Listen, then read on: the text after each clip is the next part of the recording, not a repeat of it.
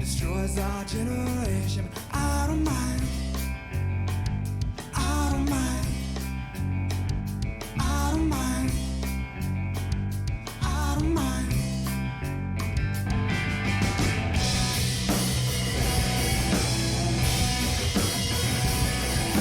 Looking for inspiration in my life. Looking for inspiration all the time. Looking for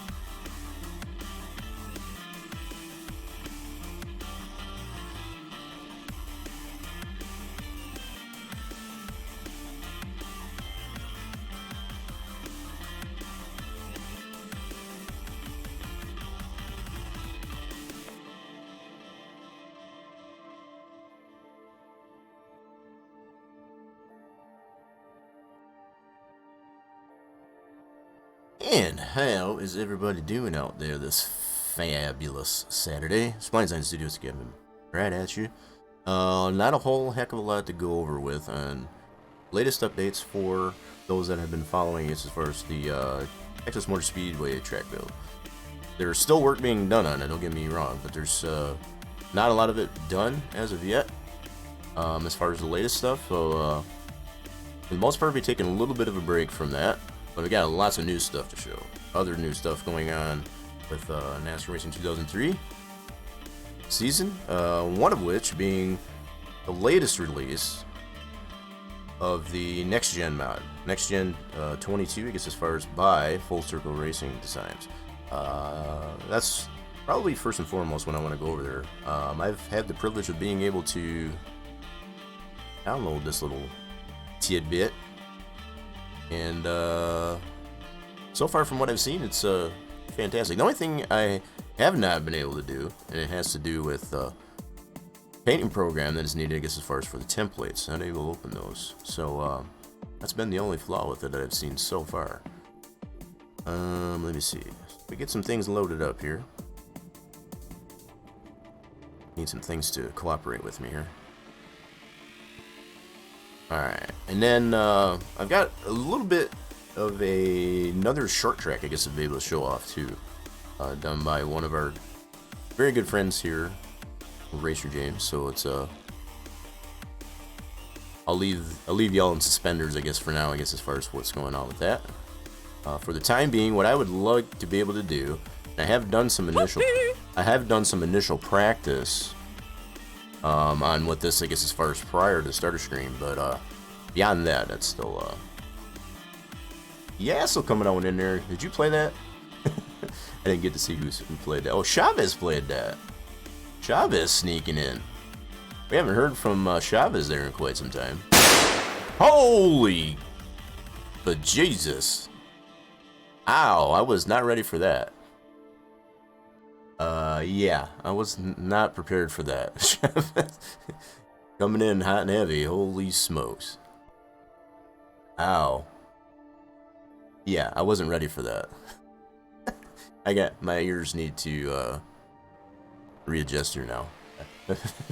Thank you for the, holy smokes, how many was that? Good lord. 510 biddies, holy smokes. I forgot how loud that thing was. Appreciate you testing that out there, Chavez, and making sure that's still working just fine and dandy. Yeah, I'm definitely awake now. That's for sure. If I wasn't prior to, I am definitely now. Okay. Chavez, are we on the road? I wonder if Chavez is on the road. I know Chavez does do some truck driving. Boom. Yes, we heard it. Yeah, hopefully you weren't doing that, I guess, as far as while you were driving. Hope you did that in a safe way. Are you taking the #1 spot there so far, I guess, as far as with the bits, I guess, for the month? There you go, there's that. Definitely a boom. So you were in a safe place, right? That's what I meant. You weren't actually driving, but are we on the road there, Chavez? So you can feel free to share, I guess, as far as if not, that's totally understandable. Okay, let's switch this over here and show off, I guess, as far as what I've been yapping my gums about. Okay, this little bad boy. So this just came out yesterday. Prior to the start of, I guess, in collaboration with how you want to look at it, I guess, as far as with the LA Coliseum race, I guess, that the Cup Series is putting on there. I've got my reservation, I guess, as far as about the design, I guess, of such a race. I'd much rather have the Daytona Clashes, and that's about all I'll say to that. But anyway, prior to the start of the overall NASCAR Cup season, Full Circle Racing Design, and I've tweeted this out quite a bit, I guess, as far as on the tweeter, the development of this here. The templates had been put out prior to the release there, so plenty of people have had time to be able to paint their own schemes, I guess, for this mod. And I haven't had the privilege of being able to divulge into that just yet. Hoping that at some point here we'll be able to do so. What I do like, as I go through this here, here's the splash screen, I guess, for as far as for the new mod, the next gen for the 2022 season. A lot of people involved with it, to include Full Circle Racing Design. Like I said, I've tweeted that out. Plenty of other collaborators, I guess, as far as with this, as far as from painters, texture creators, just all different levels, and that's pretty cool, I guess, to see such a elaborate collaboration, I guess, as far as a mod like this. It's very well put together, we'll have to say, with the initial testing that I've done with this mod. Very well optimized, I have to say. So here's a look at the mod. What are we doing there, Racer James? You're on the OK Turnpike. So that's Oklahoma, right? I think that's Oklahoma. What's all going on, Racer James? So we're just getting started here, I guess, as far as what's showing off the latest thing for NASCAR Racing 2003 season. Also using the menu update, and I want to consider, I guess, as far as still in beta there, Racer James can feel free to elaborate. I've had the opportunity, I guess, to be able to try that out. I think this is going to go very, very nice, I guess, as far as with this such thing as this new mod. What I really like about what they've done with this mod is they've included a Fred Jones car with the papyrus scheme on it. Everybody coming on with the sounds here. Who did that one?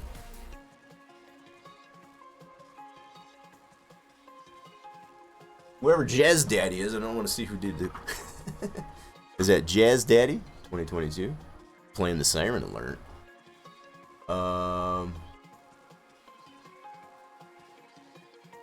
Let's see. How we doing there? Is that am I saying that right? I hope I'm not. Jazz Daddy? Jazz Daddy? Do correct me if I'm wrong. Oops, hold on. I need to go to my bot chat. Twitch's mutants. There we go. Cool. Not letting me scroll for some dang reason.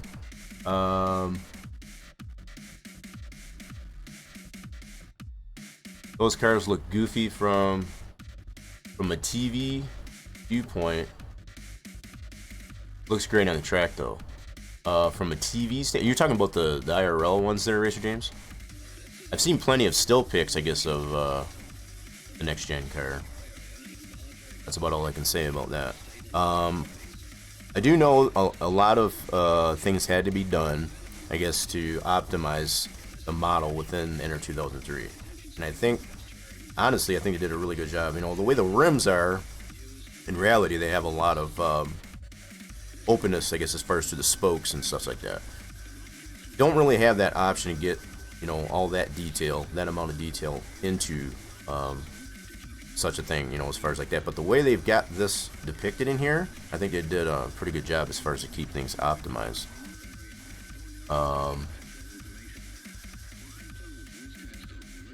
Have I seen all the mixed reviews from drivers about Atlanta being? Yes, I have.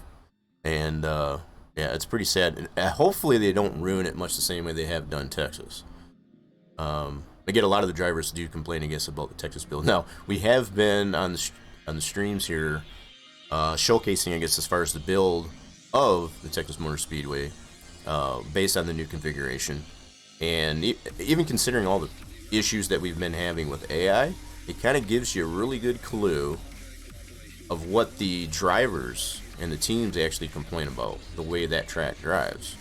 I'm just hoping with Atlanta they don't do the same thing. I know they've made some very abstract changes, I guess, as far as to the integrity of the original integrity of Atlanta, and I hope it doesn't coincide with what is happening with Texas. So I would hate to see tracks like that lose an actual race date. We've seen enough tracks, I guess, as far as to lose a race date. So that's really about my only concern with that. Sun's up and it's 45 degrees. Damn, that's almost t-shirt weather there. Very cool. Just want to catch up the chat too, and I've been moving things. Okay, Turnpike. You're going to nix the 2022 date on the upper logo. Oh, okay. So you are going to be making some updates, I guess, to this menu update. Speaking of the menu update, so for those that are viewing this here, I'm just keeping this on here. I like the way they did this. I like the fact that they've got the driver outside the car. You can actually see the suit, much the same that we've seen with other car mods for in 2003. You know, like the Manx 19 and such. Very cool. But also to showcase, I guess, as far as the way the schemes, you know, as far as the sponsors and the number in particular are have been official with the placement, I guess, as far as on the team's cars, as far as to have it. Some teams have opted, I guess, to go pretty far forward, some not so far. It really comes down to, from what I've heard, down in the pit areas, I guess, as far as prior to the start of the season, is the actual sponsor itself, how they want their brand to be depicted on the car. But for the most part, no more will we see, for the most part, no more will we see, I guess, as far as the number centered on the door. There's going to be much more use, I guess, of the side of the car, I guess, as far as to showcase, I guess, as far as whatever sponsor happens to be. And again, coming back to the design of this car that I've got it currently set on, I do have this set on both my single and multiplayer for this mod. The Fred Jones car. The fact that they used the 83 number instead of 86, they do have another car in here that's depicted as the 86, which, if for anybody that knows, in 2003, the original car number for Fred Jones was the 86. Just the fact that they've got it in here, though, I think it's fantastic. Very cool. Some of the other drivers would complain if they were on with a new road. That's pretty true, but when you consider, I guess, as far as the majority of the drivers that are complaining the way some of these tracks drive, and not really being able to get, keep it very competitive, for example, and without being a driver ourselves, I guess, as far as understand what they're talking about, some of them do like to complain, for sure, but I think they're legitimate complaints, because I think some of the changes being made to a lot of these tracks, to include Texas, is pretty ridiculous, because the track was running just fine prior to what they did, and I think what they kind of shot themselves in the foot. And this is speaking highly about Speedway Motorsports Incorporated, SMI. These tracks that are owned by that, they've done the same thing with Kentucky, and as we know it, with NASCAR, what they did is they dropped that date at Kentucky, and a lot of it had to do with the way that the track was reconfigured. It wasn't to the liking of not only the teams, but NASCAR in general, and that's what ended up happening, I guess, as far as with that race date at Kentucky. They ended up losing it. So if SMI continues on their trend of putting these radical changes against the tracks, they're going to start losing more and more dates. And if we remember history, as spoken already, Texas had to fight to get one of their dates back. And one way they did that, as far as like back in '97, they got that back.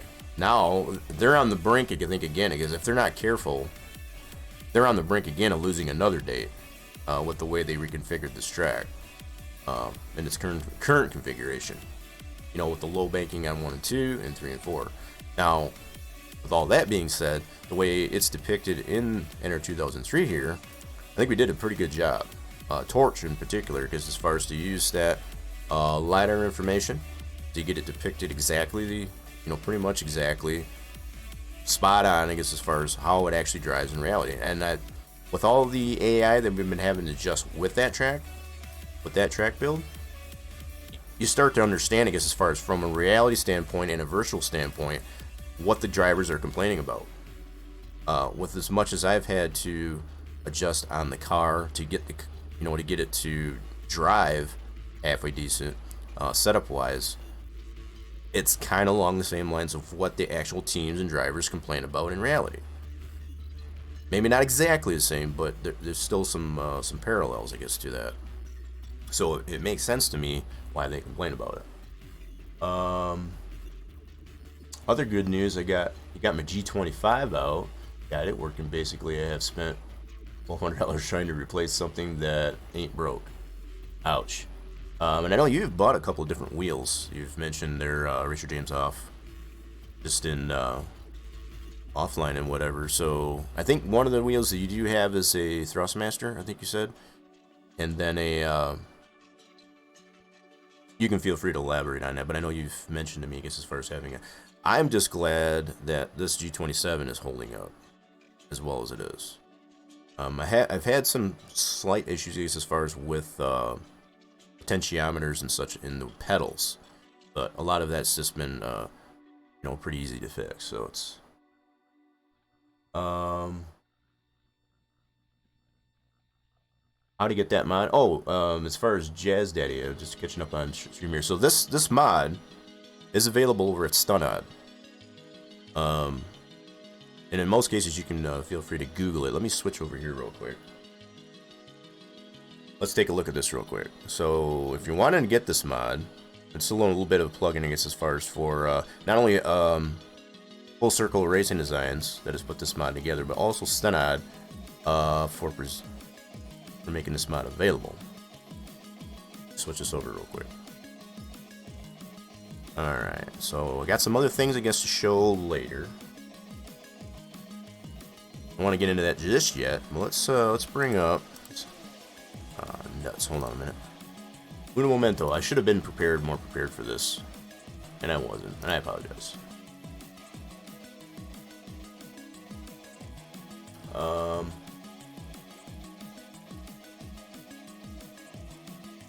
Bear with me a second.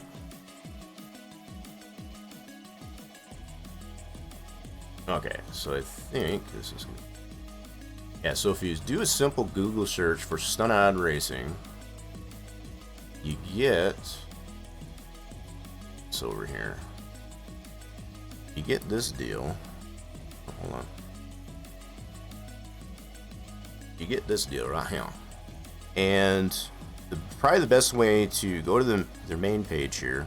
They got everything available here. The templates, the car viewer files, all the goody stuff. So I'm gonna go to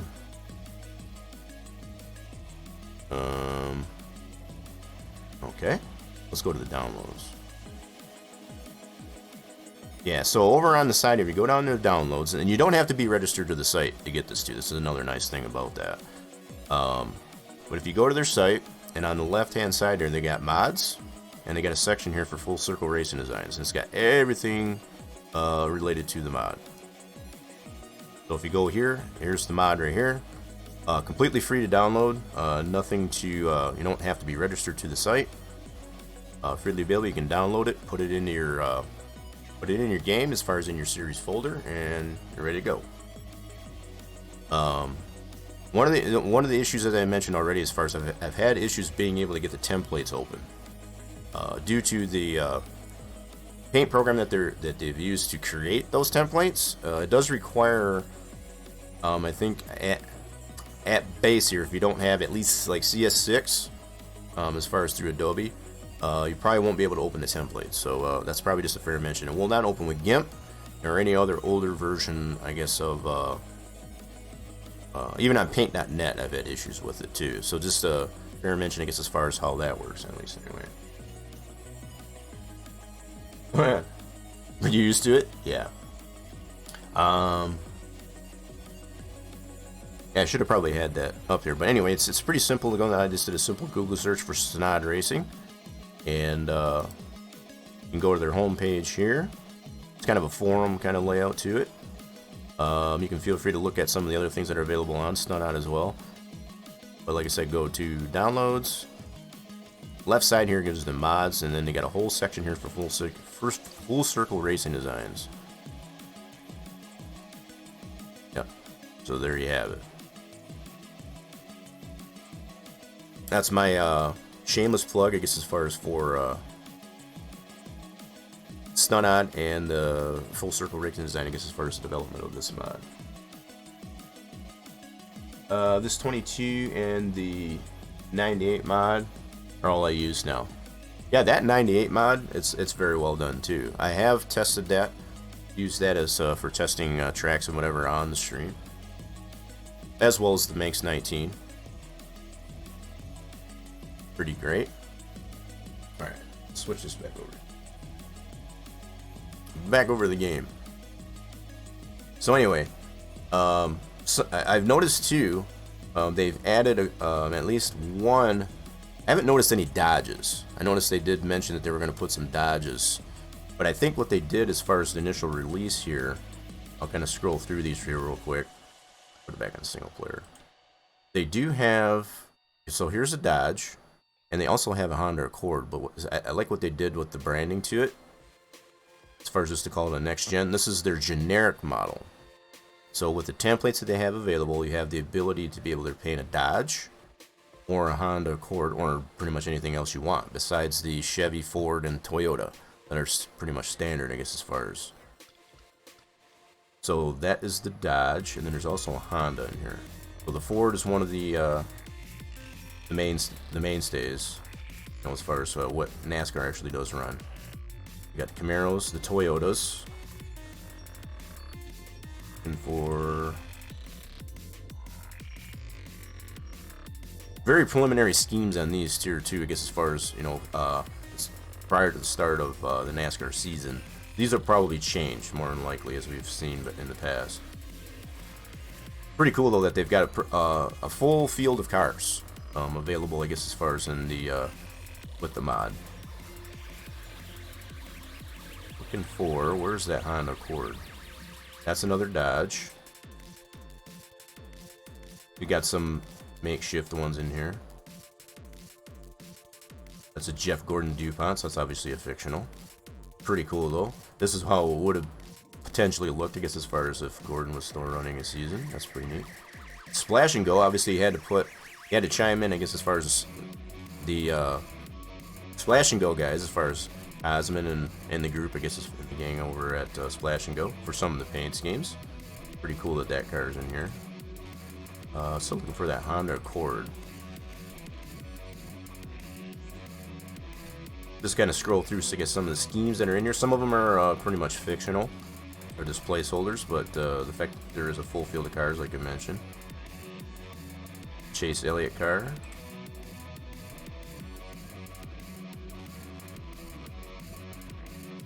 That's pretty cool looking. Well, they got a Dale Earnhardt Jr. Retro car. That's pretty sweet. I haven't looked through all these cars just yet up until now.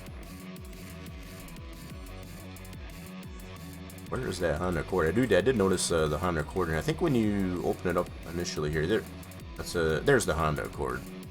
So again, with the branding that they have on the car, this is their generic model, because as anybody who's anybody's knows, I guess with the mods, the way they're designed in Enter 2003, you have four models to work with.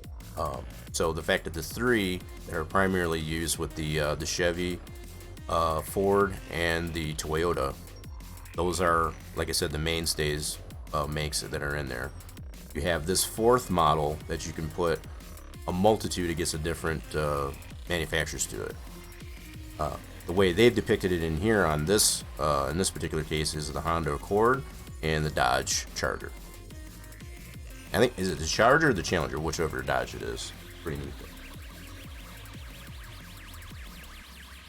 Pretty fantastic. But I'm going to put this back on the Fred Jones car. That's a 922. So this one doesn't even have a number on it, on the actual car itself, but it is labeled as a 922. I guess for 2022. Pretty interesting use, I guess, of that. Let's put it back on an 83. So the 86 car, let's go back to that real quick. There's a couple of different ones here, and it is depicted as a, this was the normal number, default number for Fred Jones was the 86, for anybody that does know. James Hodge, I guess, is put on that one there. He's another, I'm considering, as far as he's another contributor, I guess, as far as to the development of this mod. As far as from a texture standpoint for like the templates and things like that. A lot of pretty cool, well-known collaborators, I guess, with the Enter 2003 community have gotten this mod together. It's pretty great. So let's go put this back on the Fred Jones car. So we'll have that both on our multiplayer and our single player. Don't do a lot of multiplayer, but I like to set the car both just for that purpose. I really like the way they've presented and showcased this car. I mean, it's if Papyrus was still around and they developed this mod, I guess, for the sim, this is probably what it would look like. You know, I can just, that's what you almost have to imagine it. It's pretty cool. Alright, so now we got our cars picked up, we went to go through, so let's go through the opponent manager real quick. Just to make sure, so I do have that Fred Jones car depicted. It is just the one list, as far as for the NASCAR Cup Series 22. And it is a full field of cars, 50 cars in there. There are some placeholders and such in there as I was going through. But you have more than enough cars to be able to start at least the 41 or 42 cars on the track. To sort of have a full field at least anyway. As far as the ratings on the cars, take a look at that real quick. So we do have some known names, I guess, as far as for NASCAR drivers. Cars do have ratings, so it's not just a standard 40, 100, or 40, 80 all across the board, for example. They are semi-rated. We're going to be testing this out with the Texas build here in just a moment. Just to kind of go over, I guess, as far as what to expect once you do download the mod.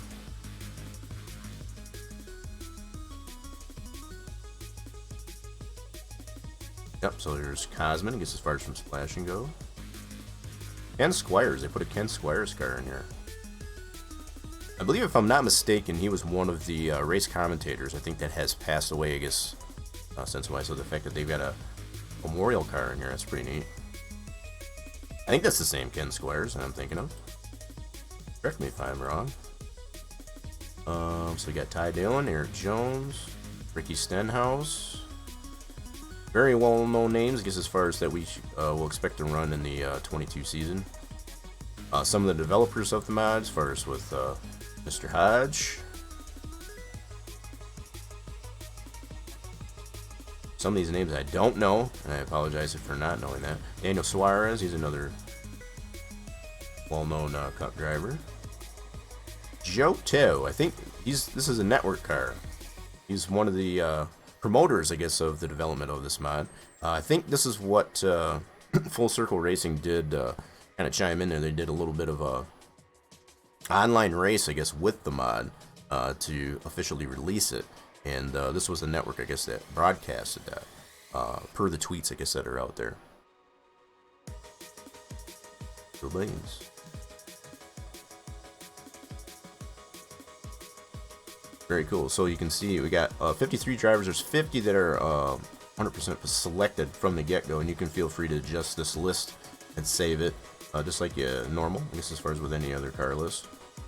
Probably one of the things I will be adjusting to this is adjusting this splash screen, I guess, for this, so it lines up better with some of my other menus that I have in. Some of these menus here for the different series still need to be updated to kind of accommodate, I guess, that menu update that Racer James been. Winston Cup 98, I guess that Racer James was talking about. The other mod that I really like the most too, besides the 98, is the 2003 mod. The redo of the original Cup mod by Splash and Go. That's not the one though. This one right here.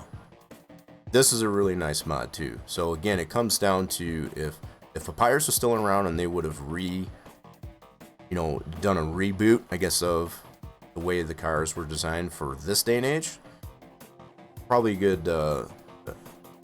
Probably one of the directions they would have went with this, with the way Splash and Go did that. So that's amongst the mods that I tend to use on the regular, between this mod, the 98 mod, the Manx 19, which is still the last of the Gen 6, and then now this 22 mod. Go back to that. So that's probably, so you can see how these are conformed, I guess, with the way the menu is. I'd probably adjust this splash screen so it accommodates, I guess, as far as my menu layout is all. That'd probably be about the only adjustment I make.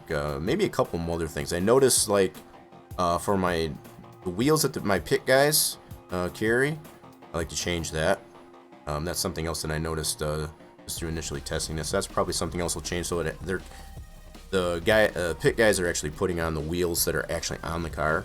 as far as that design. That's a pretty simple fix to that.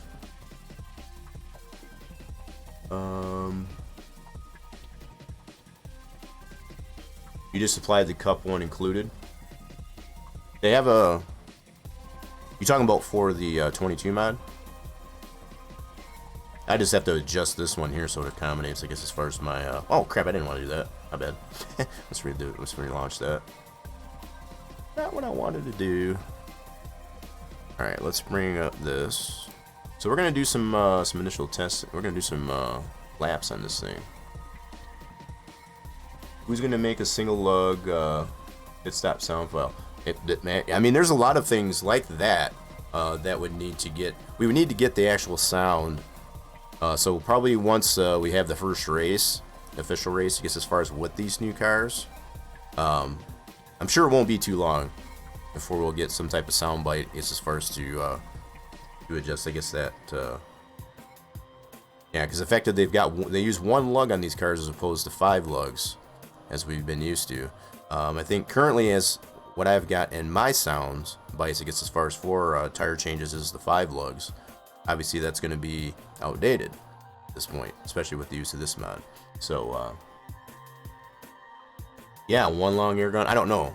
See, the other thing that I'm curious to see in actuality, I know they were testing out a air jack system, much like the Formula cars, the Formula 1 cars and such use, to be able to inject air into the whole system and then the whole car gets raised. Much the same as the Rolex cars, too, I guess I could probably mention, too. So they had the 24 hours of Rolex at Daytona. Those types of... I know they were trying it out for this next-gen car. I don't know if that's what they're going to use, or if they're just going to use the traditional, you know, jack, I guess, as far as for each side. That's still yet to be seen.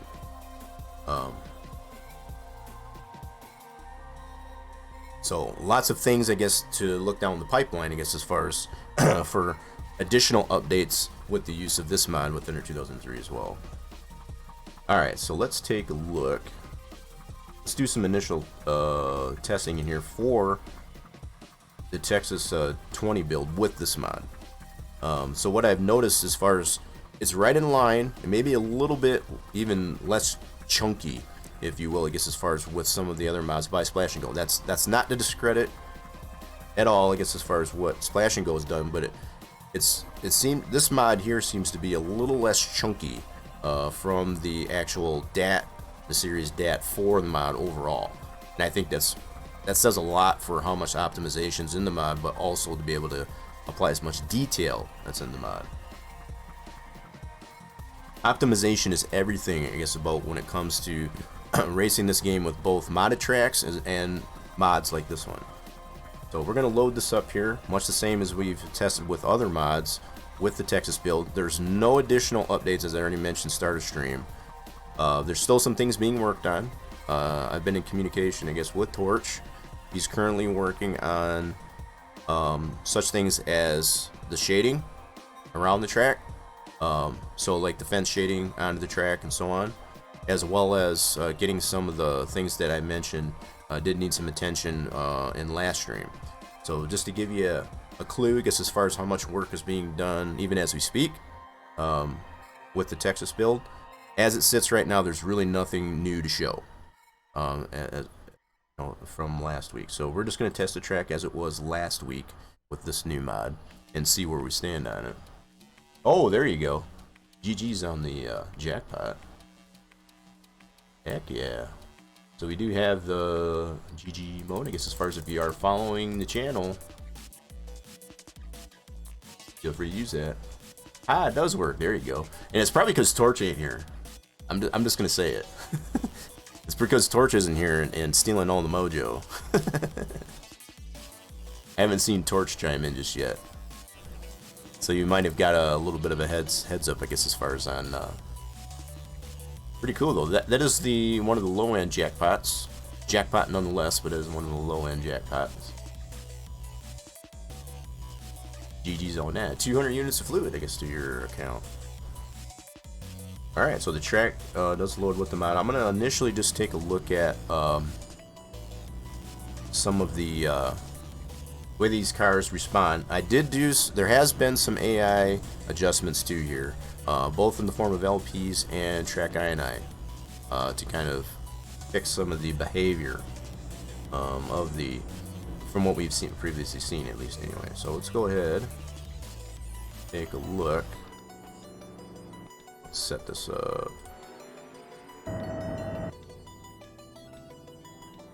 So this is using the 22 mod with the track. So even as I pan around this deal,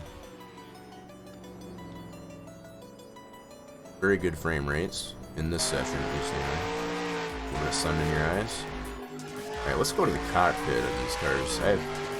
Cockpits are really interestingly designed here.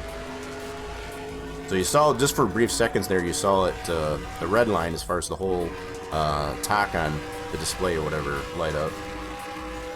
Just like that. Pretty cool the way they got that design. So we're following this car. Let's check another car.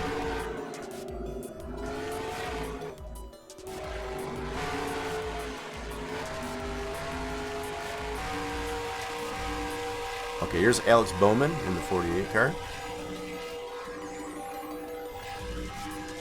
So you can see there's probably still some adjustment to not only the setup. This is all AI. So the fact that they're pegging out on the dog leg,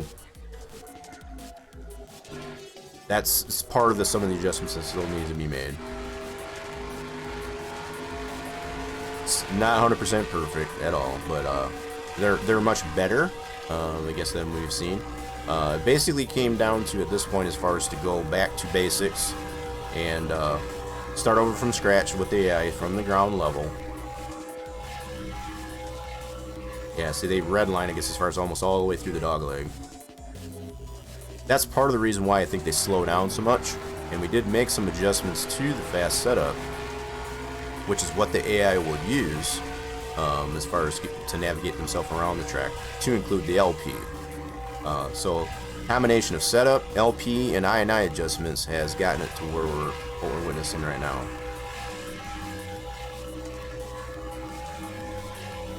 So we can kind of take a look at speeds that we've got here. So our fastest car is 28.663. This is early in the practice here yet. I had it set up on a 10-minute practice. Darner almost got another one there, James. Holy crap. Alright, he's already coming in the pit. Bowman's had enough. We got Ryan Blaney here in the 12. We can just kind of get a sense of not only what the mod looks like and how it functions with this track build. You can kind of see the frame rates at the top right, as far as being, you know, in a pack of cars. And obviously with the fewer cars, I guess, ahead of you, obviously you're going to have a little more frame rate. But it's not, like, ridiculously low. Very well optimized from that standpoint. So regardless if we go from here, let's try outside the car. You obviously get a little bit more outside the car because it's not having to render all that detail in the cockpit itself, for example. What I'm going to do, I'm going to turn off. Let's turn that off there for a second, so we can get all the sounds in the game. Yeah, there we go. That's a little bit better. I had that same redline issue on the cross build. Got it mostly sorted. They were stuck in third gear go. Yeah, and I did notice through some of the development of this, you know, even up to this point, for some reason they were staying in third, going all the way through the backstretch to turns 3 and 4. They weren't shifting until the dog leg. It's like, what is up with that? You know, because even in the LP, when you create the LP with the reflap, that wasn't the case. I don't know why they were doing that. They don't do it anymore, that's for sure. Yep, so from this view, get the better part, much more frame rates as opposed to in cockpit, because you're not rendering all that detail in the cockpit itself.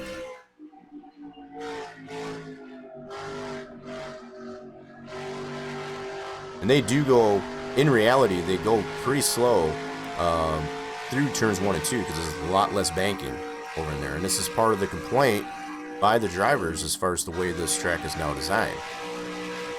So I think Torch has done a pretty good job at being able to take that current LiDAR information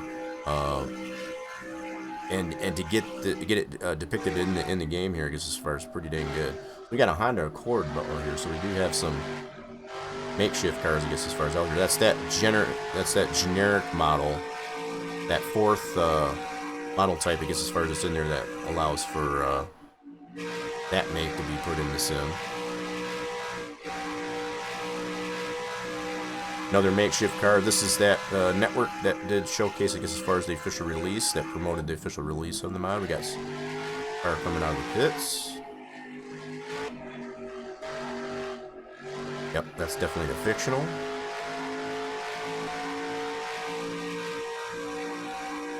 Don't know who that is, but that's one of the Full Circle Racing Design cars.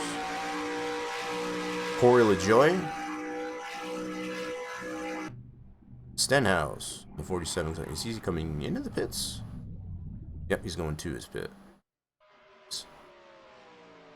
Getting some tire change. Yeah, so this is all in what we call test and tune as far as just practice for now. So the fact that the AI do come in to just look at all the detail on that. They got the actual louvers. That's all shading. As far as the way the templates are designed to get that look of the actual cars in reality. Oh, they were stuck in third gear, so they wouldn't shift out of third gear at all. That's kind of a weird problem. And I assume that's probably the cup physic.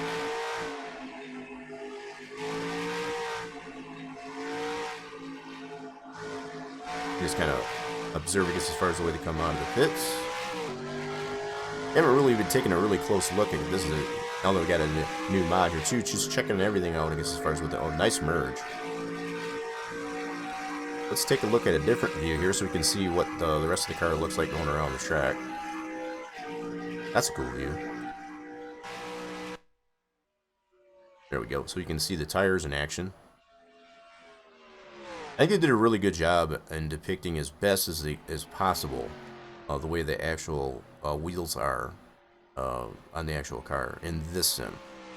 It would have been next to impossible to get the actual look of the rims, the wheels in actuality.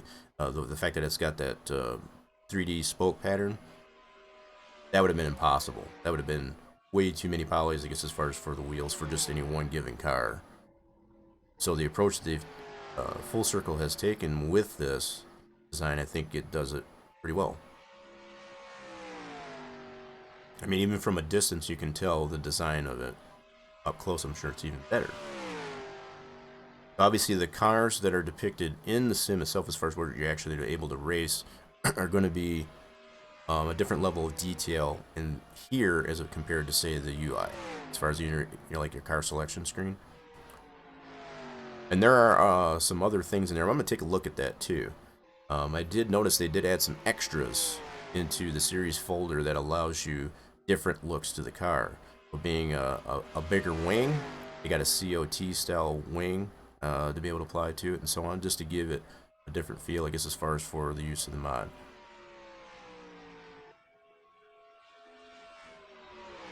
Hopefully this is giving you some clue, I guess, as far as how the AI respond at this stage. They're not 100% perfect at all. This is all practice. I will run a race here once this practice concludes. It's almost over with. Just to see how this mod will respond, starting from the back in the field, just like we usually try to test. Setup gearing issue, yeah. Let's see, the Camaro just looks intimidating. That has been missing both in-game and IRL for a while. Yeah, and I think that's what Cosmin over at Splash and Go was trying to do with his 2021 mod. You know, prior to this, that's a totally separate mod from what we're observing right here, right now. I have tested that. I have shown that, I guess, as far as on stream, I guess, as far as that. I think that's what the likes of Cosmin over at Splash and Go was trying to depict the actual changes that were made to the Camaro, in particular in the 2021 season. All right, that practice session is over. What I'm going to do, I'm going to let them run through this qualifying session here, so I'm going to be flapping my gums here just for a little bit. I actually want to get a sense, give everybody a sense of how the qualifying works on here. So again, going back to the basics and just the basics of how to design the AI as far as how they respond to, especially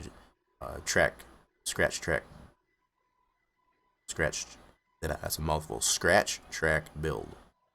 In a lot of cases, you can use some settings that are available, I guess, for an already existing track. So in this case, a lot that was initially used was the Texas Motor Speedway build from 2015 that we had as a premium build, I guess, as far as through Safer Barrier Project, and then just being able to go from there.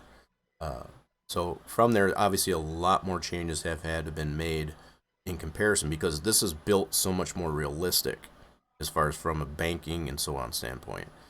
We didn't have a lot of that information during the 2015 build, so now they're populating in here. So just kind of give you a sense of what the qualifying does work in here. Now these cars, with this mod, I didn't change none of the ratings, and they seem to be following much the same suit as any of the other mods so far that have been rated.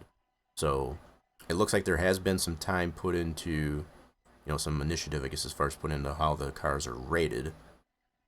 That's pretty great. So it's not just been put out there. It's like, here you go, do what you want with it. Which you could probably still do that if you wanted to.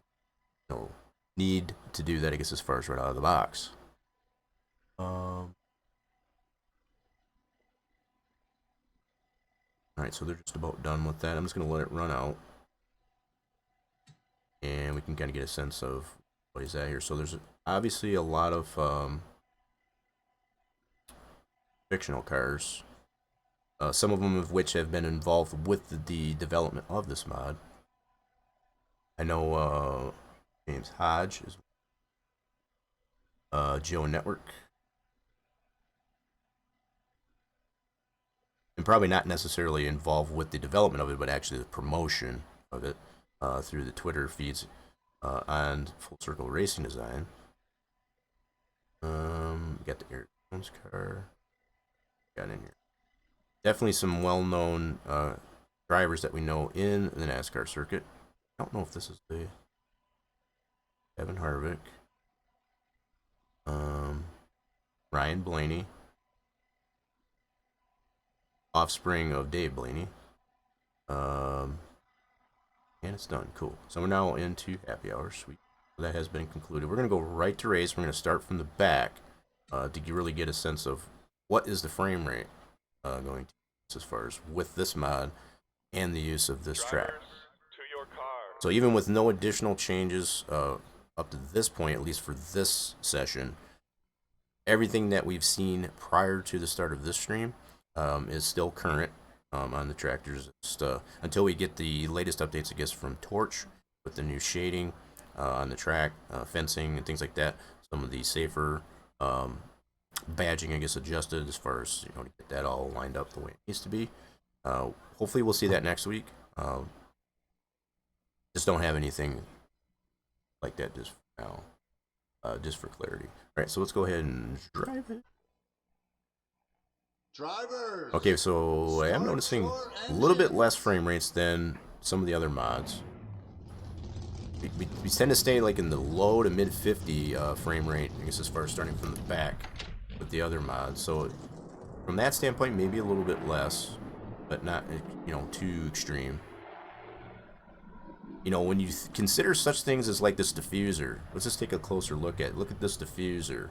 You didn't have that in any of these other mods. As far as this very profound diffusers that's on the rear. For example, that's all 3D. There's no trick of the eye, I guess, of that to get that look for that. And that's evident on all these cars. So with that level of detail that's on these cars, it does stand to reason, but you can get a closer look too, I guess, as far as the way these wheels look. they just look pretty great. Yeah, so for anybody that knows, I guess as far as how the textures are done, I guess for the tires, they have the 3 different levels. You have the slow, which is basically standing still. You have the medium, which is a little bit more radial spin on it. And then you have the fast, which is full bore. Now, is it me? Is there actually some shimmer on the wheels? That's pretty cool. I never noticed that just now. Go get him. They do actually have a spec map, and it looks like on those wheels. Ready? That's cool. We haven't seen that before, as far as having a spec map on the wheels. So, okay, with the way this AI is, they do tend to go much slower, I guess, as far as through the dogleg here initially, because of how slow it is through 1 and 2. But I think give them a little bit of room.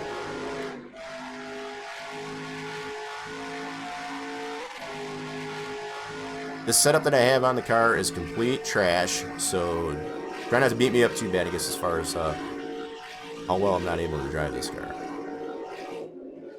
I do need to fine-tune on my setup. Yep, see, they do slow up quite a bit here than dogleg, and it's because turns 1 and 2 is so slow. And the fact that they're not as stretched out just yet in these first couple of laps. So it's not really a problem with the AI, with them slowing up too much. They're just, you know, it's like a domino effect from the front to the back. As the leaders tend to slow up to go through turns 1 and 2, it's a domino effect all the way to the back of the field. And that's what we're witnessing with that. So it's not that it's any one particular car that's brake checking. Oh, and they're wrecking. Might get a first look, I guess, as far as the damage models on these cars. Big piece of debris at Oh goodness. 60% marker. 1 and 2. Caution's out. Caution's out. Better them than me. 1.69. 1. Stay behind. We got one smoking here. Trying to get a look at the damage on these things here. Yeah, just look at that. Oh, yeah. Pace car doesn't have any collision. So that's a look at the pace car, I guess, as far as for the mod. That has not been changed. That's all default for the mod. Let me get a look at this car. It's obviously smoking. Pit road will be open this time. I have no idea what the damage models look on these cars, so that's why I was trying to get a better look at that. 55.335. But even with that caution coming out there, and we have the damage models needing to populate onto the mod, gives you a sense of how it responds, I guess, to this track. You know, it being a scratch-built track. So far, I'm pretty impressed, I guess, as far as with how it's responding. No crash to desktop or anything like that. Kudos, I guess, to the design of that. Slow down, Junior. We got the heater fender on it. Alright, coming up to the rear of the field. 8.02. 7. Yeah, those are the rear diffusers on that thing. I mean, if you look at the actual cars like that, the fact that those are very prominent fixture, I guess, as far as on the rear end of the cars. They've got that pretty well depicted in here too. Yeah, so again, yeah, they do have a spec map on these wheels. That's pretty freaking cool. You have not seen that at all as far as being able to color the wheels. Now, I'm assuming they have that as an option in the templates. Again, I haven't been able to open those templates as of the paint program used, I guess, to construct those original templates. So far, I'm really liking the way this mod works, though.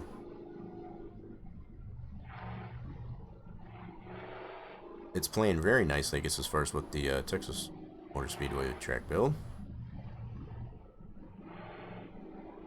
Let's see how many laps of caution. That was a pretty nasty wreck, so it'll probably be a good 4 laps of caution. Some of these other cars. Stay behind. 51. So they obviously do have an option, I guess, to be able to paint the rims, because that one's got like a silver look. This one's got more of a black.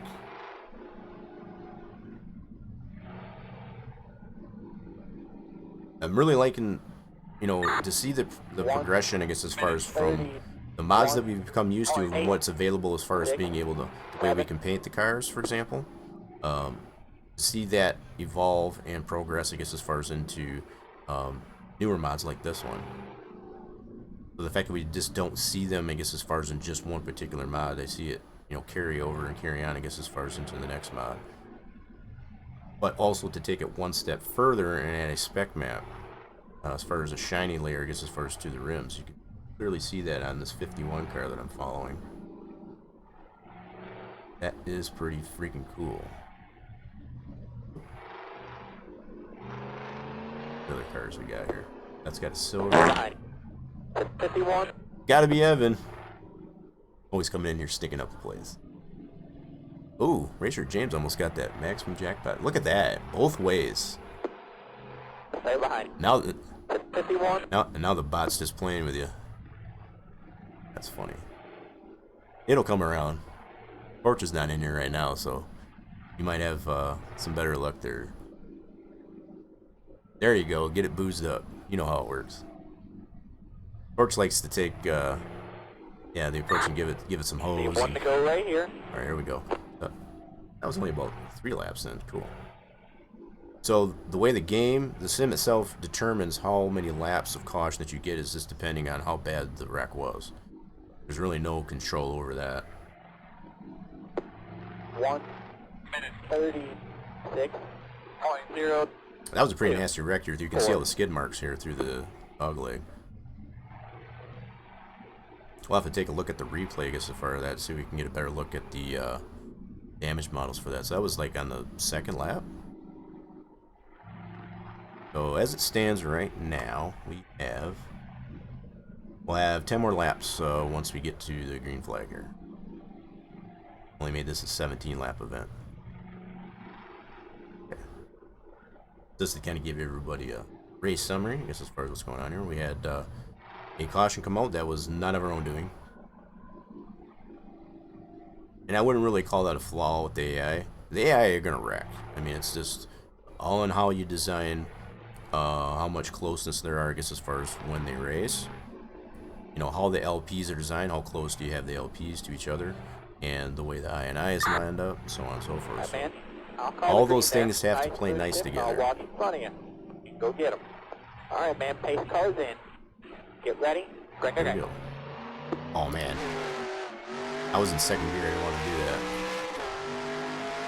I goofed it. That's alright. I'll give him a little bit of room now. 1 minute 20. Should be able to go the whole rest of the way now without under caution. 1.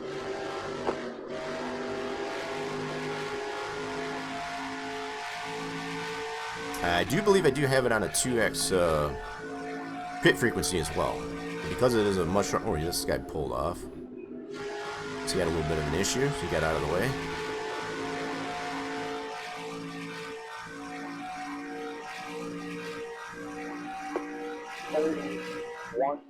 .509. If I can catch back up with these guys. Ross Chastain. It's like, oh no, that was... Yeah, that was the one that pulled off there.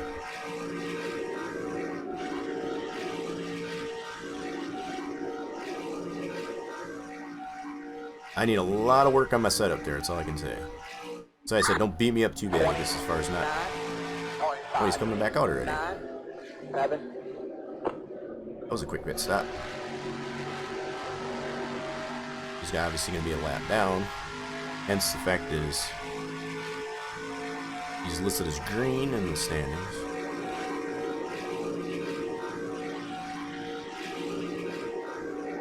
Oh god, we're pushing. Whoa, thought for sure I was going to hit that wall. 20.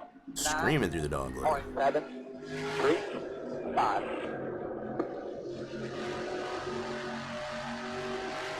I'm probably going way slower, I guess, than the AI, I guess, as far as going through 1 and 2, and I'm just trying not to slide and push up into the wall.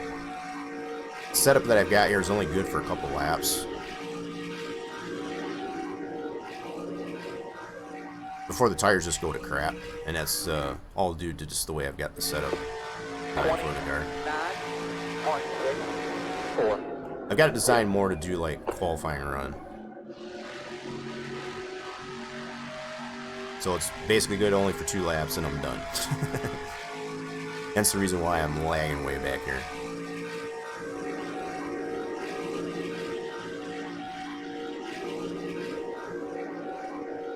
I'm trying my damnedest to catch up to him though. There's a little bit of drafting on this track too. Not much the same as you would on like a super speedway like Daytona or Talladega, but there is a slight bit of drafting on a track like this. If you can get a whiff of that draft, you kind of suck up, I guess, to the car in front of you. But you can hear me scraping all the way through turns 3 and 4 here. Need to bump the springs up just a tad. 29. Same, being red line in there just for a brief moment going into turn 1. But the fact that we witnessed the AI was hanging out, I guess, as far as a lot of that has to do not only with the setup, but how much grip modifier or excel modifier that you put in the INI. So we might necessarily have that a little too high. So in order to balance them out to run much the same as you, the human driver, are, that's part of the reason why we're noticing them redlining going through the majority of the dogway. Not as much as I am. Or more than I am, I should say. So the leaders, Kyle Larson's leading the race. He's already catching up. Oh god, we're pushing. But at least you give you a sense as far as what the frame rates are at. We're kind of hovering lower 100s, upper 90s, and last lap coming up. Even in the back of the field with this mod on this track though. Oh, we got Chastain trying to catch up with us here too. Gotta keep him behind us. White flag, one to go at the line. I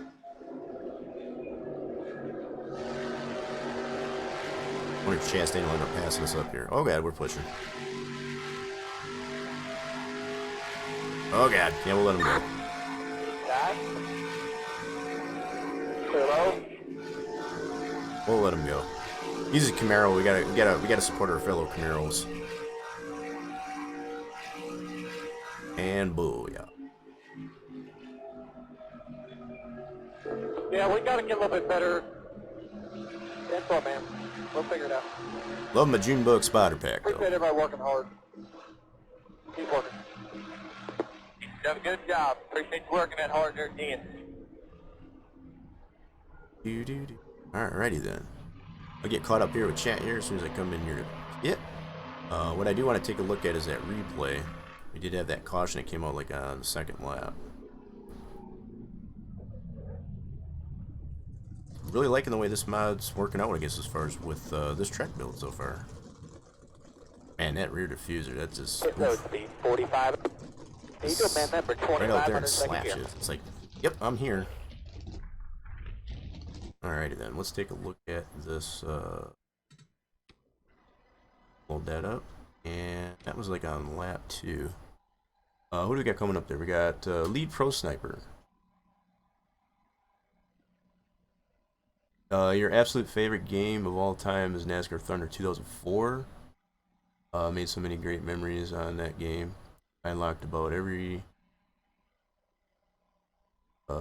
Nice. Welcome in, Lead Pro Sniper. What was that? Good Eggs headache powder. What was that?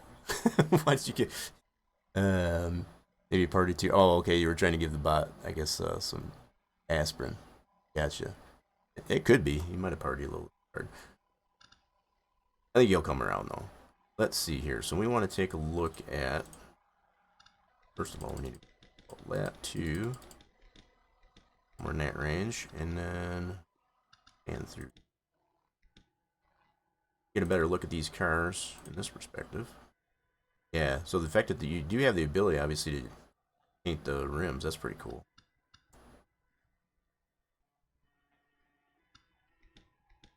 Oops, wrong way. Where did that wreck happen? Yep, there it is right there. There's the smoke. Holy crap. Alright, we got the 42s involved. Back it up. Let's put it on the 42, see what happened there. Hi, Dylan? Like him and the 12 might have got together. Oh yeah.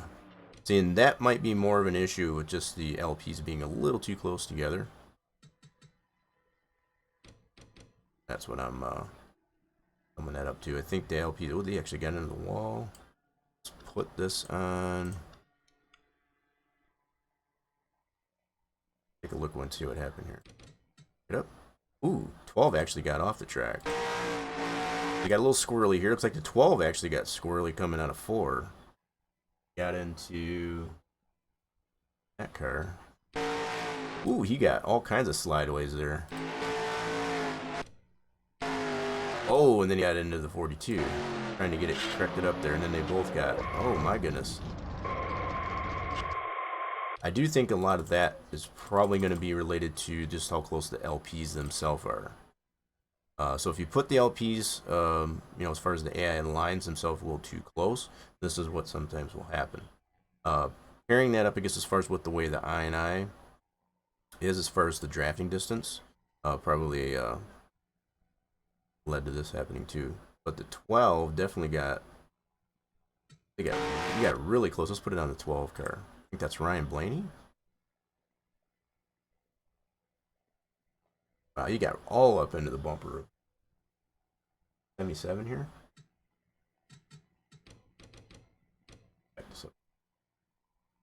He was just racing along, and boom.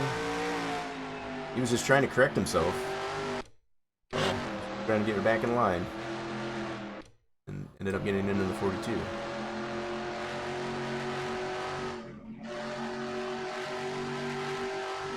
Yep, so not really any fault of the AI itself as far as maybe the LPs just a little too close together. And it could be as simple as without adjusting the race LP, which has all the information in there for braking and so on, you could probably go so far as to just adjust the other LP, which in this case would either be the min race or the max race. Kind of separate that out, because you can run those at a slow speed. You don't have to run those at race speed. Just a little bit of a summary as far as how you design these race LPs. Alright, so this is where they're under caution. Cool. Alrighty then. I was hoping maybe to get a little bit more damage, so we did see some scraping. There's some scraping on the car, but as far as overall damage, we might just have to go out there and just invoke an actual crash just to see what the damage models look like. Okay. Alright, so with that done, that's one race session. Kyle Larson ended up winning. Get a little bit more view of them coming down pit road. Had a couple cars over laps down. So again, we just taking a look, I guess, as far as how much, you know, with the everything that's loaded up here in the front stretch here, and as well the cars, you can see we get pretty decent frame rates, I guess. Too. Awesome. All right, let's go ahead and get out of that.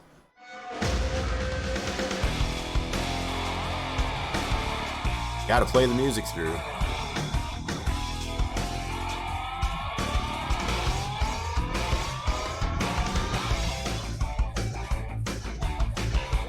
Get the horns out.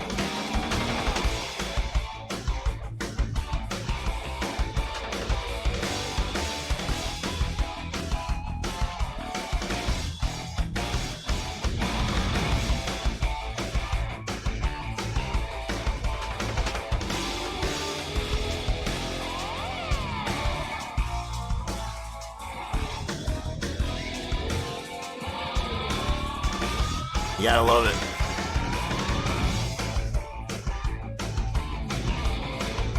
Car looks really good on that scene too.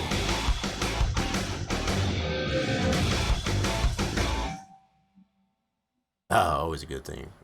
Yeah, so the fact that we did, Torch has applied a track windscreen. We didn't have that one for quite a while.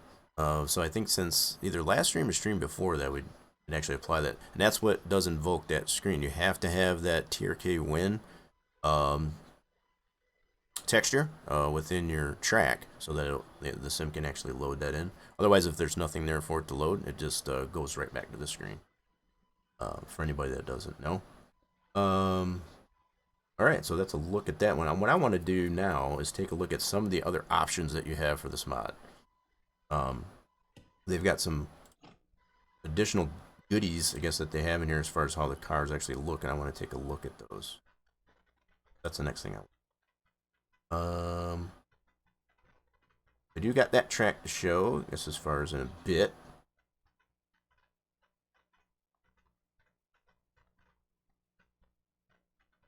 Give me a second here to I would go into the series folder. So this is where you would end up installing the mod. Just to kind of elaborate, once you get it from Stonad, you'll unzip that and actually put that into series folder for your game, and that's how that'll load. And it's everything that I've shown so far has been right out of the box. I haven't changed anything to it. So this is just the unzip of what you have right from Stonad. So the extra files that are in here. And I think this might have been what you were talking about here, James, I guess, as far as the different backgrounds. I haven't checked any of that out yet. So they have, what do they got in here? So they got different main backs in here. So they got a 21 ST, I'm sure that's short track. And one for gas, I don't know what that means. Interesting. So they got those to work with. The thing that I'm really interested in is this stuff right here. So we have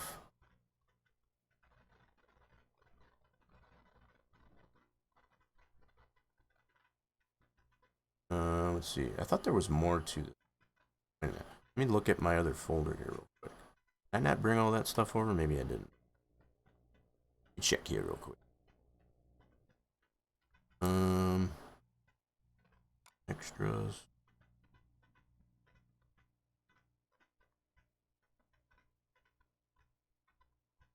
Okay. Did I not bring all that over? I must not have brought all over. So they got one for a standard spoiler, they got one for a giant spoiler, and then a COT Wang. I guess I didn't bring those over.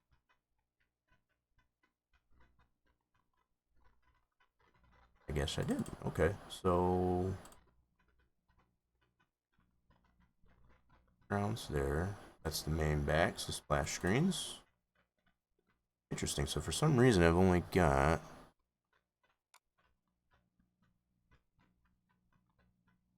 that's weird. I don't know why that copied over. I just copied it over. I copy pasted it over wrong. We'll fix that here a second here. Let's put this back on for just a moment. While I do that,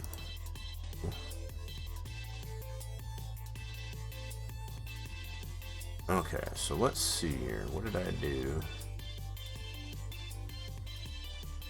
Yeah, so in this extra files here, the way it copied over from me, it didn't copy over proper. Oh, that's the 21 mod. No wonder why. Tell me. So this was the 21 mod that I was talking about earlier. Oh my goodness. I guess so many mods now. So this is the one that Cosmin was potentially putting out there. I don't know if he has yet, but this was to make the adjustments to the Camaros in particular. So this is the 21 mod. That's why. I wonder what the heck was going on. This is the one I need to do there by Full Circle Racing Designs. There we go. Now we're on board. Yeah, so some of these extras that they have here. So, yeah, maybe you can elaborate a little bit more. Rich James, you were mentioning that they have available, I guess, as far as a different splash screen, as far as the main back. If they do, where do they have it? Okay, so here's some additional. So they got the standard spoiler, which I think is by default, if I'm not mistaken. They got one that's a giant bleeping spoiler. I'll have to check that one out. And they got one with the COT Wang. Like how they spelled that. Let's check the one out with the COT Wang. So for anybody that doesn't remember, I guess the way the COT cars back in 2007 were, as far as the way they had that funky looking spoiler. I'm assuming that's what this one's gonna be. Oh, you made one. Sorry, didn't mean to confuse. Okay. I guess I missed it. I just understood. Yeah, that's probably, if nothing else, that's probably something else I'd want to do as far as just adjust that splash screen, the main back, as it would be for that Series 4, you know, to fit the conformity of the main menu that I got. So that's amongst one of the adjustments that I'll make there. Let's see. Alright, so we need to copy these bad boys over to main series folder. And we should only have to be able to put them right into the root here. Just like that. All they need to do is just loosely right up in here. And what it'll do is these will overwrite what's already in the DAT file for the series mod. So if we go into the game now, we should have that COT wang. Oh, so let's load that up. Both in the user interface, so the car selection screen, and also in the game, in the sim itself, as far as to be able to race it. All right, so let's go to the player info. There's the COT wang. So it looks like you don't have much of an adjustment to the template, I guess. Interesting, it just puts the wang right on there, so without making really any adjustment to the wang, or to this template I should say, it loads the wang out there. I think, if I'm not mistaken, there's some type of badging. We'll load this up into Tractor and we'll take a look at it that way too. Yeah, there's the wang. Interesting. Let's go into a testing session here and check this out.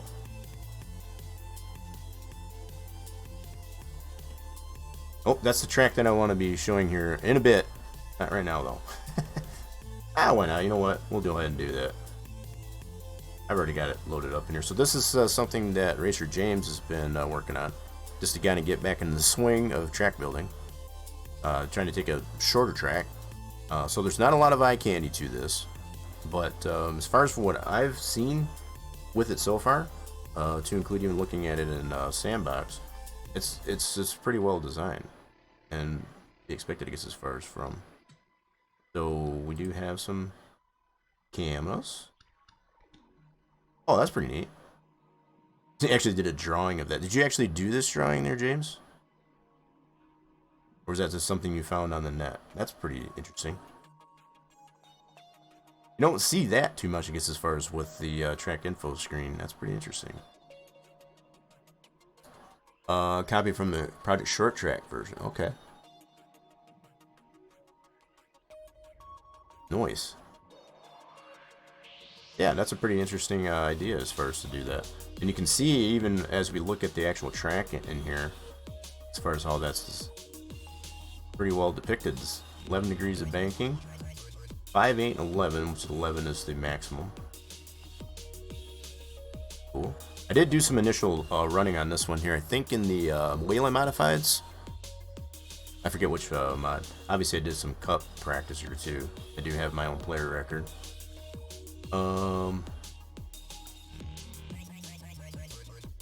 Pretty cool. Even in this preliminary state here, you got.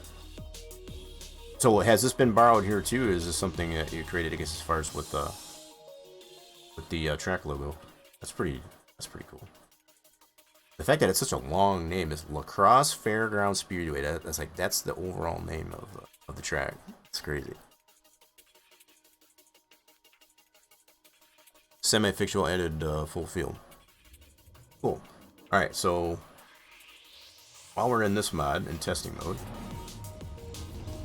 let's see what we got here. Alright, let's go ahead and turn the music back off. We can get all the sounds in the sim itself. Uh-oh.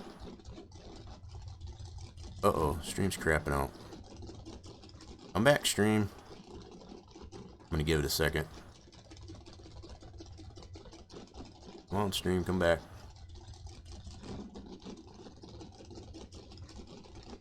Alright, I think it's coming back slowly. That happened to me on Tuesday where it just went completely out.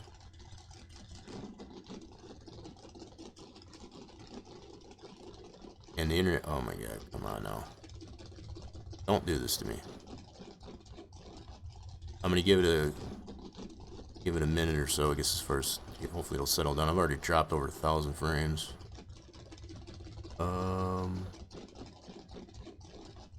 Why are you doing this?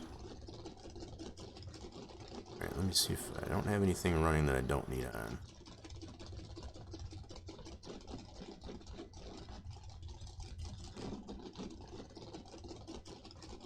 Bear with me, folks. I'm just giving it a second here to see if it calms down. That's almost 2,000 frames dropped on me. We don't have a pace car, I guess, in this one here, Chavez, but just in testing mode. Pit road is functional. Is that what, oh, you said fictional or functional? Make sure I understood you right. Semi-fictional, added full field. Okay. So maybe you did mean fictional. It's not 100% accurate, is what you're saying. Now, is this based on LiDAR? Richard James, maybe you can feel free to elaborate. Don't want to assume. Okay, I think it's settled down. Alright, so let's jump outside of the car here. So we got a little bit of angle, I guess, as far as to this. So obviously these aren't 100% lined up here. But again, it's still preliminary. Get a little bit of look at the car with the wang on it. So I have noticed, I don't know if that's supposed to be some type of badging on the left rear. Can't get any closer now. So there might be some something you might have to adjust to the actual template, I guess is what I was wondering. Having the wang. This is what the wang looks like. I'm gonna check out what the damage looks like, Sam. No, I didn't put a setup on this thing, I don't. Let's check the setup. Something I did notice. Yeah, so I don't know if this was by your design here, James. You first. I guess that's a plan. Whereas I guess as far as being first place, or just slang, I guess, for fast. That's pretty funny.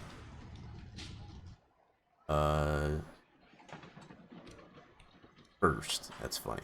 All right, I'm gonna put this on easy. I'll try this one. Keeping in mind too, this is all very preliminary. All right, starting back in her. Oh, so maybe I must have just got out there because I noticed I was on a neg. Okay, so resetting that, I guess it's not that way. Cool. Everything but pit road. Part of the issue. As far as the angle, I guess, as far as that. Anyway, let's try to do a lap around this thing. There's our first initial look at lacrosse. This is a scratch track build. I know I've asked quite a few questions. Did you mean this is based on LiDAR, right?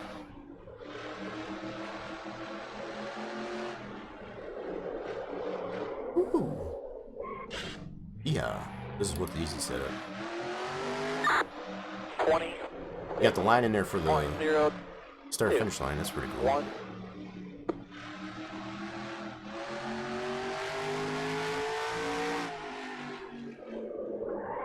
Oh god. I was trying to inflict, I guess, a little bit of damage here, so I guess I'm just gonna have to go head on into the wall here. Let's try this. 24. 23. 2. And I wrecked the motor too. The hell happened now? Blowing up here. Love my June bug powder pack. Both ends of this car are fucked up. Anywho, let's take a look at the replay. Oh my goodness! All right, let's back this up. I hit the inside wall first, so. So what do we got for camera angles? Cool. So the tires just get shoved up into the fender, and that's pretty normal. Oops. Okay. Get a little bit of crinkling of the hood. Yeah, both front tires all put there. So there is obviously some damage models, I guess, to there. You can see the hood crinkled up. And this is a pretty normal approach, I guess, as far as for the tires to get shoved up into the fender. You hit the wall in such a fashion. That's pretty cool. TV2 is not finished. Yeah, so we do have that clip feature, I guess, as far as for anybody that got this took it. Cool. I'll be sure to check that out and make it.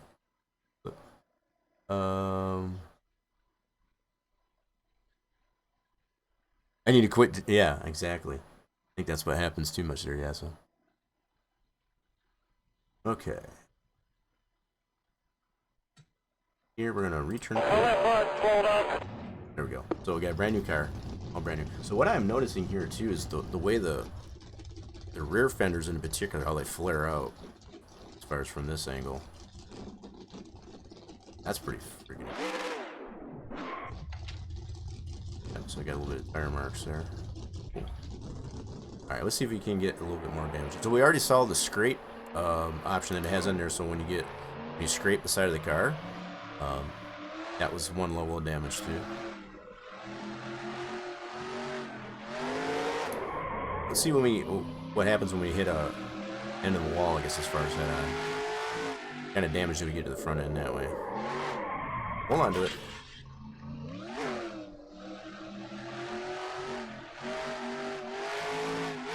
I'm gonna get that pit wall. I saw that pit wall. Oh god, this is not a very good setup. Right, let's try this wall. Ah man, I missed it. Aimed for it and missed it.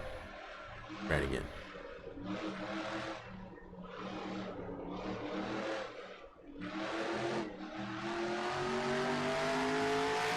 Takes a little getting used to, that's for sure. 24. 22. 6. 0. Let's try it again. Yep, that definitely wrecked the motor. Alright, what kind of damage do we get that way?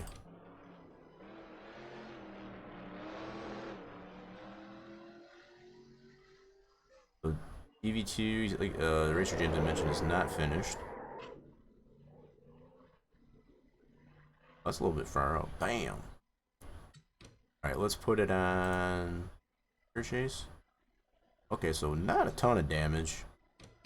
They kind of didn't go bonkers, I guess, with the amount of damage to the car. You do get some damage, obviously, but not ridiculous. So that kind of gives you a sense of what type of damage to expect, I guess, as far as with the mod. In some cases, and that's probably where a lot of that, what I was talking about earlier, I guess, as far as it's not quite as chunky with the series DAT file itself. It may necessarily relate to the fact that it doesn't have a lot going on with the damaged model. Obviously, like you can witness, as far as you do get damage to the car, engine gets cut off and so on. That's pretty natural with the sim. As far as the visual damage, it seems to be a little bit more reduced in some of the other mods. And that's not to be considered a discount, you know, as far as a takeaway or detriment to the mod. You know, as far as say, I think that's just taking the approach of keeping the mod pretty optimized, not going nuts, I guess, as far as with the too crazy, I guess, as far as with the damage models. Fries, tacos, yeah. So important food groups, yeah, no doubt. Yeah, motor was definitely toast on that one. I need some help, I guess, as far as on the setup on that one, that's for sure. Let me try the first one. F-E-R-S-T. Let's go to garage. I thought that was pretty funny there. First. I'm sure you probably got a story behind that one there, Racer James. Feel free to elaborate. Let's see here.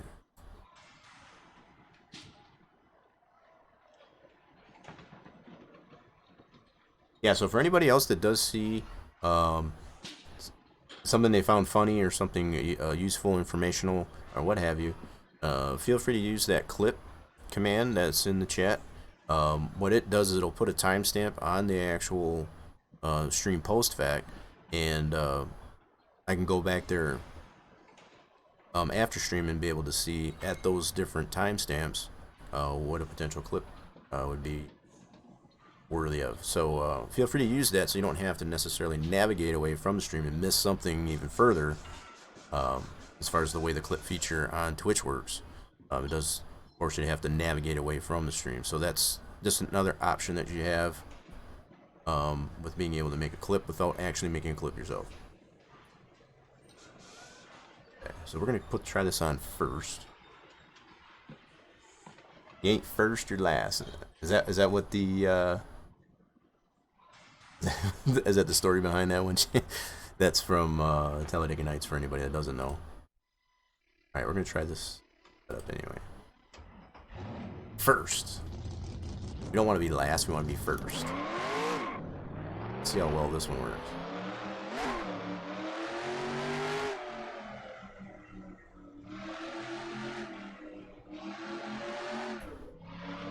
Like probably any other short track, you don't want to go completely bog wild, I guess, as far as on the... Oh, a little slippery. Loosey-goosey.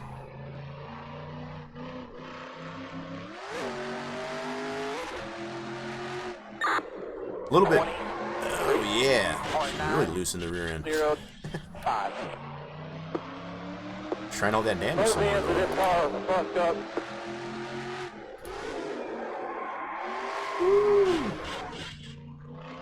Yeah, I would have to tighten up the rear end on this thing here. In my taste. This ain't gonna get me first, that's for sure. 2.8. 7. Yeah, so now with the damage that I got there, doesn't want to steer very well.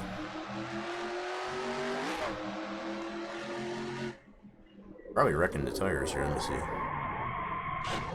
See how the tire wear is on this. Let's try.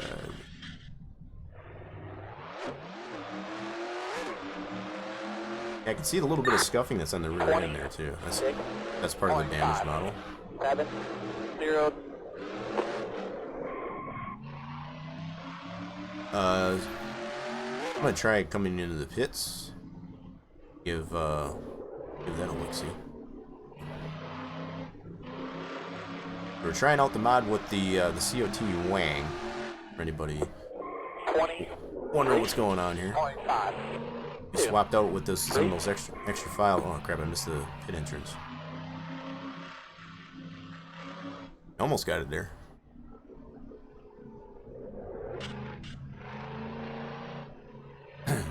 Really digging this retro walls look. It reminds me of tracks like old school Darlington and such. 4.1. Wow, this thing is. 2. Yeah, I would definitely have to adjust this setup here for my taste. But oh, look at the way the pit road's done. They got the lines in there. How many cars does this track accommodate? Is it a full field of? Well, we do have. Hold on. So obviously, even though this is in very preliminary stage here, you do have some separation, I guess, as far as from the pit lines here. So I'm imagining these are probably just traditional TSDs. That's common what you'll see with applying it in that fashion. See that separation of the actual F section line and the TSD line.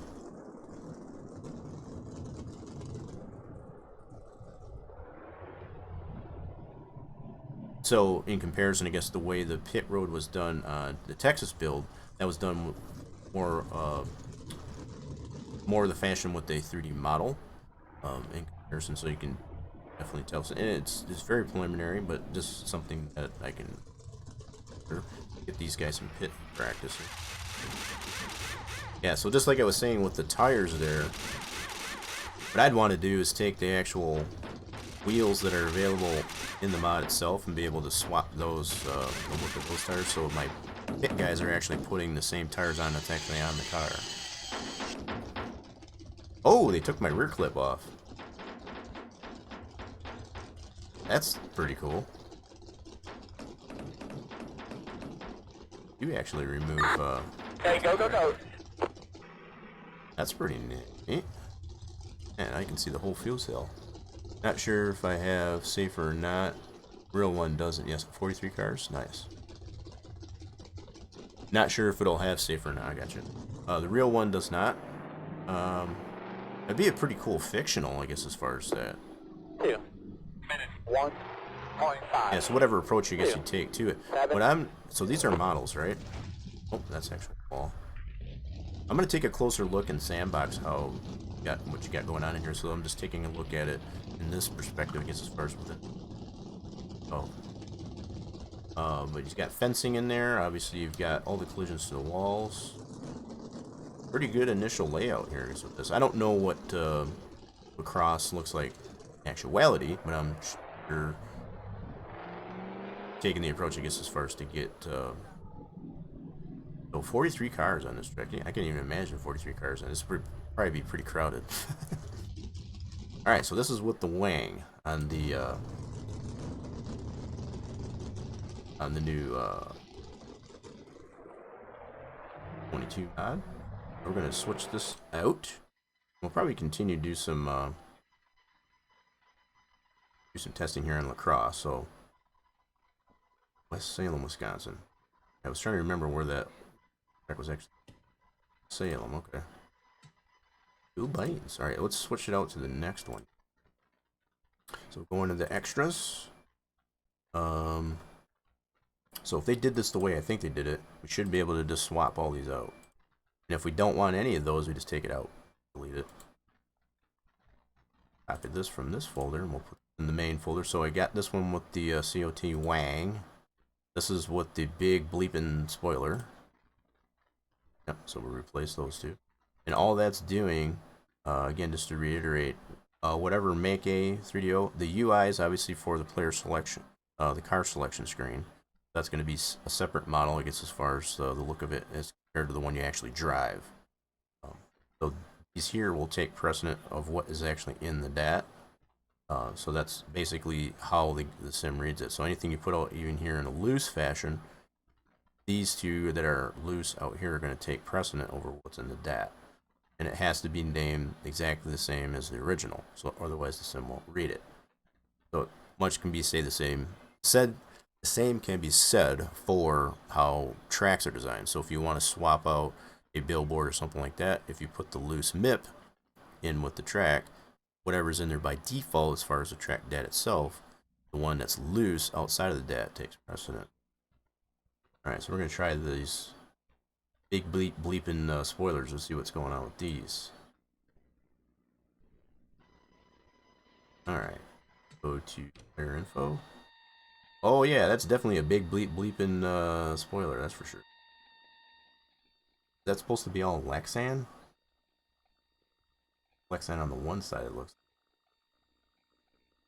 That's crazy. That is one bleeping big spoiler, that's for sure. Infield is all 3DO. Nice. Cool. Yeah, like I said, I'll be taking a closer look, I guess, as far as the construct of lacrosse there in Sandbox here in a moment. We're just checking out all these different levels, all these little extra goodies that they have in there. So I don't know if this would require a template adjustment to accommodate this spoiler. It seems to me, and it could be just the way I'm looking at it, it's got like transparency on the one side and it doesn't on the other. It's almost like it's got Lexan bolted to the one side of the spoiler. Maybe that's the way that it was intended. So you've got just the original spoiler, for example, as far as the back plate, and then it has Lexan, I guess, on bolted or screwed to the one side, which gives it that transparent look, I guess, as far as from the one side of it, facing the rear window side of it. Interesting. Let's go see what this looks like in the game. Alright, so we'll go into testing. We'll go back to cross and see what's going on with this one. Yeah, it is kind of harder to see it, I guess, as far as from here, but there's a little bit more transparency, I guess, as far as on this model actually in the game. But yeah, you can clearly kind of see, I guess, around. It's not. I can't zoom in any further. Let me do this. Yeah, can't see much that way either. Okay. Pretty interesting though. But yeah, you can. Right around the edge of it, you can see that it's got like that Lexan that's bolted to like the back plate, which is the dark black area. That is a big whomping, as they label it, a big bleeping spoiler, that's for sure. I don't know if NASCAR intends to run that size of a spoiler. I kind of like the ones that are standard. There is that other one that's in there that's called standard. So we've already checked out the Wang, COT Wang, and then this one. There's one in there for standard. So I don't know if that's different from the one that's in there by default. So check that one out too.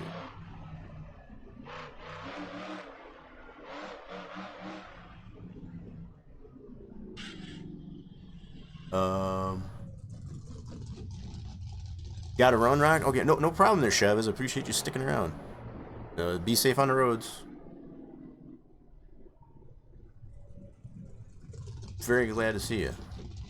Been a while. Been a hot minute. Yeah, so Chavez was talking earlier, I guess, as far as he was on the Oklahoma Turnpike. Yeah, so he's out there in the middle of the country. Okay, go, go, go.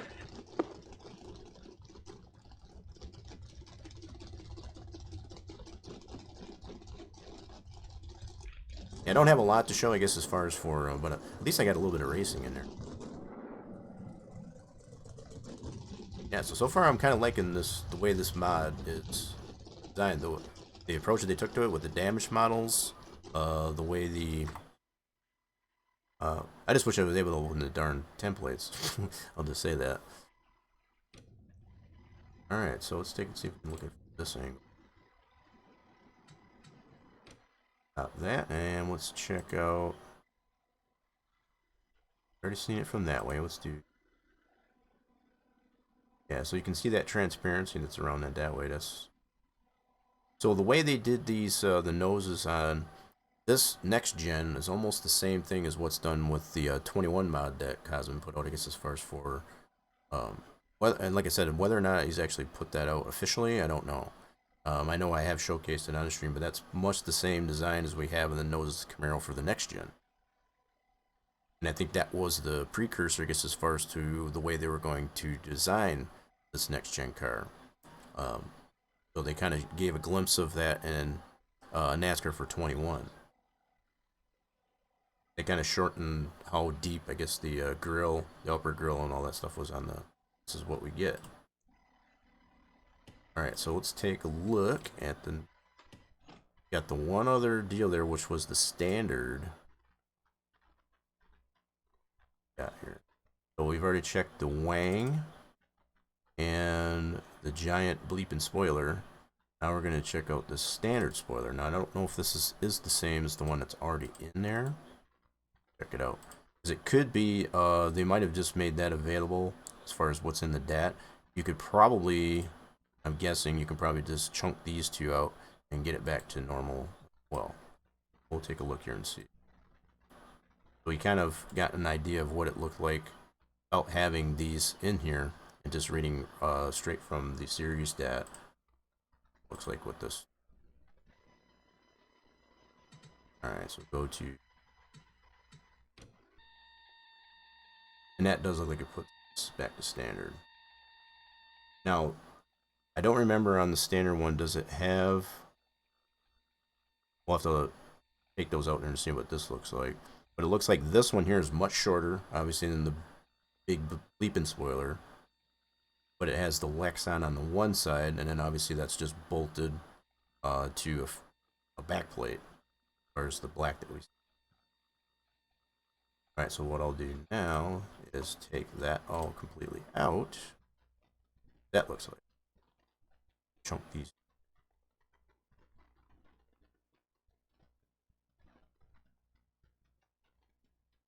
Oh, make sure I was deleting the right things here. And then we'll load that back up again and see what that looks like. I didn't really get a good look of what the spoiler looked like prior to putting any ones in. Alright, so that is what it looks like it does. Yep. So they did include, I guess, as far as the standard AI. So if you've already got one for the Wang or thing like that, instead of just chunking it out like I did, you can just copy over the standard from the extras thing. So that's kind of nice that they made that available. So you don't have to go unpacking the DAT and find those files and so on and so forth. So they're already available, readily available in that extra parts, I guess, as far as in the series folder. So regardless if you just delete those two make A's out of the folder, or if you just put the one that coincides with what you want to show on the car. You got that option in there. Pretty cool. It's nice that they've made that available that way. I think that's about it. I guess as far as for showcasing, I guess as far as what is new with the NCS 22 mod as well as lacrosse. I'm gonna take a closer look, I guess, as far as at a lacrosse here. I guess as far as from a sandbox standpoint. That's what I'll get into next year. All right, let's. Alrighty then. Hope everybody is enjoying. I guess as far as not a lot of modeling or anything really going on with Texas track build, but we do have this new build of lacrosse. Turn that down just a little bit. So we're gonna get in. We'll get in here a little bit more in depth here, I guess, as far as with that. Let's switch this over here. Alright. Cool. Alright, so I got it already loaded up here. I want to see my messy desktop. So here's the layout of you know what, I need to move some things over here. Give me just a second. I'm gonna mute the mic. I'll be right back.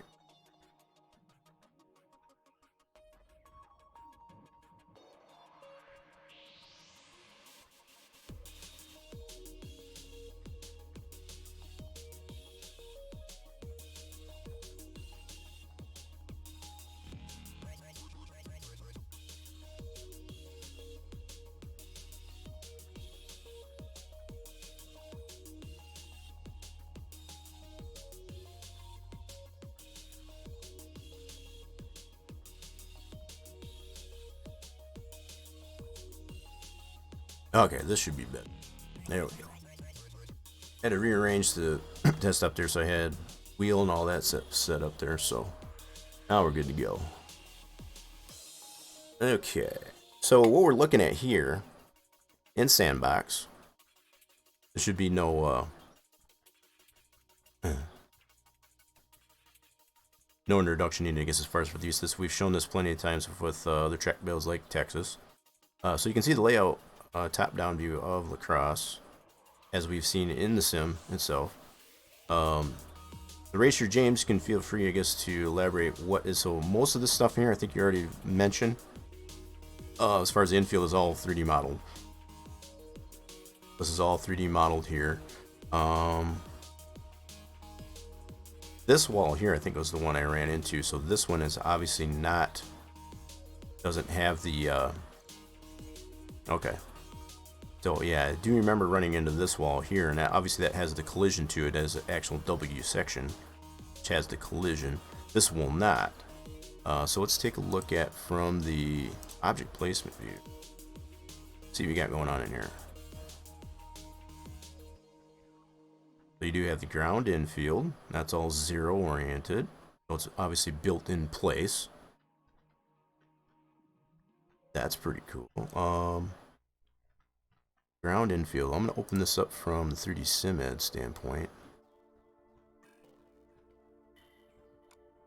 Let's take a look at it this way. So we got ground infield, which is this. So here's the initial. This is all that's in here. There's a couple of different PTFs. This is obviously the one that's loading in the sim, as far as that we can actually test on, for example. But very minimal amount of files, I guess, in here for now. And just to kind of clue it in there, this is just the track edit version of this here. So I tend to segregate this out. I can open this up in Sandbox. Here's the actual track that has all the files needed. Now, what I did notice here, Racer James, you do have this flaggers INI. We don't really need this unless you're using that particular flagger that requires that. I think we had the same issue with North Wilkesboro. So we shouldn't need to have this. Let me see what flagger are you using. Let's open this up in 3D SimEd. Yeah, okay, so you're using this flagger. So if you're using this flagger, if that's the one you're wanting to use, that you'll probably need that INI. But if you don't use this flagger, obviously you won't need this INI. Alright, let's see what we got going on here. So we got ground infield. So take a closer look at this one in here. So that's what that is. That's just the ground plane, I guess, as far as for the infield. I'm going to take a look at the texture too for that. And a way we can check what texture is applied to that. Should be a little bit of review. We can open this up with Notepad. And it is using a lacrosse ground painted MIP. That's the texture it's being used for that. So that would be this one right here. So we'll open this up in WinMip 2. So WinMip 2. This is all assuming you got WinMip 2 installed. Infield track is another sandbox build converted to 3DO. Oh wow. Oh, okay. So which, if I'm understanding you, then you built the infield part of the track, and then brought that into Max, and then spit that out as a 3DO. So you would have used DAE then, as far as for that. Definitely feel free to elaborate on that. Or did you use that as a template, I guess, as far as to create that? Yeah, do elaborate on that. Just for anybody that was, that might want to know. Because we've done a couple different ways in other track building, as far as in that fashion. Being able to export out, open up the track in 3D SimEd, say for example, get a DAE of that track design, as far as the geometrics of it, and then spit that out as a model, bring that into Max, and then work with it from there. Big in that texture as far as, is it? Well, we're going to take a look at here. That's what I was trying to navigate to. So we want to go to, what did I do with James' folder? There it is. It's a big one, he says. It's not really that much bigger. I know the ones that we were using for the Texas build, that was next to 40 megs. This one's only a little less than 11 megs. Not too bad.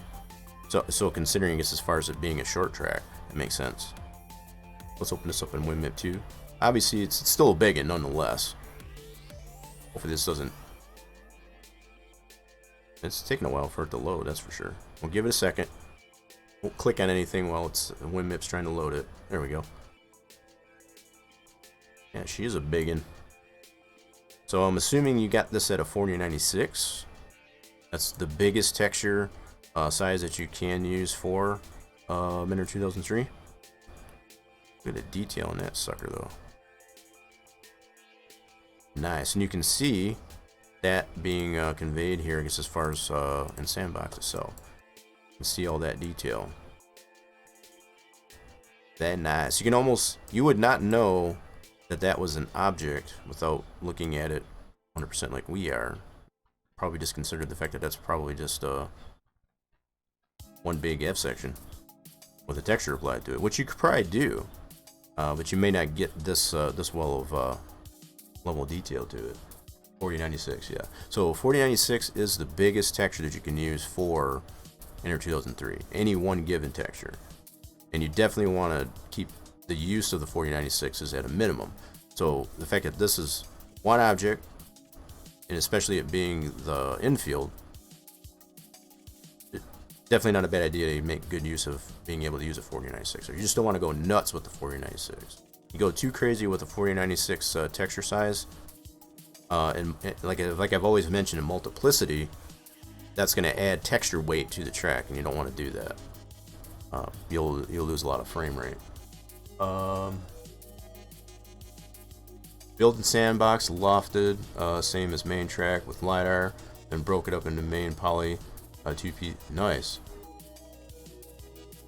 See that, and that's pretty cool. Being able to utilize, I guess, that LiDAR to the most, get the most bang for your buck, which you're not really paying anything, I guess, for that LiDAR because it's freely available on the USGS website. But getting more bang for your buck, I guess, as far as the use of that LiDAR in such a fashion. And even with this being in such a preliminary state here, so this is all 3D modeled right here. So much the same, for example, making some parallel comparisons here. Torch did all the infield walls for Texas as a 3D model. This is much the same. So I'm assuming all of this is 3D model. What is this named here?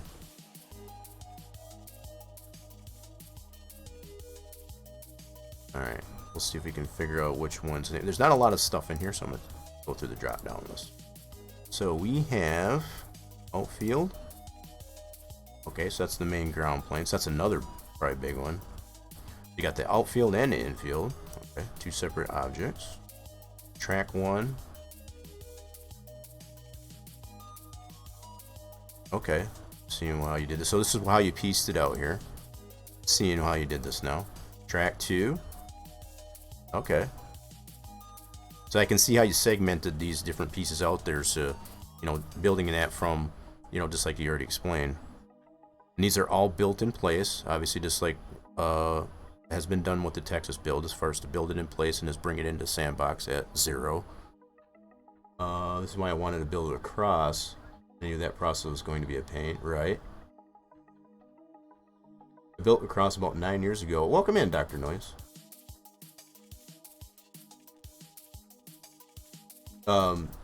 Yeah, so if you didn't catch that, Dr. Noiser, this is all built on using LiDAR, and Racer James can feel free to elaborate.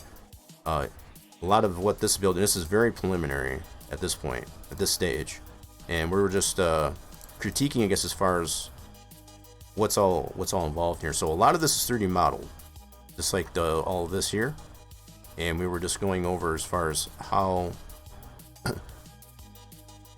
these different pieces are 3D modeled. So track 1, so we're using 3D SimEd only to preview, I guess, as far as what's going on with these different model pieces is all.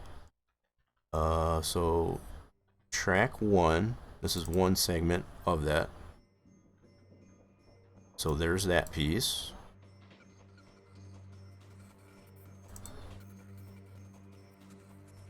So this here represents what we see here in sandboxes right over here. And then track 2 is this curved piece. Let's take a look at track 2.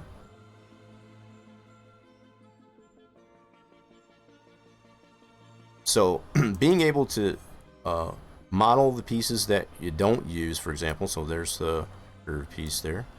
So what I am not noticing as far as the walls, so that's obviously a separate piece in itself as well.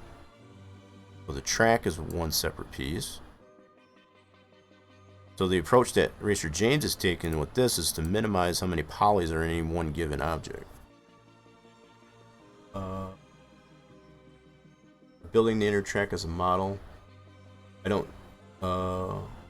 didn't do it that way, and it was a real pain. Not as visually appealing. Right, and this is what we've been trying to convey on the streams, is how you can use that LiDAR that you acquire, I guess, as far as from the USGS website, in better use, you know, make better use of it. So the fact that it's nearly impossible to use the LiDAR directly. All that point cloud data, cloud point data, there's no way to use that directly. So you have to be able to dummy it down to be able to make it useful within the sim. And this is just another example of what Racer James has been able to show. We've shown this plenty of other times with other track builds like Dover and Texas as of late. This is just the latest use of LiDAR. So where do we have the walls here, Racer James? Let's go through back through the list here. So our track 1 and 2, that's actually the track surface here of the infield. Here's the wall sides. Okay, I see it now. So here's the wall sides 3DO for that. Continuing to show off, it gets as far as what is 3D modeled. The wall sides is right here.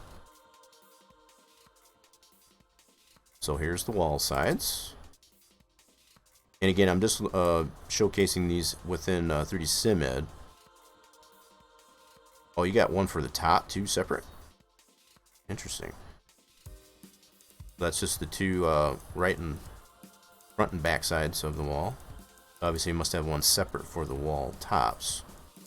And that would have a different texture on it too, so that would kind of make sense in a way. And again, it reduces how much polys that are in existence, I guess, with any one particular model. Even with modern techniques, it is very demanding, right? Easiest way by texture selection, right?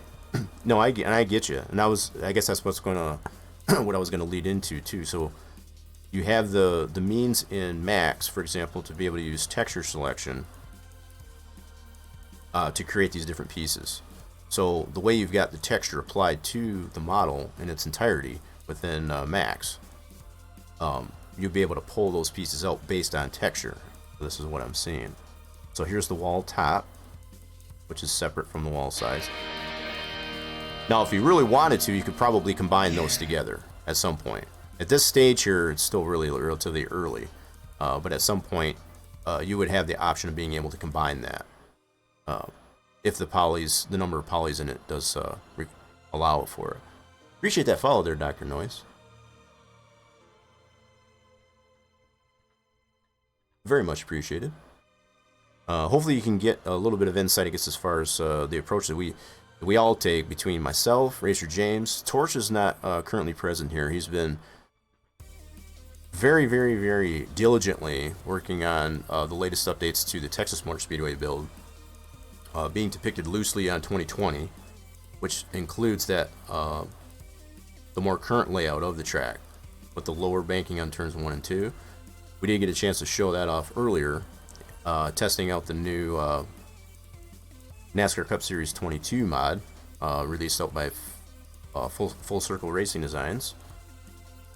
That mod is working fabulous, I guess, with that track build, as well as Lacrosse.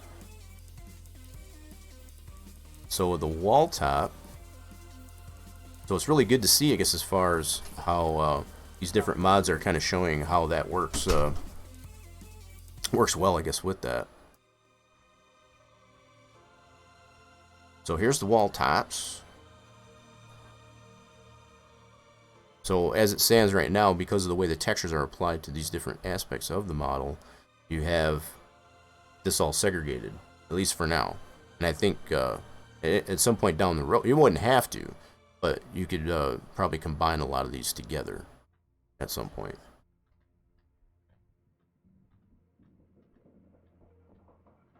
Alright, so we got the tops and the two sides, as well as the individual track things, but that was all 3D modeled based on LiDAR, and then it's now in here as a 3D model piece. That's just a closer look at how that, so I assume this banking here, this little bit of a hilltop here, I guess is done the same. Let's take a further look at this here. So if we look through our track sections, we got a wall top, outfield, jersey barriers, ground infield. We already looked at that. Is that a part of the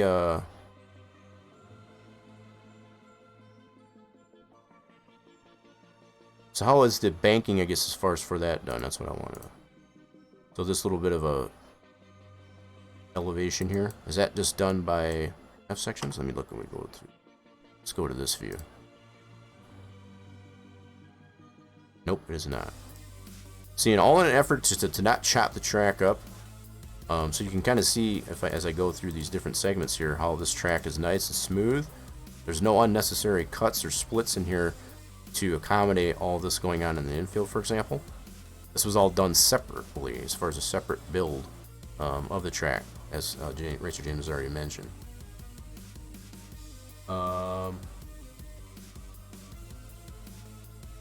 So weird to have having a cross stream working on the cross of all tracks. The reason I built the track in 2013. I also raced on it from 2000. Well, that's pretty cool. That's a good reason, I guess, to you had a lot of information on it, that's for sure. Serendipitous, right? So what did you mean about the grass? What I was trying to figure out is how did you apply this this banking around this part here. Let's take a close look. Grass, here we go. Why was I not seeing that in my list here? Hold on a second. Yeah, I see it here. Go back to object placement. Oh, it is right here. There, you got it. So you got the ground infield. Here's the grass. There it is. I was trying to pinpoint, I guess, all those individual pieces that you had there. So yeah, you got that right here, and we can see that. Segregate that out in 3D Sim Ed. Sportsman division, nice. So here's the grass that goes around all that track and the walls there. You can see all the different levels of that 3D model piece, I guess, as far as in the infield. Very, very cool.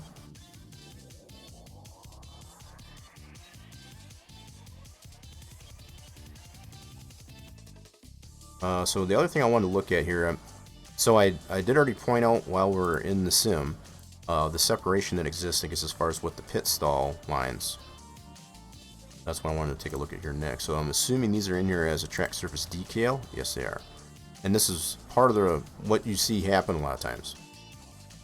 And again, Razor James, you can feel free to elaborate.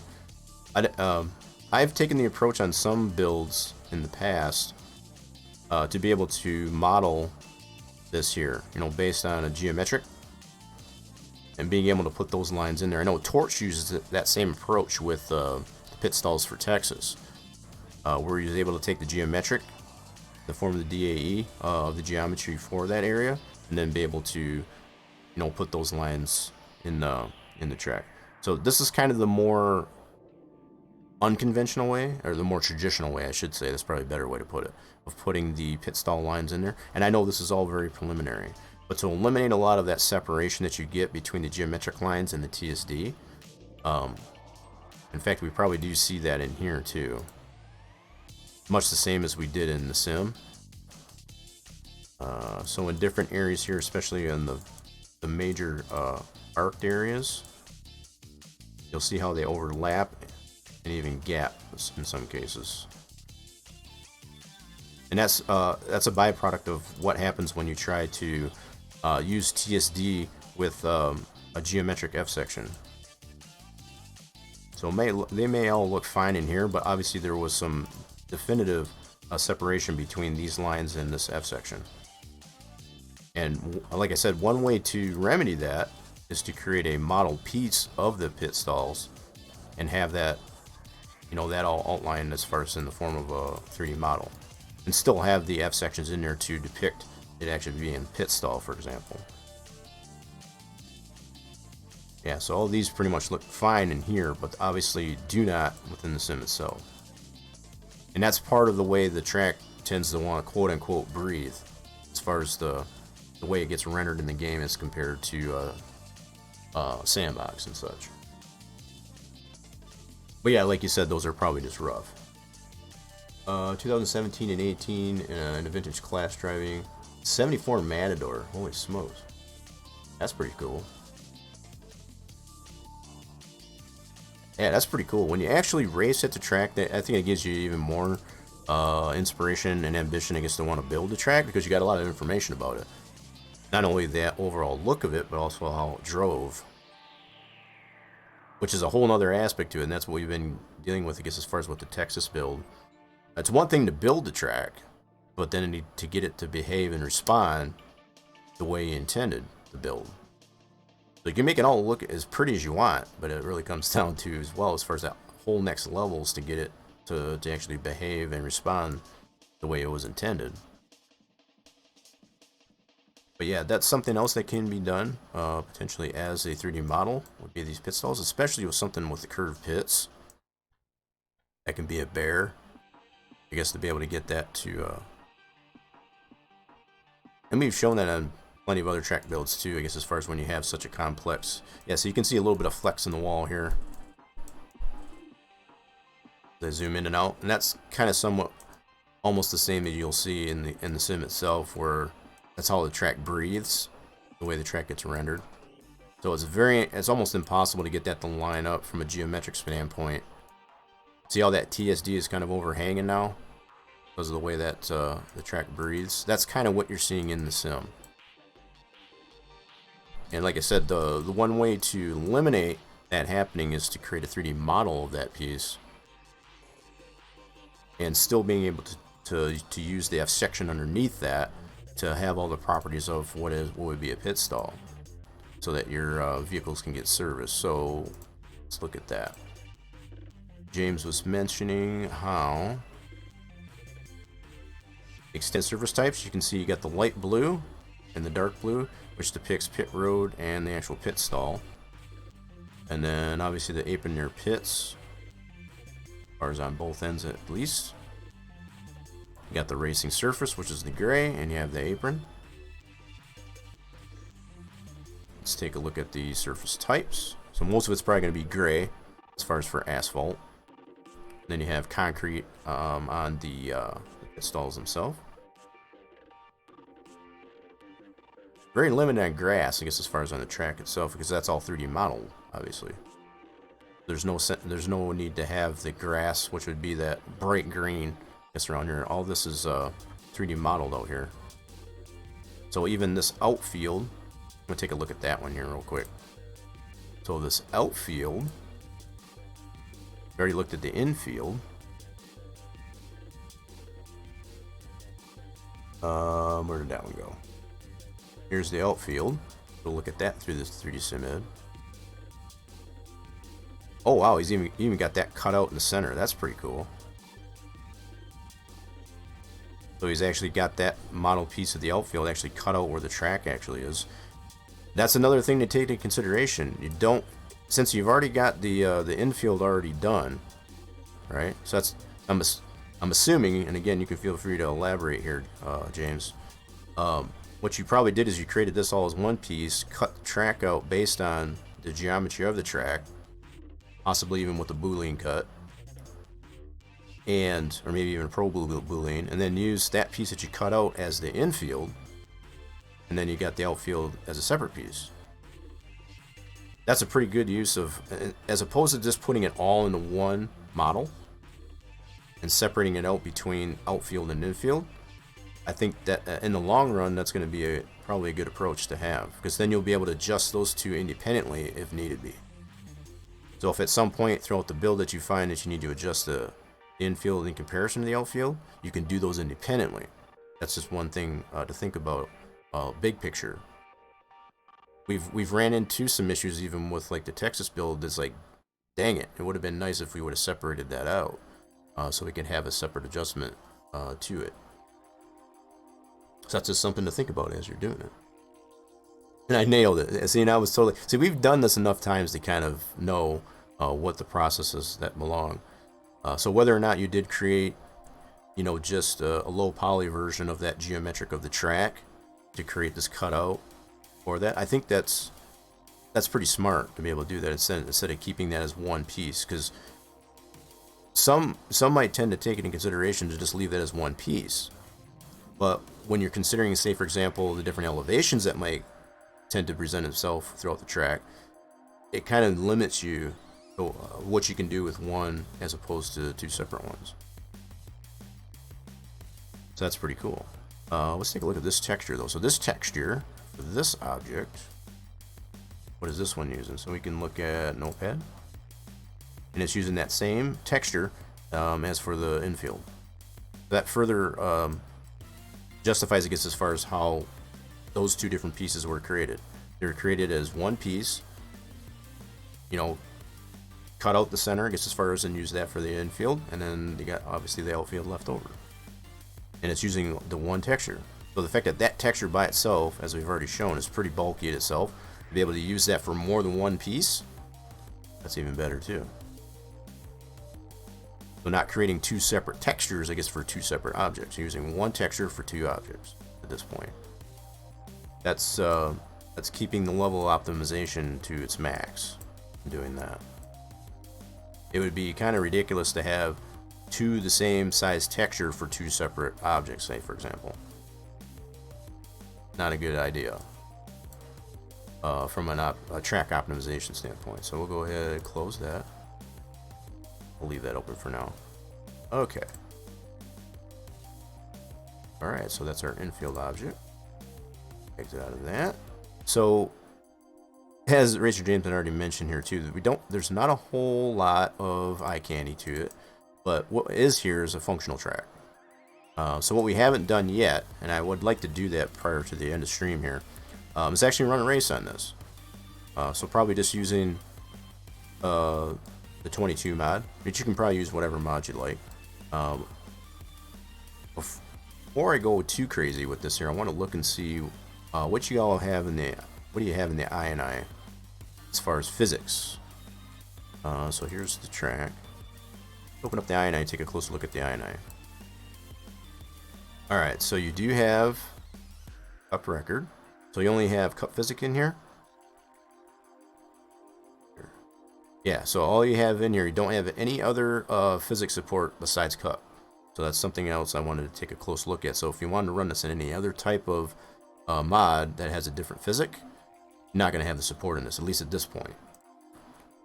That's something I did definitely want to look at to see. Alright, so you can see you get all the pit stalls. It holds 43 cars, says the Racer James already pointed out. Starting grids, I'm assuming you're already here. We're going to test this out in the sim here in a second. We've already been able to test the track with the new 22 mod in testing, but we haven't necessarily done a race on it yet. I'll probably have to do a little bit of adjustment to my setup though. It's my setup that I was testing out there, it wasn't sufficient for me. So what I'm noticing here on the grips, how did you get this north angle? Just out of curiosity. I know this is something I was discussing with Torch, for example, with the Texas Motor Speedway build, how to get that north angle. One of the ways that you can get it, while you're pondering, I guess, as far as how to get that, if you use Google Earth, the amount of rotation that you would have when you initially focus on that area before actually getting it straight, for example, that's one way you can potentially get that north angle. So how far from north is it? Is basically what this depicts. And that will determine, and this is why I was kind of leaning more towards adjusting that with the Texas build. If you don't get this track north angle correct, the way the AI respond to the LPs is going to be jacked up. Now, we haven't seen any erratic behavior with it. It's, seeing them want to go, well off, I guess, as far as what we are actually laying down for LP lines. So it hasn't been that crazy. But in a lot of cases, if you put too extreme, I guess, of a north angle in comparison to how the track was originally built, that's probably another fair mention. So if you're building your track in much the same orientation that you're finding it in Google Earth, for example, and not straightening it out, as far as to make it square within the sandbox view, for example, and you adjust that north angle, your LPs, if you adjust that based on it being on a straight, I don't know if I'm explaining this right, but for anybody that has open Google Earth, when you go to a track initially, it's always not going to be how most tracks are depicted and oriented in the sandbox, where it's just going to be like front stretches here, which is usually on the top or bottom of sandbox, and then you have your turns on the left and right. If you build the track, say for example, without orienting, I guess, your background image of the track via Google Earth, that is what's going to affect your north angle, what you put in as a north angle. And you can get that information, I guess, as far as from Google Earth, just in case anybody didn't know. So it all really depends on whether or not straighten the track out or keep it in its original natural orientation in Google Earth. Is what determines whether or not you want to set that north angle. So with all that being said, the way the track north angle was done for the Texas build, because it was straightened out, that track north angle was set to 0. So we can rule out the fact that that's what's harming or affecting how the AI respond. Yeah, you only mess with cup. Should be neutral, so only need to adjust the wedge. Yeah, I'll be taking a look at what I need to do for the setup there, because it was very loose in the back end there. So if I had to add some crossweight, that's what I would probably do. So hopefully that gives a little bit more information on how that. So this is why I was just kind of curious how. So this angle here that you've got, Racer James, you probably taking into consideration the fact that it would have been 87 degrees from north. So the track would have been oriented, say, on an angle like this direction. What I'm assuming. So without actually opening Google Earth, that's the only thing I can assume. It wouldn't have been in this orientation. You would have had it. It would have been on an angle. That's what I'm assuming. And this is what I wonder. I guess that's why I asked as far as how you came up with this value. I guess as far as for the north angle. Okay. Other things such as like the weather and stuff like that. That's going to be all separate. So I don't know what the weather's like in Wisconsin. I guess as far as for April. For example, this is what the sim will use. That's something else would be looked into. These are some of the same things that haven't been looked into just yet for the Texas build. Okay. What kind of chassis do you get? So you got? Do you have a short track? Track type 0 with 3. That looks good. 400 laps. Default qual laps. Base month is July. So again, this value here is going to determine. So when you set this here, this is obviously going to be based on April. This is what the sim necessarily goes. So if it's this temperature in April, how much does it swing? So this swing is going to determine. So the way this swing is obviously designed, in July, it can go up as much as 20 degrees from this base temp here in April, which is probably pretty decent. You know, it's probably pretty close to what it would be like in Wisconsin for that time of year. Might even be more than that. But that's something else to consider, I guess, as far as just those fine tunes, I guess, as far as to how the track behaves, as I've been mentioning. April winter was from snowy, clear in 70s, right? Yeah, and you can somewhat depict that. I mean, maybe not so much the snow, but at least the temperature for how the track behaves. Just like I was mentioning, is as far as it's one thing to build a track, but then to get it to behave how you want it to. That's where these types of values will come into play when that's being said. All right, so just that we know that the only physics that we have to work with on this track build at this stage is just the cup. So we'll probably just use the 22 mod, I guess, as far as to, and I'll make the appropriate adjustments to the setup, I guess, as far as to. Okay. Making sure stream isn't crapping out. All right, cool. Our April race nights were 40s, 9 times out of 10. That's actually pretty decent weather for that, because the way a lot of the local tracks work where I'm at, as far as being here in Michigan, they tend to with that type of temperature, it's going to get warm up, I guess, as far as the cars going around the track with all the exhaust and such, you know, all the tire heat being built up into the track and so on. So it's going to warm up, and it tends to balance itself out pretty well. Not to mention all the people, you know, as far as the crowd that you have there, it tends to build its own natural heat with all that going on. So that's pretty comfortable weather, actually, as opposed to being like next to 70, 80 degrees and then adding all that extra temperature, because as far as with the crowd and the exhaust and the tire heat and all that stuff, it can get well over 100 degrees pretty quickly in that fashion. Lots of grip and speed, and that too. Did mention the outer X section, 200 meters. Oh, so that's probably good. That's probably a good mention there, James. So, like with any, the other thing I was wondering there too, with that being said, Racer James, is Butter's rule. What can be considered Butter's rule? So where the center line is at. So what Racer James is initially mentioning here is the fact that this outer X section is 300 meters out from the center. Now, what this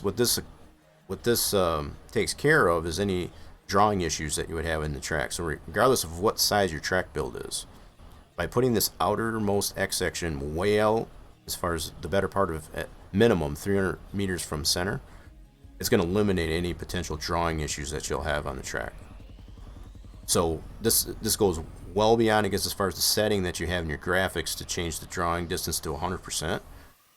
So where you're seeing everything, this helps with it not clipping at all on top of that 100% draw distance. So that's one good fair mention as far as having that outermost section. The other thing that I take into account is the way the center line is designed on this track. So with a lot of short tracks, you don't typically want to put the center line in the center of the actual race groove. That's, so using what is called Butter's rule, you tend to put that further out from the actual center line of the track. This allows the AI, I guess, to be able to maneuver around a shorter radius of a track, especially when it's hovering right around that half a mile mark. So tracks like Bristol and things like that, or whatever you take into consideration where that center line is at. You don't want it, like I said, as far as right in the center, from apron to outside wall. You want to have that out further, and you can see that here. So I think the approach that Racer James has taken is put that center line kind of hugging all the way around as far as this outside wall. You can just barely see it kind of tucked in here, I guess, as far as against the outer wall. And really what that like I said, what that helps with the AI is to be able to navigate through that corner without too much more of an issue by putting it center of the track, because they don't have as much room, I guess, to be able to navigate it by having it directly in the center of the track. So that's just something else to take into consideration when you're building a track of this nature. Let's see what happened to my playlist. I got this back going. Okay, cool. So in some other builds, I mean, you can go out as far as you would like to. In most cases, this is pretty sufficient. You have the center line right there. I've seen other small short track builds that have the center line outside of the actual. There's nothing wrong with doing that. I think it's a little extreme. But the main rule of thumb, I guess, as far as to don't put the center line on a track build of this size right in the center, let alone anywhere in the race groove, in the actual race groove itself. Push that out a little bit further so that it gives the AI, I guess, a little bit more cushion to be able to navigate. It also enlarges the skybox, is another good point. And that skybox it's like just like with the cars, they have a hitbox as far as a collidable box that we can't see in the game. That skybox or whatever, having that X section out that far, it extends that out, so it increases that hitbox as opposed to having it much closer to the track. And for anybody that's raced on a track and you notice that clipping, as far as like that bubble that shows within the outside of the track as you're going around, especially when you're moving away from one end of the track to the other, that's why it does that. So if you extend that outer X section out, it eliminates that almost entirely. And regardless if you put your drawing distance at 100% or not. It creates some funny moments during testing before the I&I is finished. Oh, were you talking about the Butters rule? As far as the center line? Create some funny moments during testing before the I&I is finished. That's probably a fair mention too, if that's what you meant there, Racer James. Alright, so that's taking a closer look at the overall design of it. And this is very preliminary. And I still have it in this view. Hold on a second. Let me just put it back on display textures. There we go. So the fact that it was all what we're seeing in that extended. Actually, I had it in this view. So what we're seeing in here, this would be considered. Oh, okay. Wait a minute. What do you have these walls set up for? Let me take a closer look at that. I was expecting to see how you got these. Take a closer look at the walls and such. So on the walls, we have those assigned as a wall, and it looks like you have the fencing as walls as well.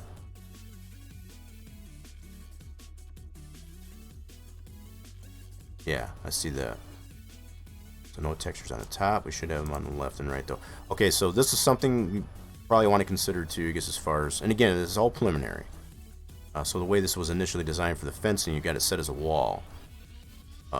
Might be behoove, I guess, as far as to set this up as a wire fence. I'm not going to do that here, but just to kind of, and understanding that this is very preliminary, I would not want to have that as a wall as far as the collidable property to it. That would be just my 2 cents on that. So whatever that's worth. So the fact that everything that we see purple, that's a wall. It's considered a wall. So the fact that these are walls, and as well as the fence is a wall. And Rachel James already mentioned, I guess, as far as not 100% sure if we would put safer to it or not. I would assume if you did put safer to it, it would probably make it a fictional. You know, maybe have a fictional build of it. I think much the same as we did with North Wilkesboro. Correct me if I'm wrong there, Rachel James. I think we did end up putting safer on Wilkesboro too, I think. I could be wrong.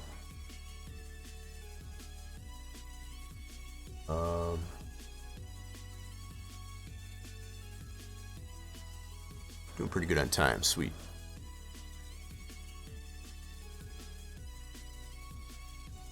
I'm going over quite a bit more than I actually planned to be honest here, and I'm hoping if nothing else that does give some insight, I guess, to anybody that is watching.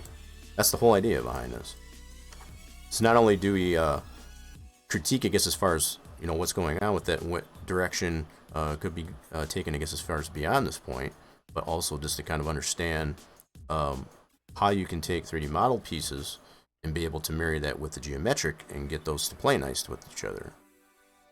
That's probably the main biggest takeaway. You were experimenting with putting some extra goodies. Don't know if you'll finish that idea here. Infield was my main goal here. Yeah, so I think what you've done with the infield is pretty solid, to say the least. As far as to make that the majority of that all 3D model, I think you can do much the same too. And just like I was saying, getting this official critique of it, you could probably apply the same concept to the actual pit stalls. In fact, let's take a closer look at the Texas build.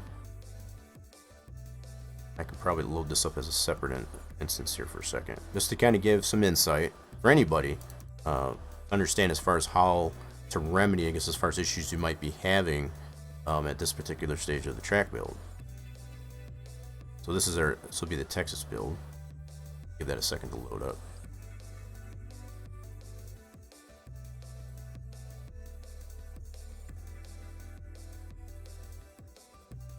Yes, would love any resources. Oh, you're talking about, yeah, photo references. I imagine Dr. Noy's probably got all kinds of actually performing at the track, I guess, as far as IRL. That's pretty cool. So here's the Texas build. Now the way these were done, and Torch isn't necessarily here to elaborate because he's diligently working, I guess, as far as the latest updates to that, trying to get those done. This pit stalls here, these are all 3D modeled. So let's look in here. Let's go to object placement. Let's see if this will let me select right now. That's the stands. Let me see. I don't remember if he did name these stalls or not.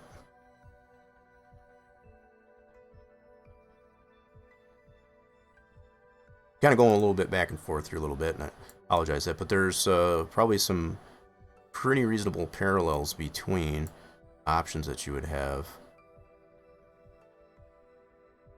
Okay, pit signs, pit people. Dadgummit, I don't know what he named that. I think it was just stalls. Yeah, so even like with the roads here, these are 3D model pieces. So in an effort not to split the track up or whatever to get this this look here, that's all modeled. There's no reason to have that as a... now the way the surface areas are done, just again, just to kind of elaborate how you can marry the model pieces to the geometric. The way the surface areas are done for this area, and this is kind of just summary. A lot of this area here is all asphalt, but it does have grass in the wings here. So again, just to kind of eliminate the necessity of splitting the track up to get these segments with the proper... Torch did a pretty good job, I feel, as far as to keep this not so chopped up. Because as we've shown in the past, when you make these, when you chop up the track so badly to the point where it's creating a lot of film strip segments, I guess as far as like, you don't want to do that. If you can eliminate doing that, do that at all costs.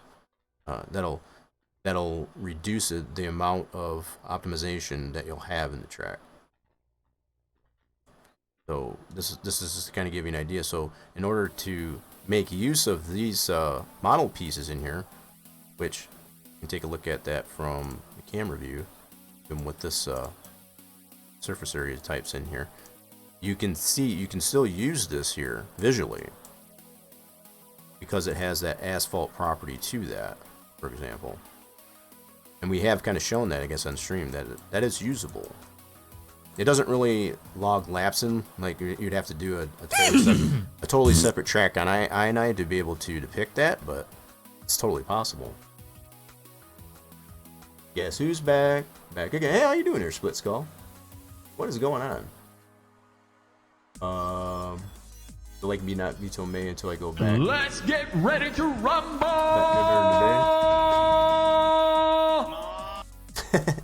We'll be rumbling here in a second here. I'm going to be testing out the track lacrosse here.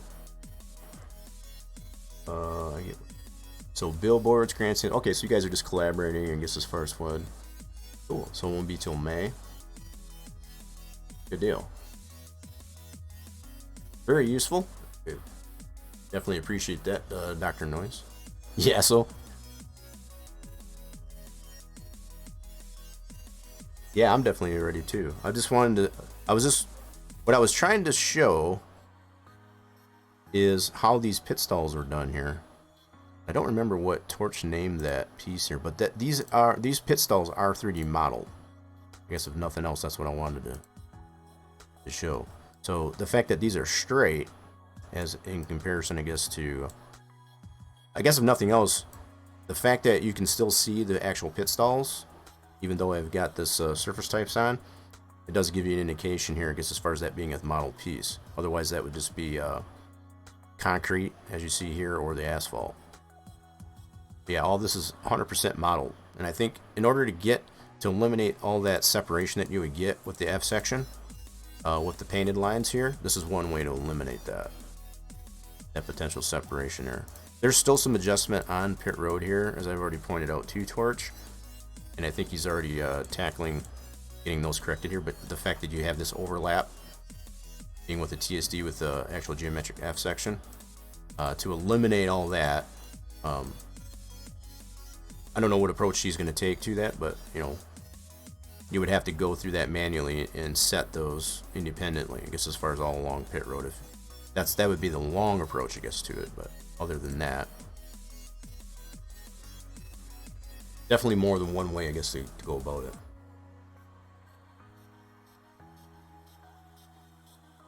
Yeah, I appreciate you coming back there, Splits Go.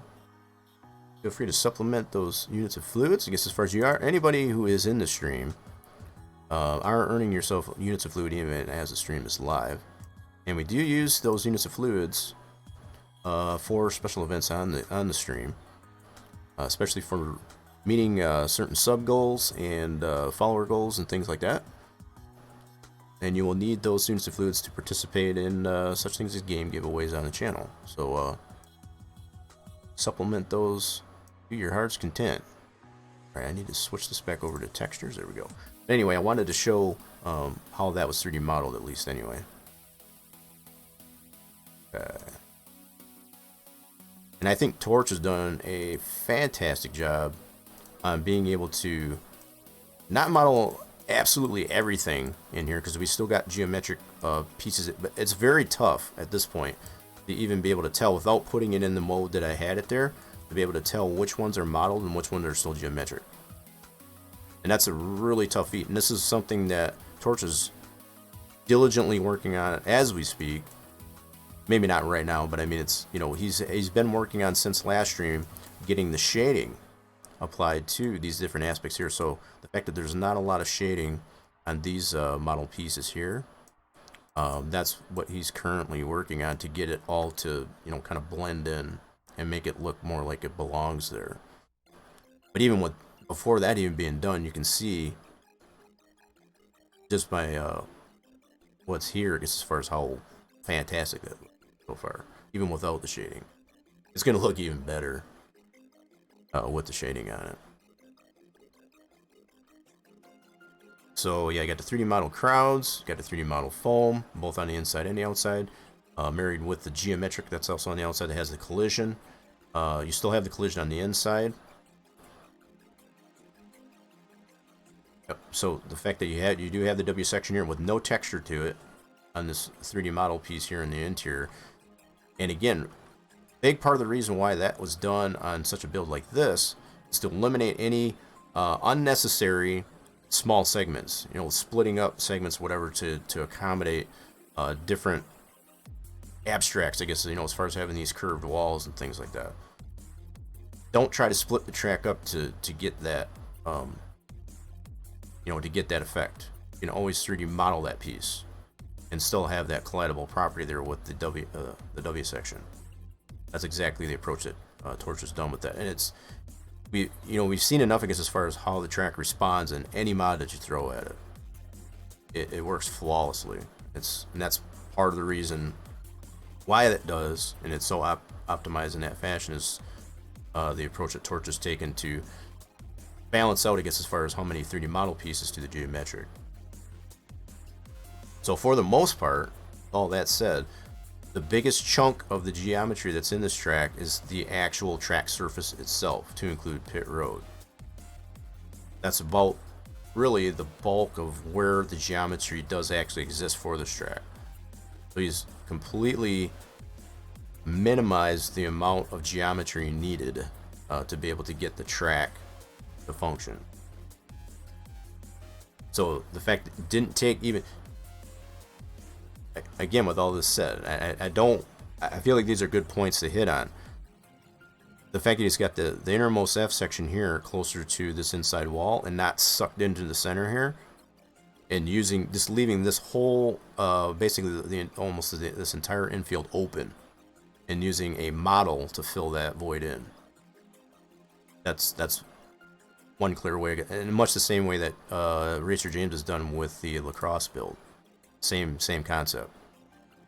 Having that chunk of 3D model piece in the center, as far as for the infield as well as the outfield. Almost the same approach.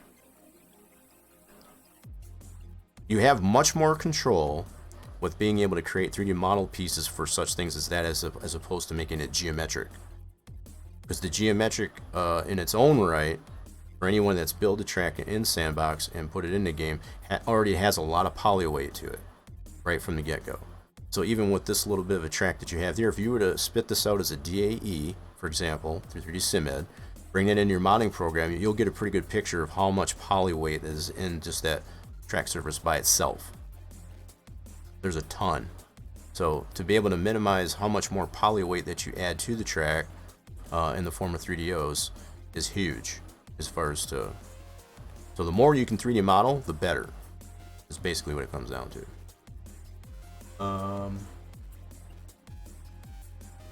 His was the first scene in motion.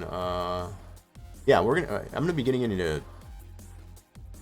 You guys see the moving crowd object Ian Cooper created, one of the tracks. It's pretty cool. Yeah, there's a lot of people, I guess, that have done some really crazy things with tracks. So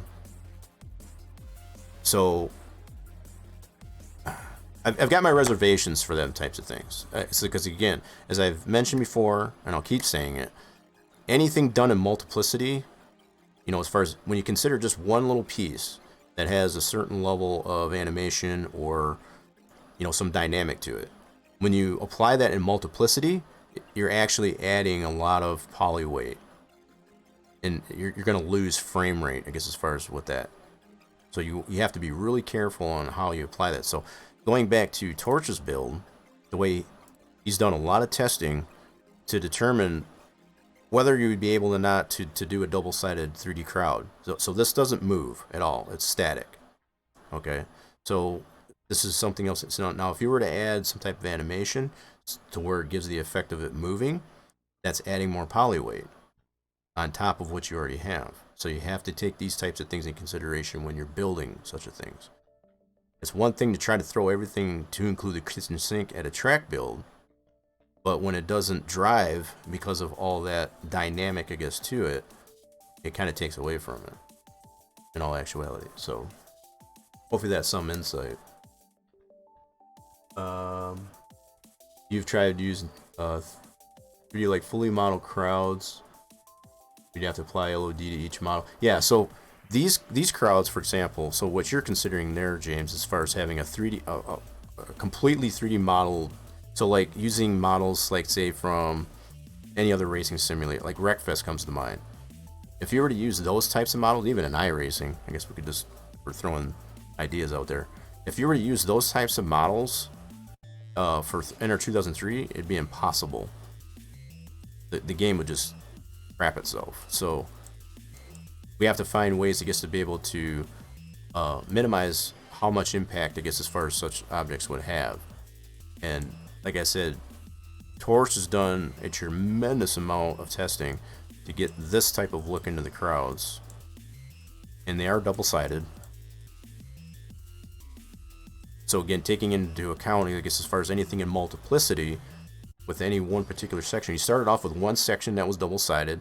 That worked just beautifully. Started adding a little bit more at a time to see how much, how much frame rate loss that you would get using any type of mod.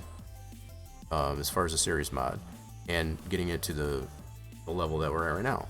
I mean, I think it adds a ton of detail, even though it doesn't have that dynamic of it shifting or moving around. I think the way he's got them randomized, it kind of gives it that effect that they're moving around as you go around the track. And even considering as far as what type of camera angles you might use.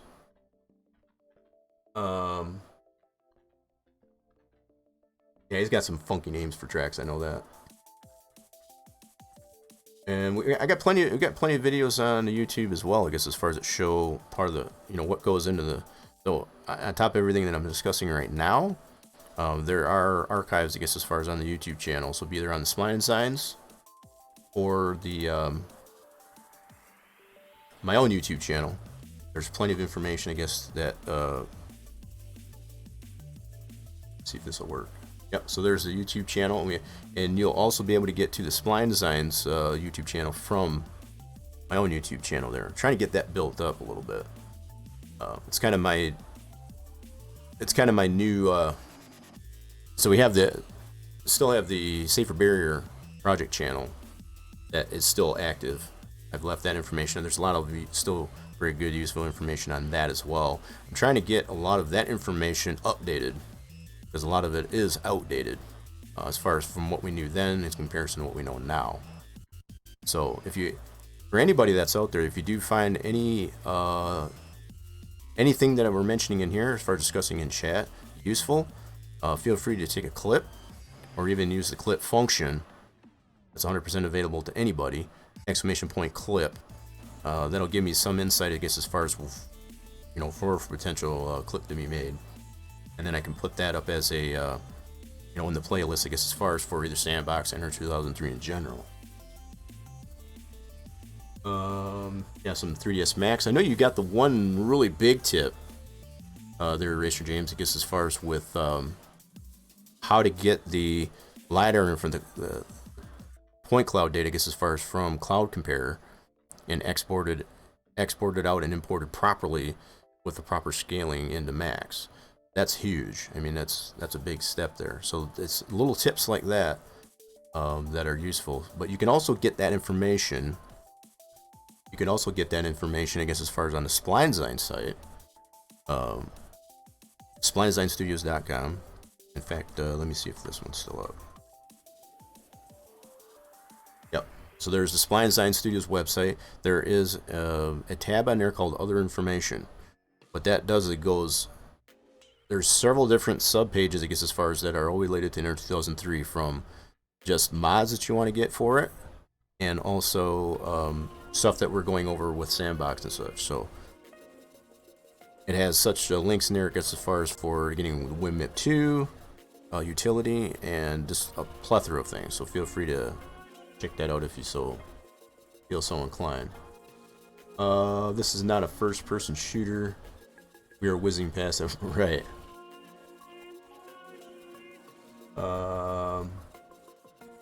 Yeah, so just to reiterate, I guess, as far as what would be murder on frames, I guess, for sub.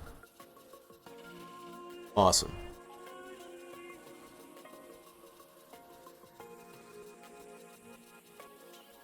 Cool. So one of the things, you know, I guess, kind of going over, I guess, a little bit that we're still trying to figure out with animated items. Previously, I had worked with another Ian. You probably know him, I guess, as far as from Smith's Den, with the development of the pit lights. And in the process of doing that, both the entry and the exit light, this was going all the way back circa 2008. That's been a while. But also the creation, I guess, of new animated flags. Because obviously the flags that are available from Pappy, from Papyrus there, they were kind of very outdated. And this is something else I had information on how that thing was scripted. And through hard drive crashes or whatever, I've lost a lot of that information. So it's just a matter of reacquiring all that information again, trying to peel back the layers in my brain, I guess, as far as to understand what was gone into the scripting, I guess, as far as for animated flags. So these work, right? The only problem with it is the way they got mapped on the one side here, as far as the texture mapping, it's backwards. So in the static, non-animated form of it, this is backwards, and this way is fine. So in an effort, I guess, to get that corrected, you have to reconstruct that along with the script to be able to get it to work like it was intended to do. And a lot of that information got lost. So that is probably the extreme of the amount of motion that I put into a track, would be animated flags. So whether or not you do want to use realistic weather to include wind speed, would allow these to flow. And like I said, these do work, and they work just fine when you have at least 2-mile-an-hour wind with the track. It's just the fact that in a static state, without having it in there, this one side is backwards. And the only way to fix that is you would have to have the complete model with all the separate animated frames, and along with the proper scripting, get that to work right. And we don't have all that. And I could kick myself or whatever for the fact that having a hard drive favor there and didn't put it anywhere else, I guess, to safeguard that. I kicked myself, I guess, for that. But we do have also on this track, and this has been the bulk of what we've been covering on Spline Design Studios Saturday, is this track build. It's been well over a year at this point for where it's at, for what you're seeing right now. This started all the way back towards the end of December 2020.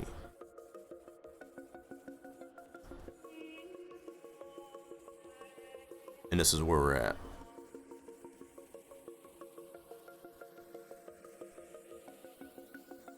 The track runs great, and I'm trying to show as much as I can here. And it's like it runs so darn great. It's just a matter of getting it tweaked out to where the AI is just running nice and smooth without any too much of a flaw. But there are animated frames on the Big Hoss. Those have been updated, I guess, as far as from a couple streams ago. That's all thanks to Torch. That's about all really I can think about it for right now. Yeah, Ian Smith. Yeah, as far as Smith's Den. Music almost Enya-like. Yeah, this is all royalty free over on YouTube, I guess, as far as techno acts. I tend to like to use those because it doesn't mute the VODs. Highly recommend it for anybody that is looking for some background music as far as for their own videos. Feel free to use techno acts over there on YouTube. Yeah, what's gonna Enya-like? Anywho, I think we're ready to do some racing. What do y'all think? I'm going to get some things switched over here so we can test out the lacrosse track. I need to do some adjustment to the setup. I'll probably had to do that. So that's going to take a little bit of time. Let's get ready to rumble! Razor James, I think, has been ready. Tell you what. Alright, so what I'm going to do is get this... let's get this switched over here real quick. I will probably at least... I'll at least probably go ahead... There might be a little bit of tire squealing, that's for sure. There might be. Now let's get this switched over here real quick.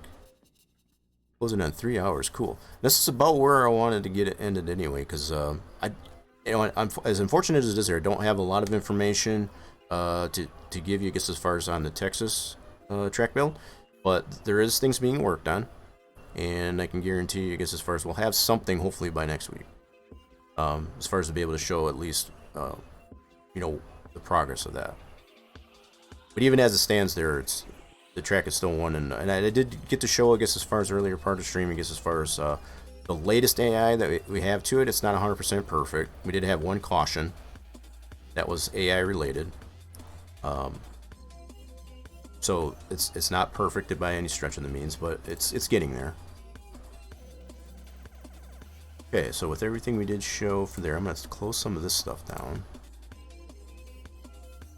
to make sure I got enough resources to be able to run this without it crashing on us. I literally watched the AI race for like an hour. Did you really? As far as on the lacrosse track? I might start off doing that way too, just to kind of get a sense of what the AI, how the AI responds. So we only have the cut physics there. We got to keep that in mind. So I already chunked that up. All right, here we go. Let's get this loaded up with the new 22 mod by Full Circle Racing Designs. So, as I've already mentioned, I'll probably be adjusting this splash screen or whatever so it accommodates my actual menu, as well as a couple other things, but very minor tweaks that I'll make to that so that it gets nicely mirrored, I guess, as far as what I got going on with rest of my Ender 2003. Alright, so we want to go into single race, and we want to go to lacrosse. So this is probably something you might not have seen yet there, Dr. Noise. Is the actual track in its element as far as in the sim. So it does hold 43 cars, like I say. We'll put that on 42 opponents to include ourselves, that'll make 43. We'll keep this on 20 laps. Yeah, sounds good. 20 laps will be plenty. It'll probably go by really quick, but that's fine. I don't want to be super duper long. Alrighty then. And then we do have track shot as well as the logo. I think I did ask you that already there, Racer James. Are these deals that you borrowed, I guess, from another build, or these are your own design? As far as the logo and the... I apologize for asking that again, but just to kind of let everybody else know too. Those are ones you design? Okay, cool. Looks really neat. I don't know what the actual logo looks like for the track, but if I did know, I know now. It's pretty cool. Well, obtain them from the... Right. So, well, the only point that I was trying to make... And this track here is just over. So this is almost like the size of Richmond. Richmond is like 6.650. In fact, let me humor that. This makes me think of like a Richmond size type of track. 7.5. That's a 3/4 mile. My bad. I stand corrected. It's bigger than Bristol, that's for sure. Bristol's only a half mile. Let me take a look at it. Yep, so it's definitely bigger than Bristol. Bristol's 0.533. Interesting, so it's kind of in between Richmond and Bristol as far as the size of it. Fantastic. Alright, let's go back to lacrosse. Look at how much, this is such a long name. It takes up the whole dang but the fact that that's the name of it. Lacrosse Fairground Speedway. I don't know if you could probably abbreviate that so it's not quite so long. I don't know. Just a thought. Because it even scrolls off, I guess, as far as on the menu here. It's just kind of crazy. I don't know. Just things that I think of, I guess, as far as when designing tracks. So not only from the track design itself, but also, you know, how it looks in the track selection. Yeah, so what we're dealing with here with Lacrosse, obviously, is in between Bristol and Richmond as far as size-wise. Right in the middle, seems like. That is the actual logo from the track. That's pretty cool. Well, just like Racer James had mentioned, that's acquired from the web, obviously. So if they've got a pretty decent logo, I guess, as far as for the website, it's made very good use of it. Alright, let's go ahead, cut that off here so we can get all the sounds from the sim itself. We got some of the cars going around already. Alright, let's take a look at this AI real quick. This is all in practice. Got cars loaded up on here. This, oh, there we go, there's a better view. Turn this up. Turn that. Let's see. Let's get it on to... Not moving yet. Now, as Racer James was mentioning, the only camera that he has completed is TV1. So, Spectator TV2 have not been... Get carts going around the track. There we go. See how they navigate around here. So Austin Dillon in the number 3 car, and this is all with the 22 mod. The latest and greatest, I guess, as far as for 2003 mods. They seem to navigate this one pretty well.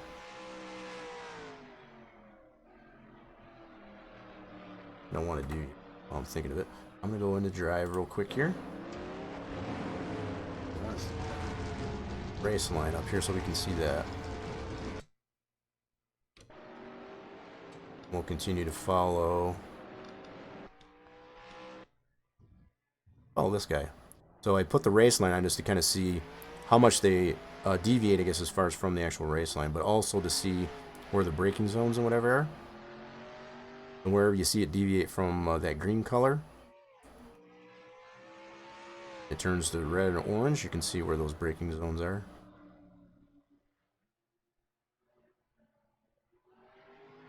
Very cool. It got a little side-by-side action there.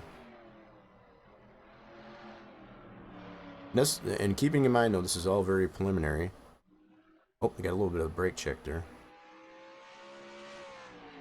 We're currently following the, whatever this 55 car is here. The 6, so there are some fictionals in here, obviously. This car. Much like we noticed, I guess, in the Texas, you know, once they get sorted out, they do tend to kind of follow the leader type of thing. And that's to be expected. Until they, you know, they get door to door with each other like that, I guess, as far as the, you know, potential pass. All that comes into play, I guess, as far as the car ratings, for sure. Got to baby that gas off. Yeah, that's for sure. That's something I did notice. Welcome back. And as like most short tracks work anyway, you know, you tend to have to baby the, you know, as far as the feather the throttle. Can't go full bore onto it. We got the 55 coming in. Get over there. 55's coming into the pit. See how they navigate through the pits. Did you notice a little bit of that separation that I was mentioning of the TSD lines, I guess, as far as to that outer F section in the pits there? And these wheels just look cool. They did a really good job on making those look the way they do, as opposed to being able to put all that detail as the actual wheels do. That'd be impossible. As nice as that would be to do, it would be a detriment, I guess, as far as how it actually responds. So you get that little bit of sliding, and that's common to see, I guess, as far as, especially when there's another car in the way, I guess, as far as another AI getting into a stall. That's what they tend to do. They tend to go around it and slide in. It's kind of hard to get rid of that, especially on a curved pit. This guy doesn't seem to be wanting to come back out. Okay. Okay, now let's take a look at lap time. What kind of lap times these guys?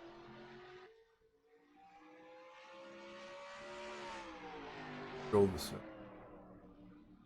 Oh, the fastest lap seems to be just over 20 seconds. Holy shit.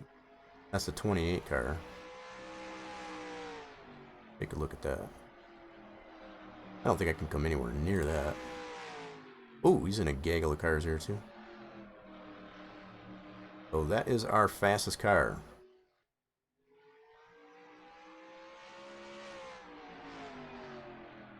Let's see some side-by-side action here. It actually is pretty decent, but that's why I put that racing line on there to kind of give an idea of how much these cars will deviate. You got a little bit side-by-side. You got the number 2 on the outside.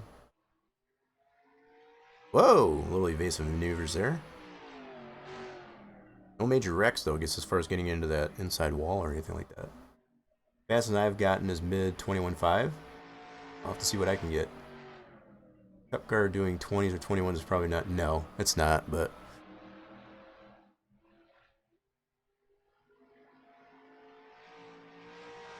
Especially these latest. I don't know how these next gens are going to function. But I know the Gen 6s, even considering places like Martinsville, probably a little bit unrealistic for them to go quite that fast.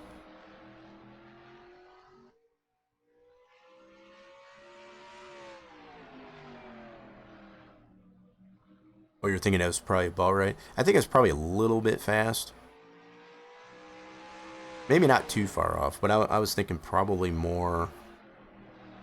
Oh, wow, he even just got a 19.88. A little bit of drafting there, I guess.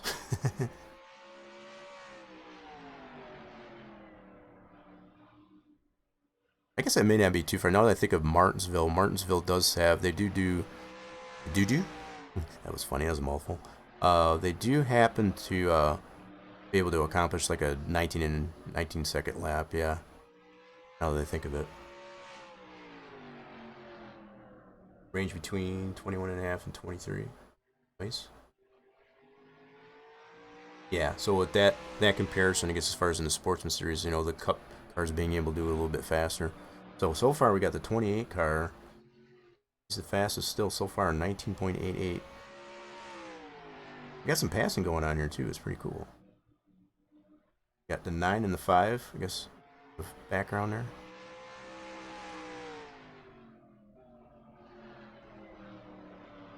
Alright, so we got 2 minutes left there. Okay, we're going to go ahead, speed this up here a little bit. We're going to start from the back. See if we can work our way up there. I do need to make a change to my setup though, that's for sure. Let's do that right. So, I'm going to start off with this setup that James has come up here first. You're not first, you're last. We're going to change some wedge on this thing. It's very loose in the back end. The weight bias. And we're going to add some wedge. Crossweight. Don't know how much I'll need to add. We'll start off with 25. Let's see if we need it a little higher or lesser. Need to add something in there because that rear end was way loose when we initially just tested earlier. Alright, so we're going to save as, and I'll save this that one.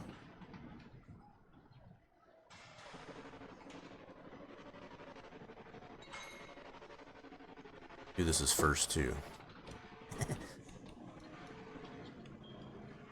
Okay, so first 2. Put those on all of those. I'm not the one that usually runs a qualifying setup separate, I guess, from the race one. With the whole advent of the way NASCAR conducts qualifying sessions, at least they used to, I don't know if they still do, where they do group qualifying, there was really no need for it. It's better off just to, as your qualifying setup, to run the same as your overall race setup.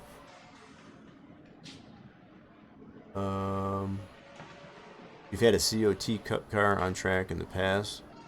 These times are relatively realistic. Well, that's probably fair. You know, it's good. I've never ran on the track or don't know much about it, so But what I can compare it to is, like I was mentioning, as far as other tracks like Martinsville that are about the same, maybe not the same configuration, but the same length. The fact that the cars are able to do like a 19-second lap, and the fact that they're doing what they're doing here, seems to coincide. Alrighty then. Alright, so this is the point here. I'm going to go ahead and mute the mic just for a second. And I'm going to bring the wheel back over. So just give me a second.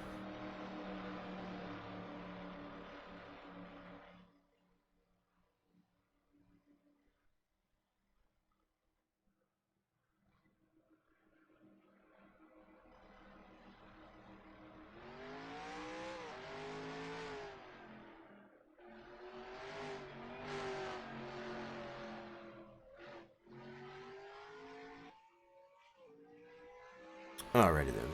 Painless. Setup was messed up. What do you mean the setup was messed up? As far as the first one? Alright, so that over with. I'm gonna go right to race. I'm gonna start from the back of the pack. This is okay, so they're on the track. Okay. So something I didn't look at in the I&I is both the full pace lap and the half lap, I guess the same. I didn't look at with the track like this, you can almost probably get away with that without it being too much of an issue, as opposed to making two separate starting grids. Okay. Right. I'm gonna turn off. Drivers, start your engines. The racing line. We don't need that anymore. Just wanted to show that.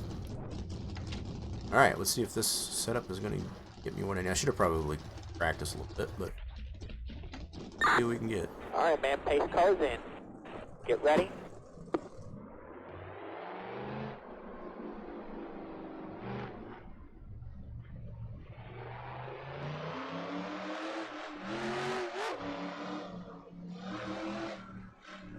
Get myself in line here. Got a lot of fictional cars here, that's for sure. But we got 43 cars over here. Grind. Oh my goodness. Wait a second here.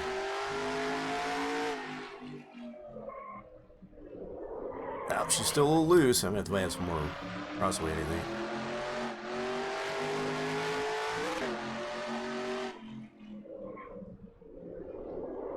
Oh yeah, she still likes to kick out, that's for sure. Alright, I'm gonna start this one over there. It's still a little too... I should have probably did some practice. Yeah, she's still a little too loose in the rear end there. Let me go ahead and set this up. Give me a second. A little bit loosey-goosey for my taste. Okay. Let's garage. I'm gonna make an adjustment here. So I'm gonna add a little bit more crossway. Quite a bit more. And I'm gonna get some practice on this thing. Let's actually get some practice on this. Clear to the wall. They're all clear. All clear. Go hard. Not burning out when you leave the pits, you're doing it wrong. Just saying.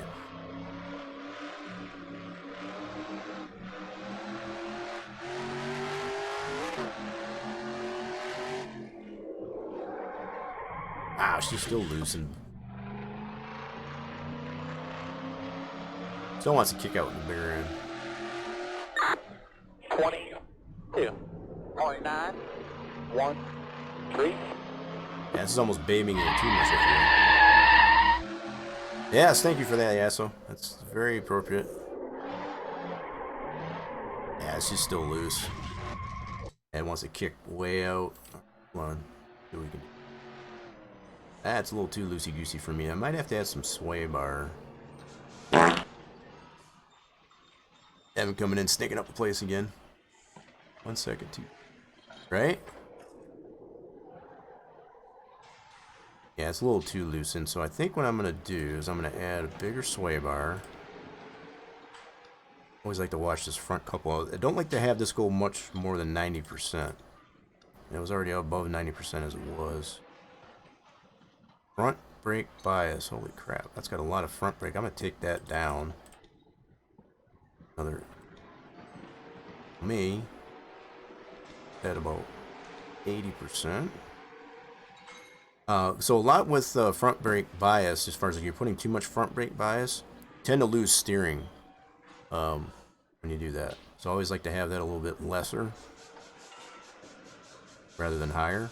And then obviously the part of the looseness too, I think, is the small of the sway bar. So we'll do that and probably take some of this wedge out. Clicks out of that. Try that out. That should stiffen up the rear end a little bit. Clear to the wall. They're all clear. All clear. Go hard. There you go. Go hard. Real good. Outside. Still up there. Still up there. Clear. One outside at your door. God, these guys won't let me in. Free wide. The middle free wide. It's another hazard, I guess, as far as with short track racing, is merging back in with traffic. Pit road speed 45. Try this again. Need to amend that for 4,000. Second gear. Clear to the wall. They're all clear. All clear. Go hard. You have to watch There your you rear. go. Go hard. One outside at your door. There we go. Clear. Oh my goodness. It's a little bit better, but Inside. wait, still a little loose in the Clear low. back. One inside. Clear low. 24.16. Inside. Okay. Still there. Gotta get a better feel of it. Stay high. Clear low. Inside. Clear. That's better. It's a little bit more One manageable. inside. Still there. 21. Oh my goodness. He drove that corner. 3. That was his driver error. Clear low. Clear low. Inside. Still there. Stay high. Clear. Yeah, she still wants to kick out, so I think I'm going to take a little bit more of the Clear. front brake bias. Okay. Got a good enough feel for that, so what I need to do, pick up on that, and lower this down to, still got a little too much loss of steering. Pit road speed 45. Need to amend that for 4,000. Second gear. Clear to the wall. They're all clear. All clear. Go hard. There you go. Go hard. There we go.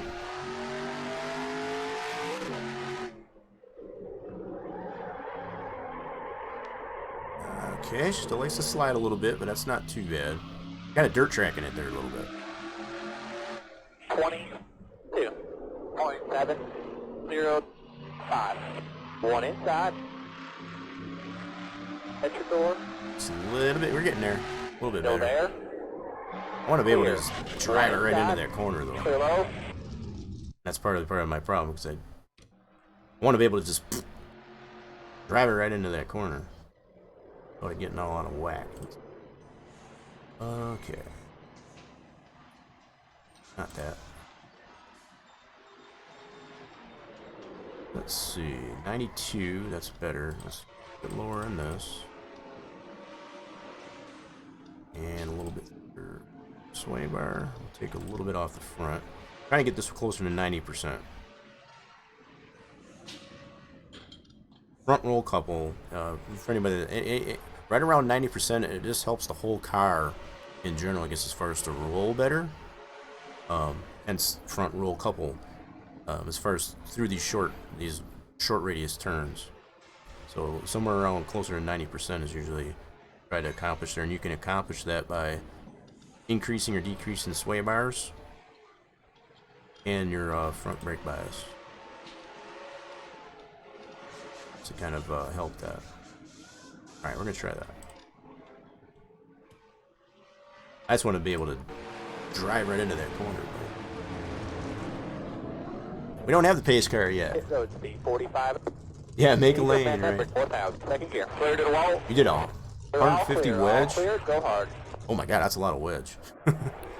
That's a ton of wedge. There you go, go hard.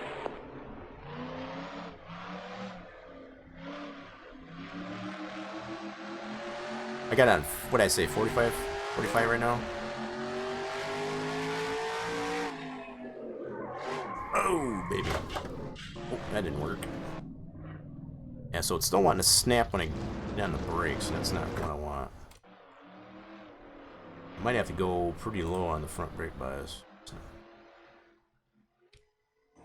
A lot lower on the front brake bias. Let's do one. So, a lot of times too with the front brake bias deal there, the more you set that lower, it's going to add more rear brake. It's going to help plant the rear end so it doesn't kick out as much. All clear, go hard. That's the general idea. There you go, go hard. So, with all that front brake bias that I had on there was making the nose plow. So it's not so much, as much as the rear end being loose. It's because it's plowing so hard into the track. It's allowing the back end to lift up. One inside, 26.2. Ah, dang it, anyway, he still wants to kick out. Probably doesn't help that I'm not in the groove.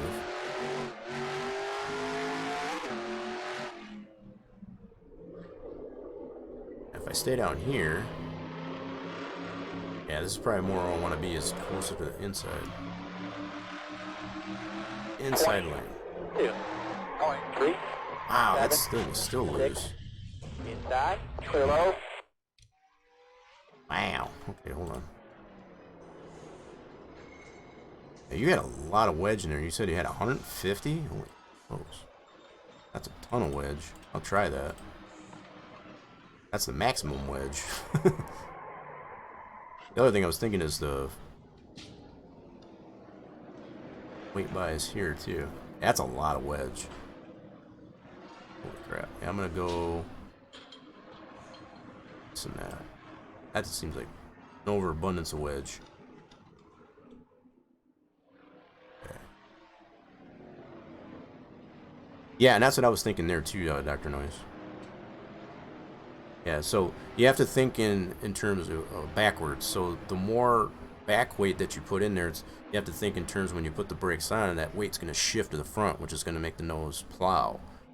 And again, that's another reason why it's making the ass end loose. So I'm going to try it this way. I'm going to start practice here. Get some practice on this. So that might be the next thing that I'll adjust. Is that They're all clear, front go hard. to back brake bias. You go man that brick 4,000, second gear. There you go, go hard. My goodness. Oh, wow. Yeah, that's already too loose. That's just getting into the gas. That's no good. Alright, let's can't even get out of the pits without. Okay, let me see. We're gonna put a little bit more front weight to it. And again, you have to think almost backwards as far as like when you're putting the brakes on, how does that weight shift? So it's like when you put it a little bit more than 50%, even though you're putting initial weight, I guess, on the front, it's going to shift to the back. Because especially as you get back into the gas. So that's what you have to think in terms of backwards almost. Left weight, but the fact that we're turning left all the time, it's better to just leave that all the way to the left. Really no sense in doing anything with that. And again, it's the same concept with the left bias. So because of the centrifugal force, that weight that's on the left, it's going to try to shift that weight to the right side. So I may even have to go a little bit higher than this. In fact, I'll do that. Let's go just a couple ticks higher than 50%. Hopefully, what that should do is should balance out, because I'm going to be braking quite a bit going through these small turns. It should balance, I guess, as far as how much that weight is shifting from front to back. And vice versa. That's all in theory, obviously. Clear to the wall. Now, at this case here, I might have too much All wedge. clear, go hard. I might have a little too much wedge There you go, go hard. with doing that.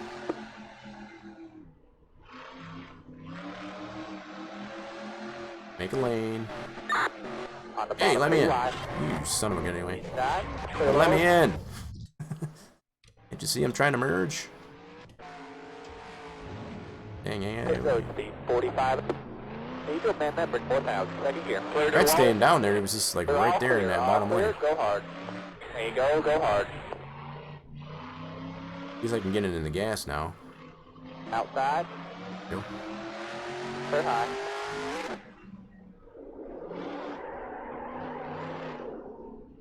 Kind of got a couple cars stuck on the bottom Is here. he? Down the back stretch. 23. Wow, that thing just still wants to snap. And I put the brakes on. That's not the good. I mean, it's plowing still too much. Okay. Still plowing a little too much on the nose. Okay, so we might have to go a little bit more on the front.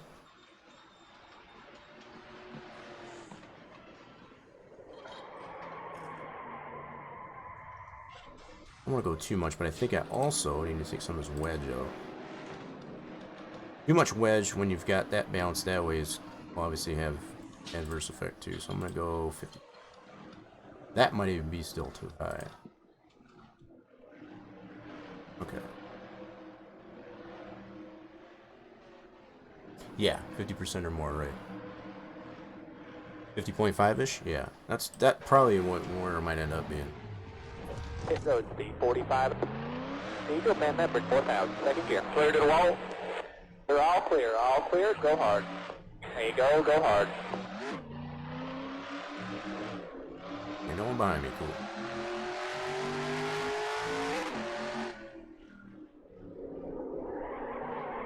Oh my god, stop. No.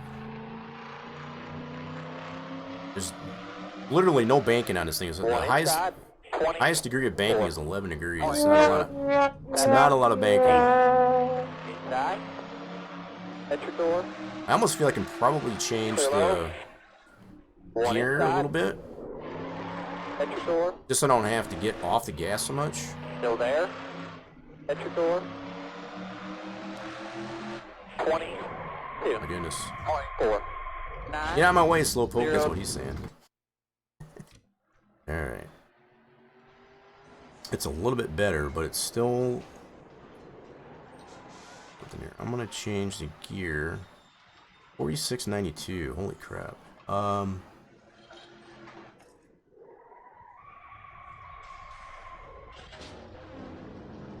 Probably go shorter on that.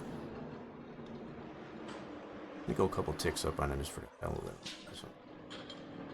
But I also want to change. That's 51%. Down on that just a touch. Might be a little too much front weight now.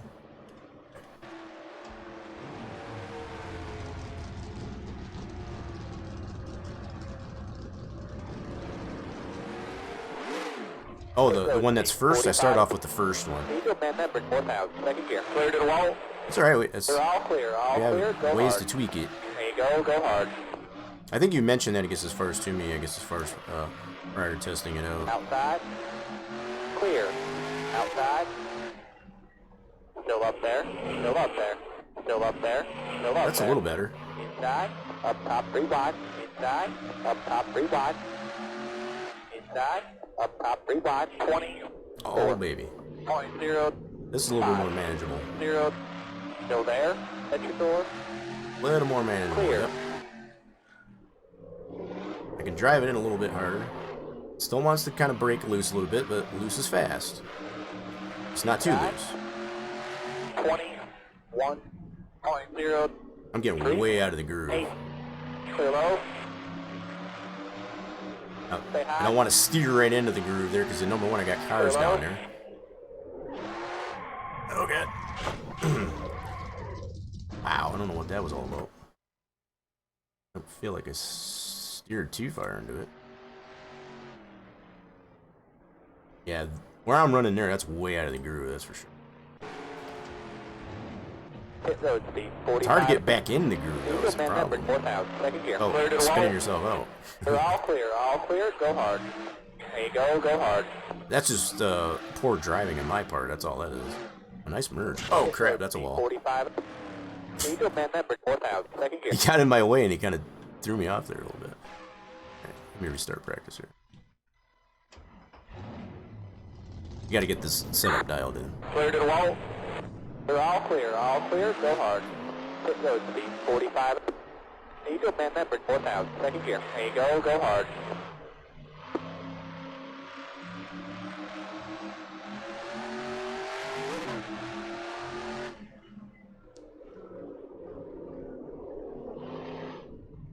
Okay. Doesn't slide quite as much. I have to slow down quite a bit too. I guess that would be the lack of banking. 23.3. Let's seem to keep it pinned down there to the bottom though.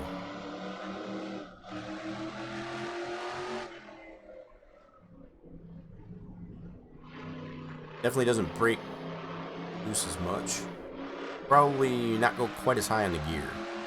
I went 2 ticks up on that. 21.919.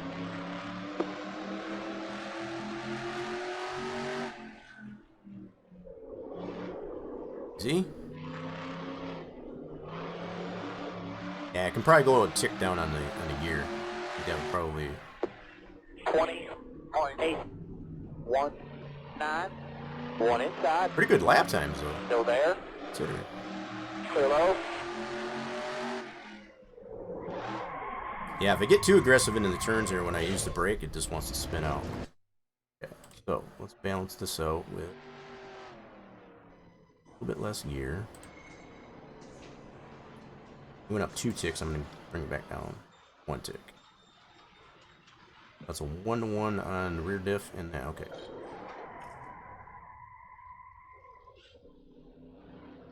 Ready then, let's try that.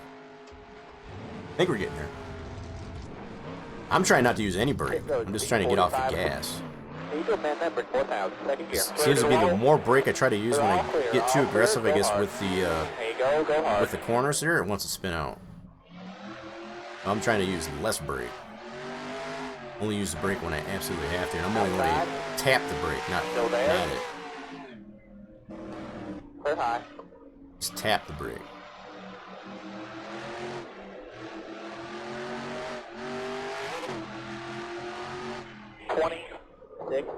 You see? Ah, crap. See, I got way too aggressive. I put way too much brake. That's why I spun out. Just plowed the nose. Really comes down to not using hardly any brake. But this way I got the setup so far. Pit road speed 45. Eagle man number 4000, second gear. Clear to the wall. They're all clear, go hard. There you go hard.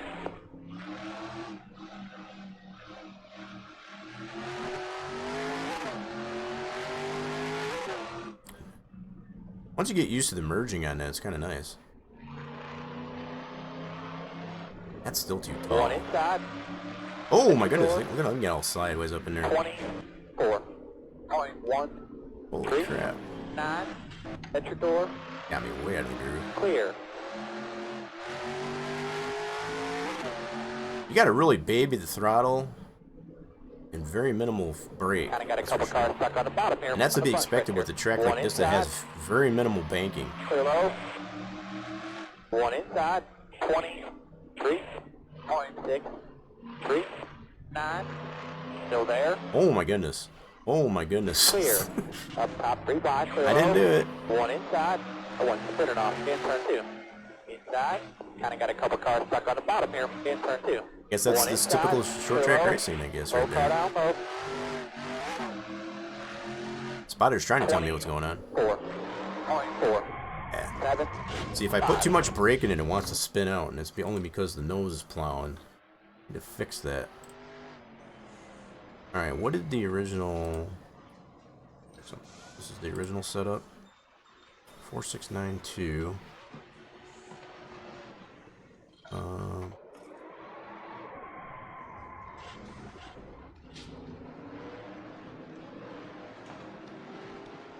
That's back to the original.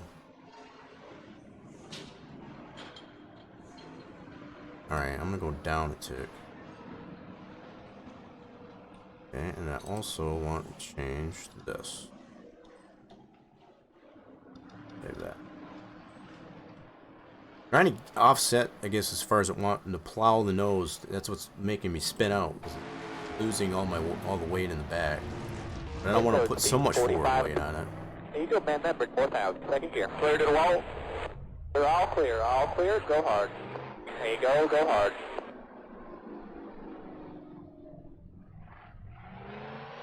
Yeah, 22 mod's going good. Just so far, it's just a matter of changing, getting the setup right, I guess, as far as for this track. You know.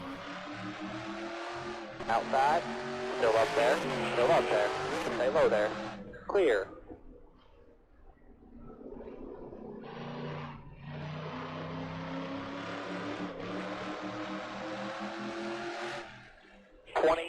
Yeah. I can't not put any brake in it at all. It just plows the nose. Heck, gummit. I'm just tapping the brake. I'm not even putting that much brake into it. That's what's kind of... That's actually pretty good roll couple, too. Why is it plowing so dang much? Bring this back a little.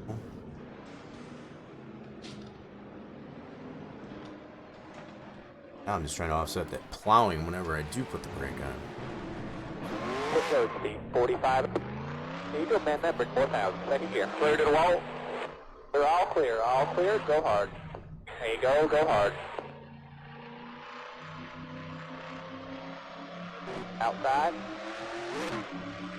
Stay low there. Clear. Oh god. Oh, we're right back to where we started there. Can't even turn the car.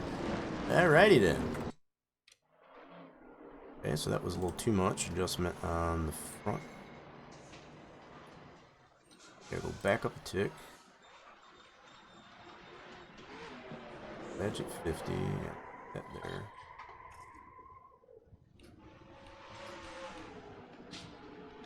I don't know. Probably too tall. Let me try something extreme. I'm gonna go this way. I already went that way. Oh no, that's too tall. It's too short.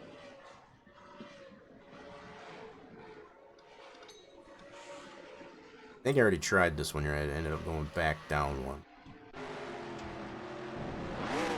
I just feel like there needs to be more RPMs going down the straightaway. This seems a little too tall to me. Go hard. There you go, go hard.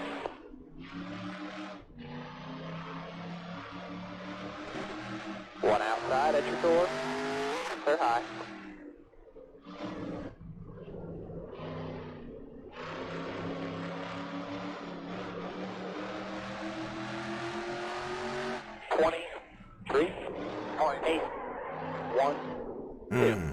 Okay. One inside. It wants to spin Clear. out.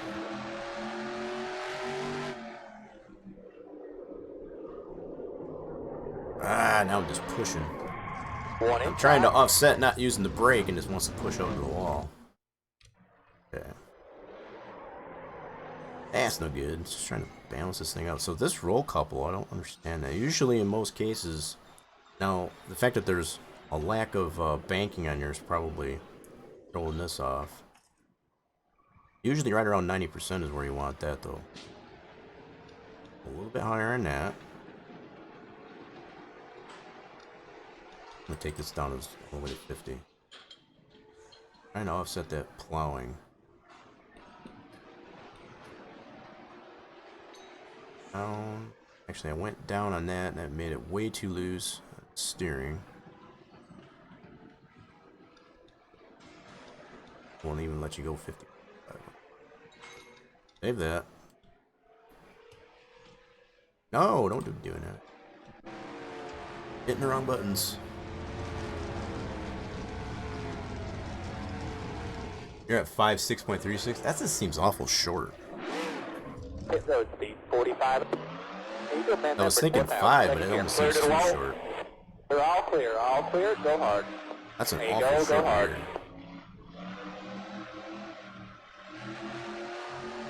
Outside.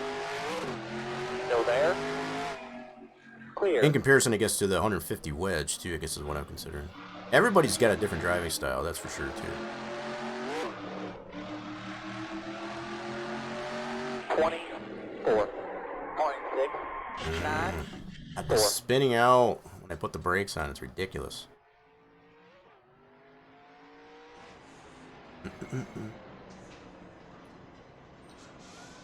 That should be correcting now. I don't know why it's... okay.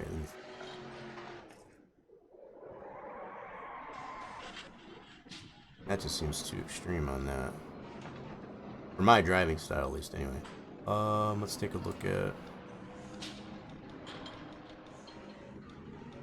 Try this. That's like the max. No, not even... That just seems really, really super duper short. Try it. That's even shorter, I guess, for something like Martinsville, I think. In fact... I think practice is about to end here. Let me check my Martinsville setup here just out of curiosity.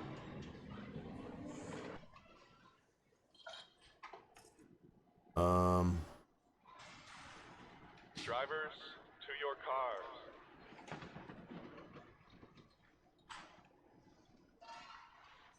Yes. I don't really want to do that. I just wanted to check the setup. It won't let me look at it. I don't want to move it to that.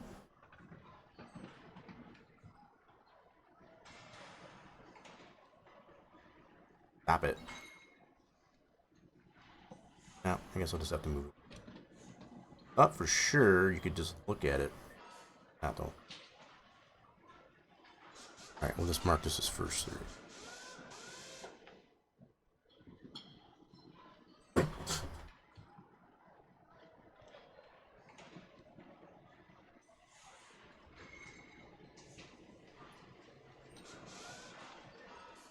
Unlock works. So all I wanted to do is just look at how the gearing was on this one. Yeah, this one's only 5.45. Guess that's not too far. I guess as far as from the 5.6. 6. Alright, we'll give it a try. I just wanted to see how close that was. I gotta restart practice here. Alrighty then.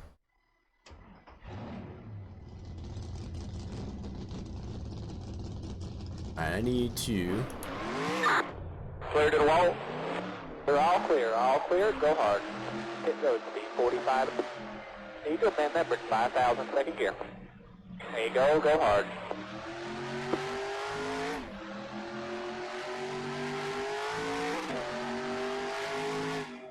Get a little more RPMs on that. Woo, baby, okay.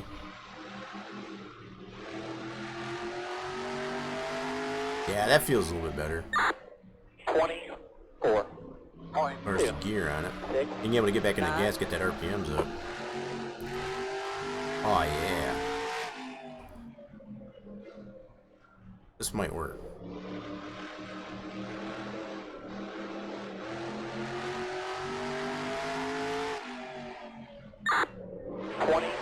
Yeah, got a little too aggressive there. 4. I was just trying to push it there a little bit. See what I can get out of it.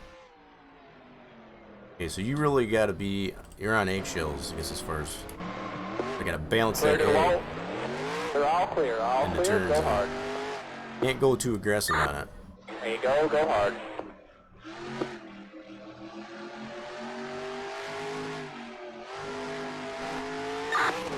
Outside, clear high. Yeah, gearing definitely seems better. I was able to look at the Martinsville, I guess, as far as what type of gear on that one there. That seems to be pretty comparable. 24. That snapping around when I put the brake on in the corners is just crazy. When I use any brake at all, it just wants to snap. That's just crazy. I don't get that, especially with that roll couple.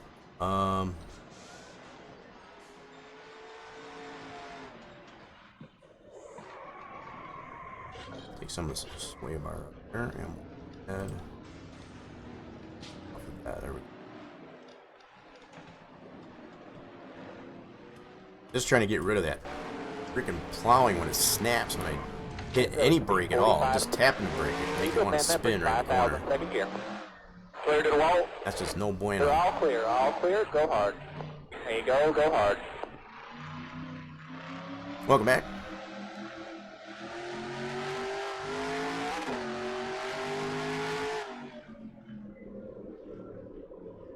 So far, so good.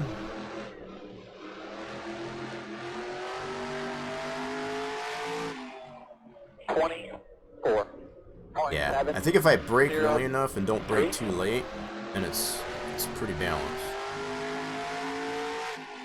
Brake earlier rather than later. Pretty manageable. One inside. Can't really get right back into the gas, that's for sure. It's got a lot of power. 21.4. 3, 4. Yeah, this is definitely a little bit more manageable. Clear low. Yep, brake sooner rather than later.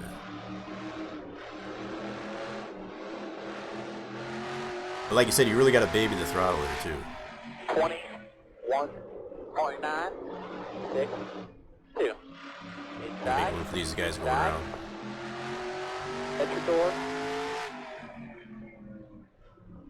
At your door. Still there. Clear. Oh baby. Inside. 21.9. 8. 3. Stay high. Clear. Yeah, from the middle off, you can really get back into the gas, but not like right it back into the gas as far as like mat it. Yeah, really feather it. Hit the Pace car! Hit the pace car! Hit the pace car! What for? 8. Yeah, so yeah, are we ready to do that? I don't know. Are we ready for that? It's you have to run 90% brake bias. That's just way too much front brake bias on a track like this. Yeah, that's backwards. That's the case. Because really, the way that front brake bias should be, if you're putting it that high, that means all your braking's on your front, which is going to make you lose steering. That's no bueno. So what I've got is I got it all the way to 50%. So it's 50-50 as far as front and back. This one's pretty manageable. It's not terrible. You do have to really baby the throttle. You can't like just get right back into the gas from the middle off. If we had more banking on the track, which the track doesn't have in actuality, you'd probably be able to get right back into the gas. Because of that lack of banking, it doesn't allow you to do that. This much power and torque that these cup cars have, it definitely won't allow for it. I would be curious to know, I guess, as far as how this track would respond with, like, say, a GNS physic. It'd be probably a much more balanced animal, I guess, as far as with the GNS physic on this track. This is some things I think about. Alright, so... Alright, let's try this race. We'll do one race here. Yep, so we're almost to 9 o'clock. I wanted to get this thing wrapped up, I guess, as far as by 9 o'clock, and I think we'll be right on cue. Appreciate everybody that has stopped by and checked out. Let's see what we got here for Spline Design Studios Saturday.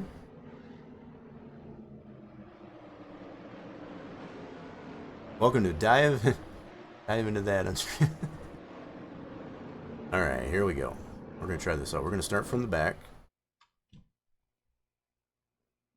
Drivers, So, like I was mentioning earlier there, James, is both the grids the same, regardless if it's a full pace lap or a half? I didn't look at that in the INI. Alright, man, pace cars in. Get ready.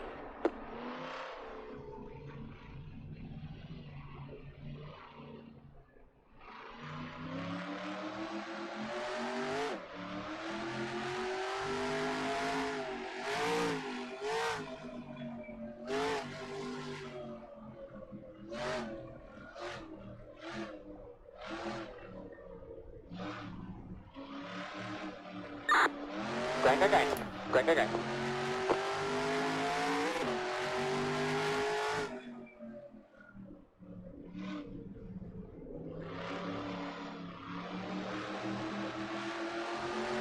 Much more manageable.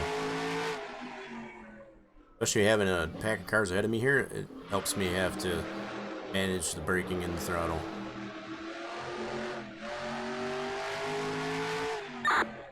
Inside. Oh, getting out of the groove there. Holy crap. 0.4. 0, 2. Clear low. That's his driver here. Z? Ah, much brake. Son of a biscuit. Ah, come on. Leader's coming up. Yeah, I know. Don't have to remind me. Trying to go easy on the brake there, and it didn't work out too well. 6.006. Yeah, probably need a little more tuning, I guess, to the setup. Up top, 3 5. I still can't use a whole heck of a lot of brake with what I wanted to spin out. Clear low. Inside. 1 inside. I'm just Clear like barely tapping the pedal, the brake, I guess, as far as it wants to spin out. 23.5. 3, 6, 1 inside. Up top, 3 wide. 3 wide.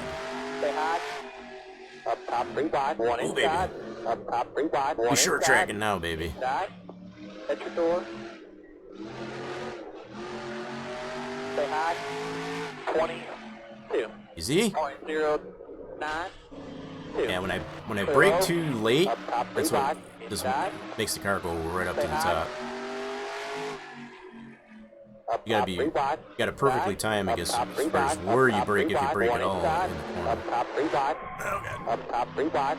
Inside. Clear low. Inside. 23.3. Yeah, being where I'm at right now, this is not a good lane. Clear high. Yellow's out. Digging. Caution's gonna be out. All the way Not to a the good line. lane to be in. All the way to the line. Hit road's closed. Hit road's closed. Inside. Clear low.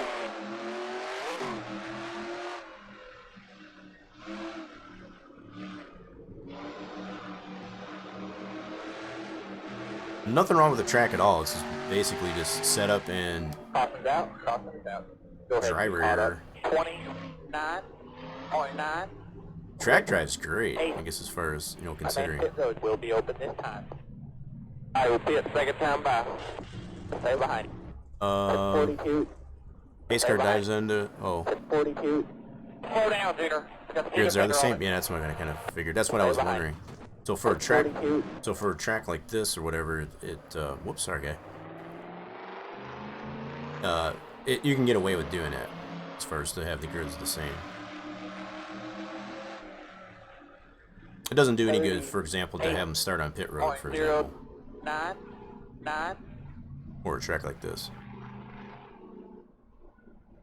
So the pace car, what you're mentioning as far as, yeah, that's probably something that you want to have, I guess, as far as it get out of the way, as far as, even though it's not collidable. That was something that we dealt with too, I guess, as far as I remember with the Wilkesboro build. Alright, so we have, what do we got? 8 to 20, man. 38.8. So probably be a good 9. relapse of caution.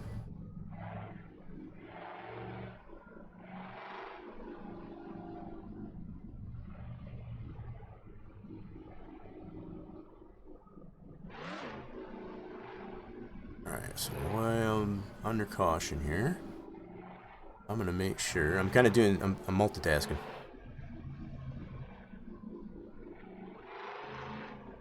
See if I got my potential raid target.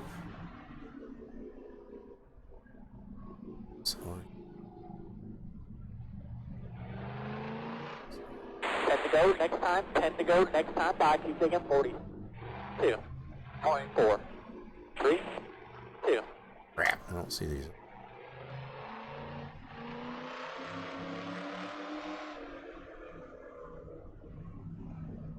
Hoping he is still gonna stream. Bleh. Need 1 to go right here.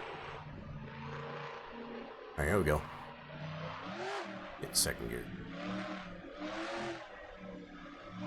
Alright, man. Pace car's in. Get ready.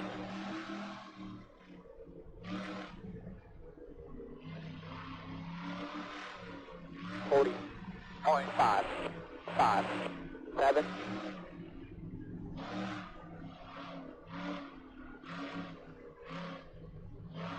Wait for it.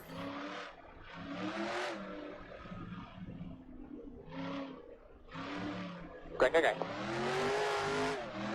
You can't even really see the pace car because dive onto pit road, but take a look at the replay.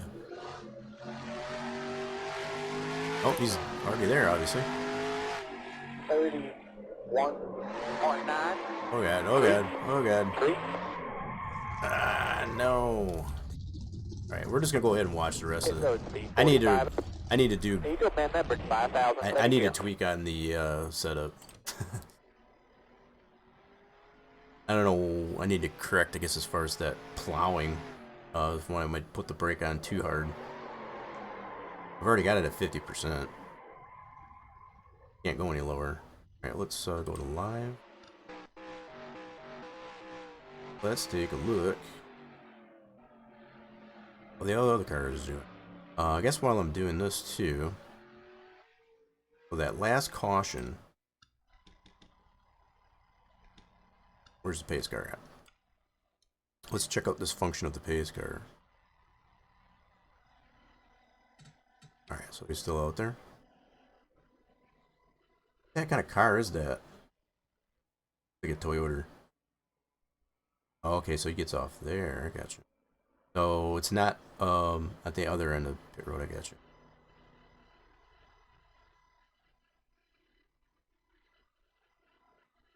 Seems to be going faster than the rest of the field. That is a weird looking pace car. That is cool. He does get out of the way though. So, just out of curiosity, Richard James, what this said, and I know it might be possible, but is it possible to keep the pace car just on the track so it's not like down pit road? Because technically, the way I look at it, it's not really pacing the field because it's not still on the track. What I'm wondering is if would it be possible to get him to merge towards the other end of pit road, since you do have it parked right there. Might be able to merge off on the other end of pit road instead of that. That's just something I would think about.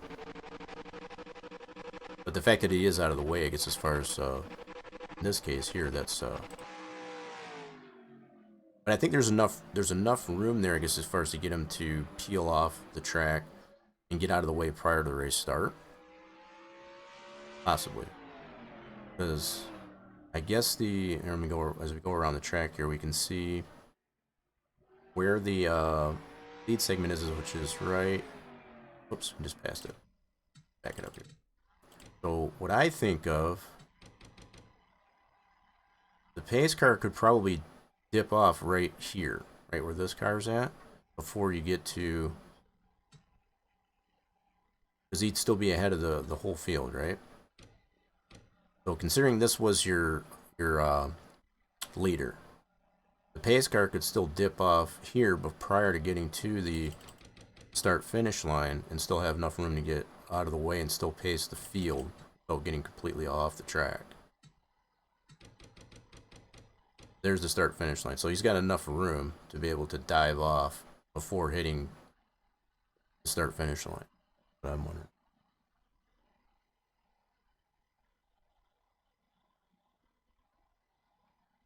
Back of your setup, I will send a new. Yeah, that's fine, and I'm not worried about it too much. I guess as far as that goes, I just know I would have to make some adjustments. Is there a base merge time?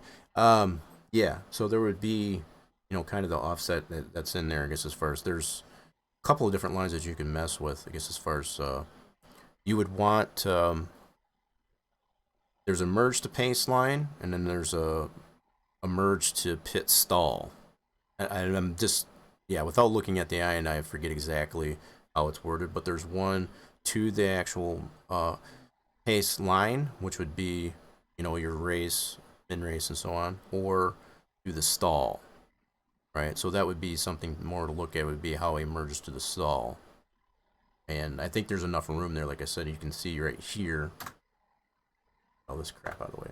So you can see where the start-finish line is right there. If the leader, if he was able to merge just past that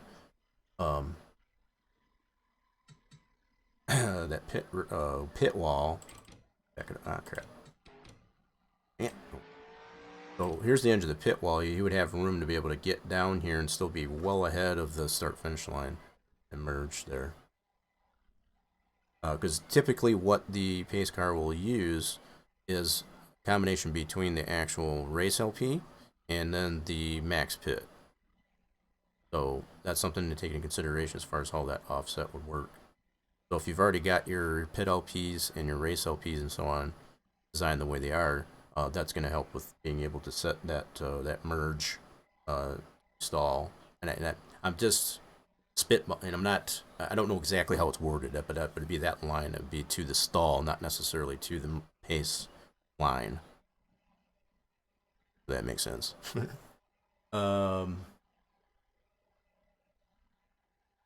Yeah, but I'm not going to worry too much about the setup there. I think some of the stuff that I did, I know what I would have to do to get it to work for me. And obviously, even with what I've done there, without spending a little bit more time, and I could spend a whole stream, I guess, actually setting the setup up, but I'm not going to do that. What I do want to do, this is continuing. Go back to live. Did that finish? It did finish. Darn it. Alright. Let me put this back in practice. So y'all can have something to watch. Wow. I see if I can. I wanted to narrow down, I guess, as far as my raid target here. Doesn't look like he's streaming though. What the hell?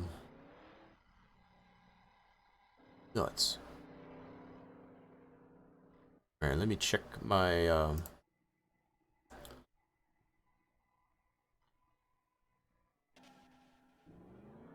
turn that back on for a moment.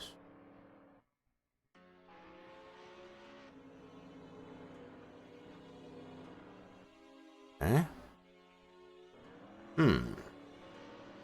Hopefully he didn't change his mind, I guess, as first. I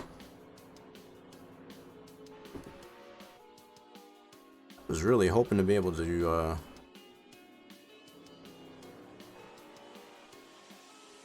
there's one particular streamer I had in mind. Let's see here. Unless he's not going to go till later.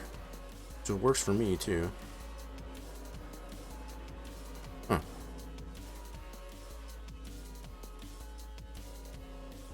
Well, ain't that a bummer. Okay. I was going to finish this thing at 9. I might still do that anyway, just to make sure I have... it's been a solid stream. We've been able to go over, I guess, as far as the latest NASCAR Cup Series 22 mod. Works pretty good there. I'm loving the fact that they've got the Fred Jones car. That's pretty great. You got the workings, the start. Anyway, the preliminary build, I guess, as far as of lacrosse that we're currently enjoying here. Track runs great. I just need to be able to drive it. I got to do some more practice, set the car up. And whether James does provide with something, I guess, as far as that's still to be seen, but a lot of side-by-side action here we're already seeing even here in practice. Still some adjustments that can be made to it, as I've already mentioned, with how the pace car reacts, as far as how it merges on and off, as well as get road construction, as far as like using that as a model. I mean, there's a lot of little things like that.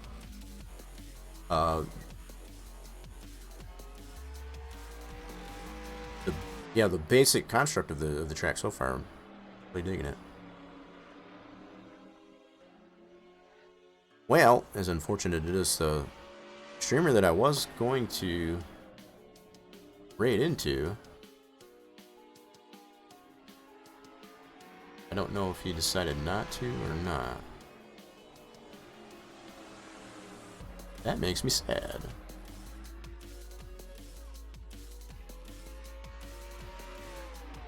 if nothing else,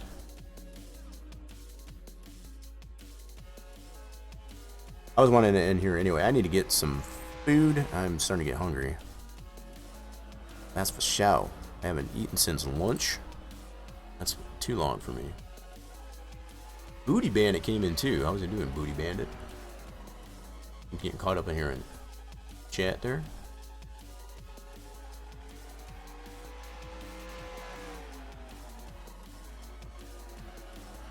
Welcome to dive into that in stream. So, yeah, you were talking about. I think we were talking about setup there. I didn't want to get too thick into that. I think if nothing else, that'll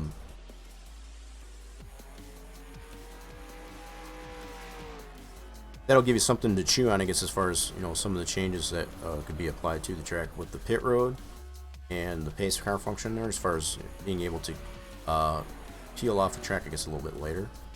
In fact, I guess I can take a look at that since I don't have a raid target. Yeah, let's take a look at that real quick.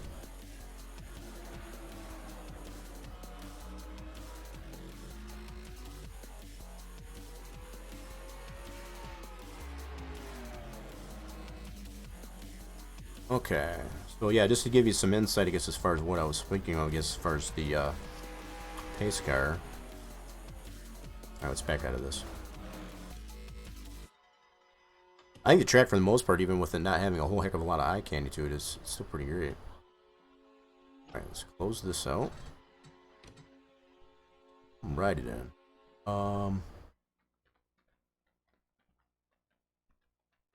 Okay.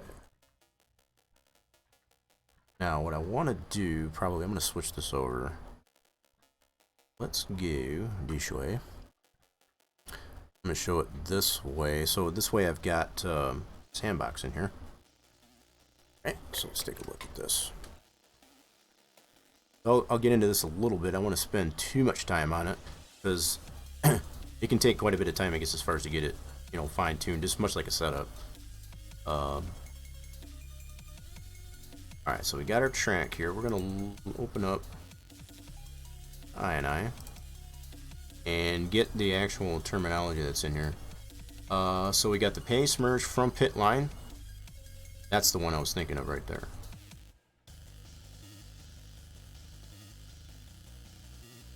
So that one and the pace merge to pit long. So yeah, here's the to and from the pit line. These are the two that you'd want to probably work with, but there should be lines specifically for the pace car. Yeah, these right here.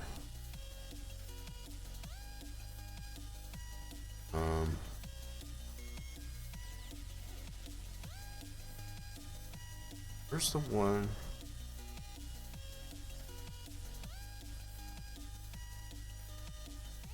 Yeah, here they are.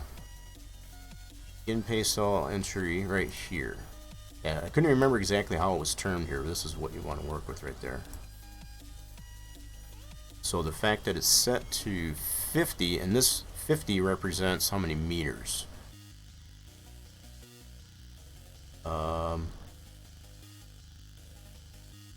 That's the exit.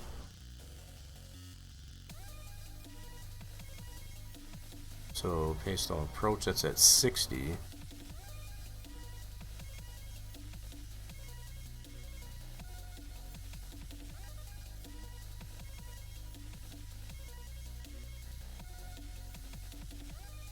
Yeah, so if I'm thinking of this right, so because you've got the way the pit road is designed here, in fact, let's do this here real quick. If we go, we're going to use our linear guide. Get into this a little bit. So what you'd have to do, so those values that are on here as far as the 50 and 60 for the entry offset and then the approach, that would be considered in meters. So what this is saying is it doesn't start to enter the stall, pace stall, as far as where it sits, which is obviously right here, 50 to 60 meters, so it's got a 10 meter buffer. So that just means while it's on pit road here, as we watched in the sim, it doesn't start to enter that stall. So that's a pretty good, for lack of a better way to put it, that's kind of a nice feather. So it's not going to be like an abrupt, oh, there's my stall.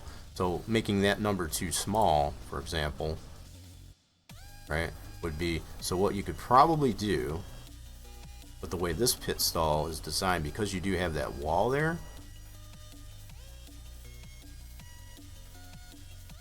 is you can have that, that's what I was trying to think, 50 meters. No, that would be too early then. Okay, what do you think about this?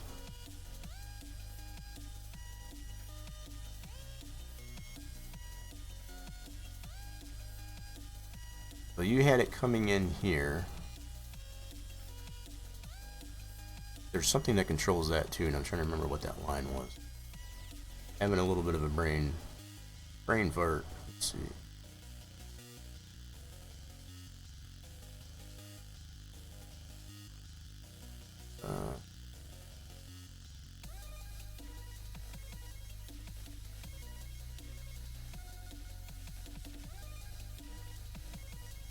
Merge to pit line.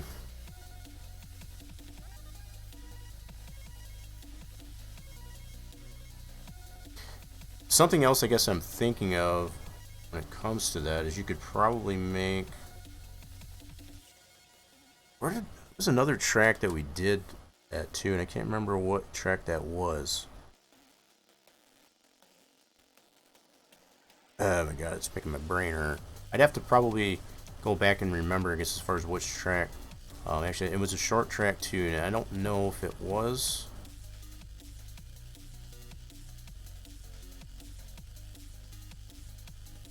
Martinsville or not. Or was it Bristol? Let me look at Bristol. It's either Bristol or Martinsville. Let me look at something here.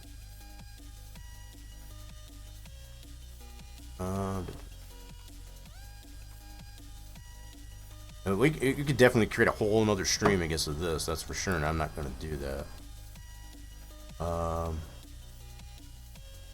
But just to kind of give you an idea. Let's look at this one. Wait, what am I doing here? This is not what I wanted. Hold on. That is not what I wanted to do. Oh my goodness, what the heck are you doing?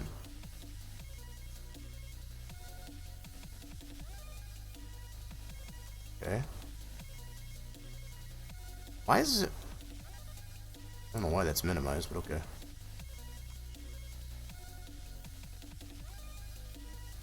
Hell yeah.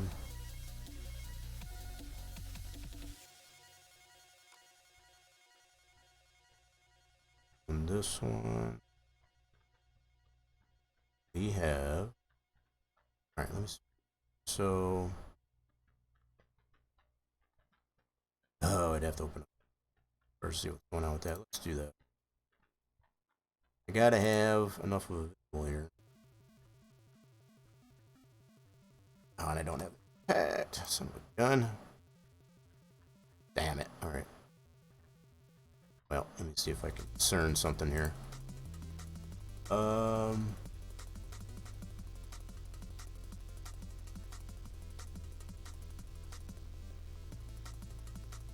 know on this one here we got the two different pit roads too, so I know that's another thing.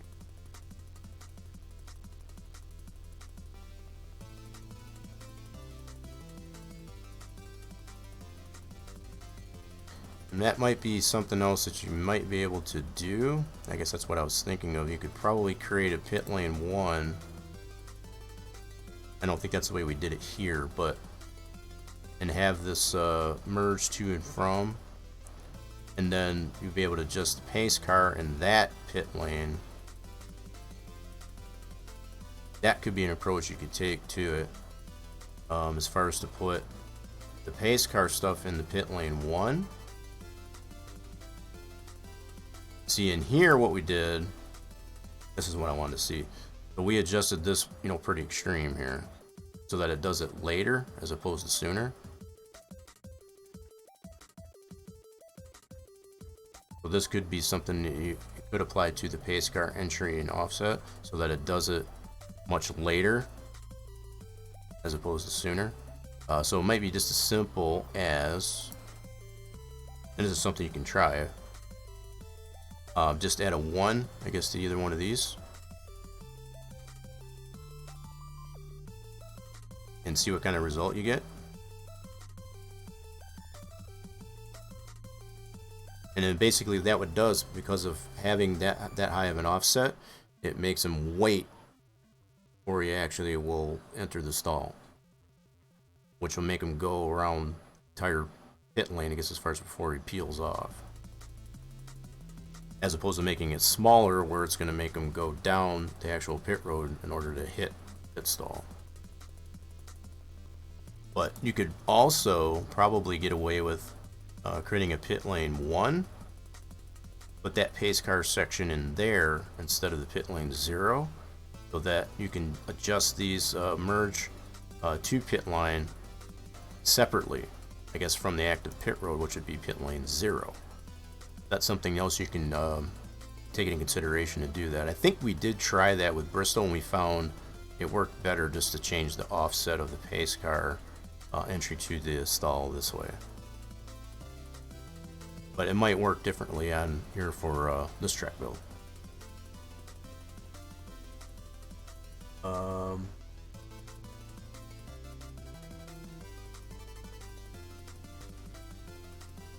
Yeah, so hopefully that gives you a little bit to chew on without actually looking at the Bristol track from the Sandbox standpoint.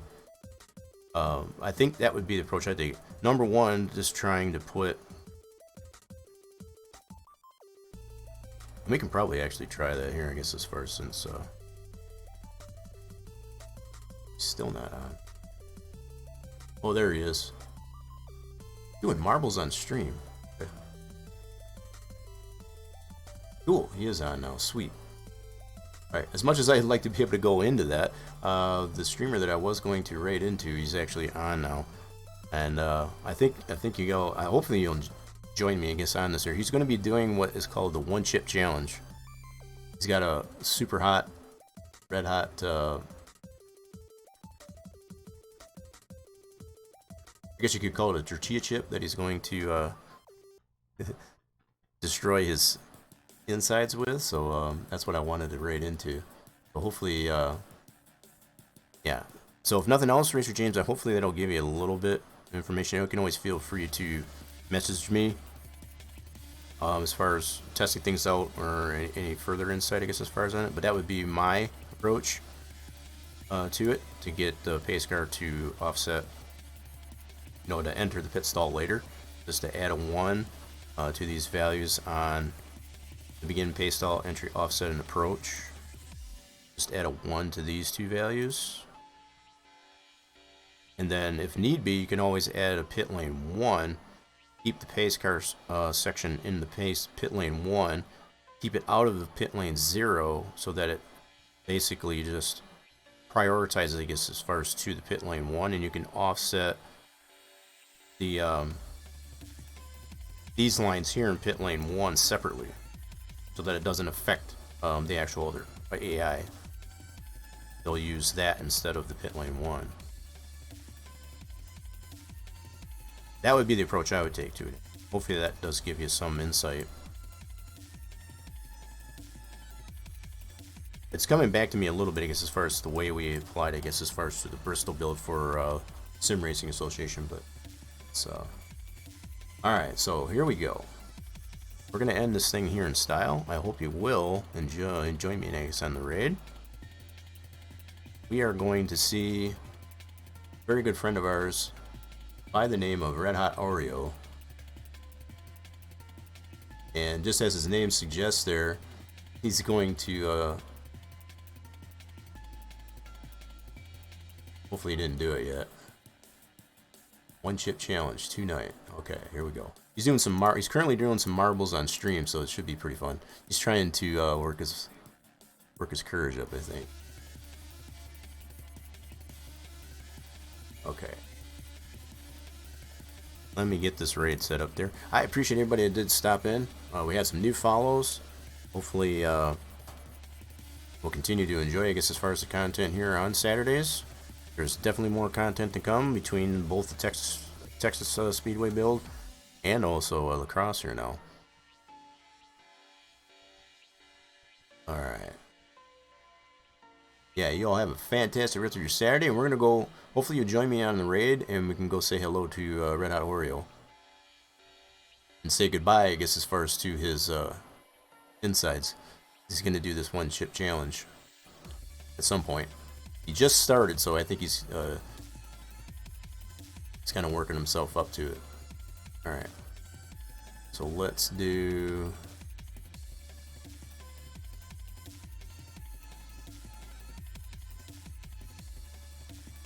it's okay, I know what it is. These raids, I'm telling you. Never get these to work right. Always never wants to play right. Nice.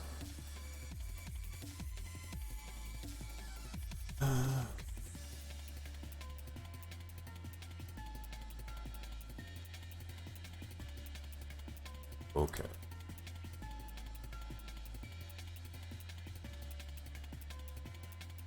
If Twitch would cooperate with me, be nice. Alright, here we go. Again, appreciate y'all for sticking around, and hopefully we'll see you again real soon. We should be streaming no later than for Trucking Tuesday. Should be 5 p.m. Eastern Time.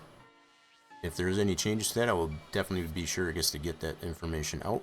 Y'all make sure you're following all the social medias as far as the Rock Nation Discord. They are posted on the channel, as well as on the Twitter, and so on and so forth. And let's go say hello, I guess, to Red Hot Oreo.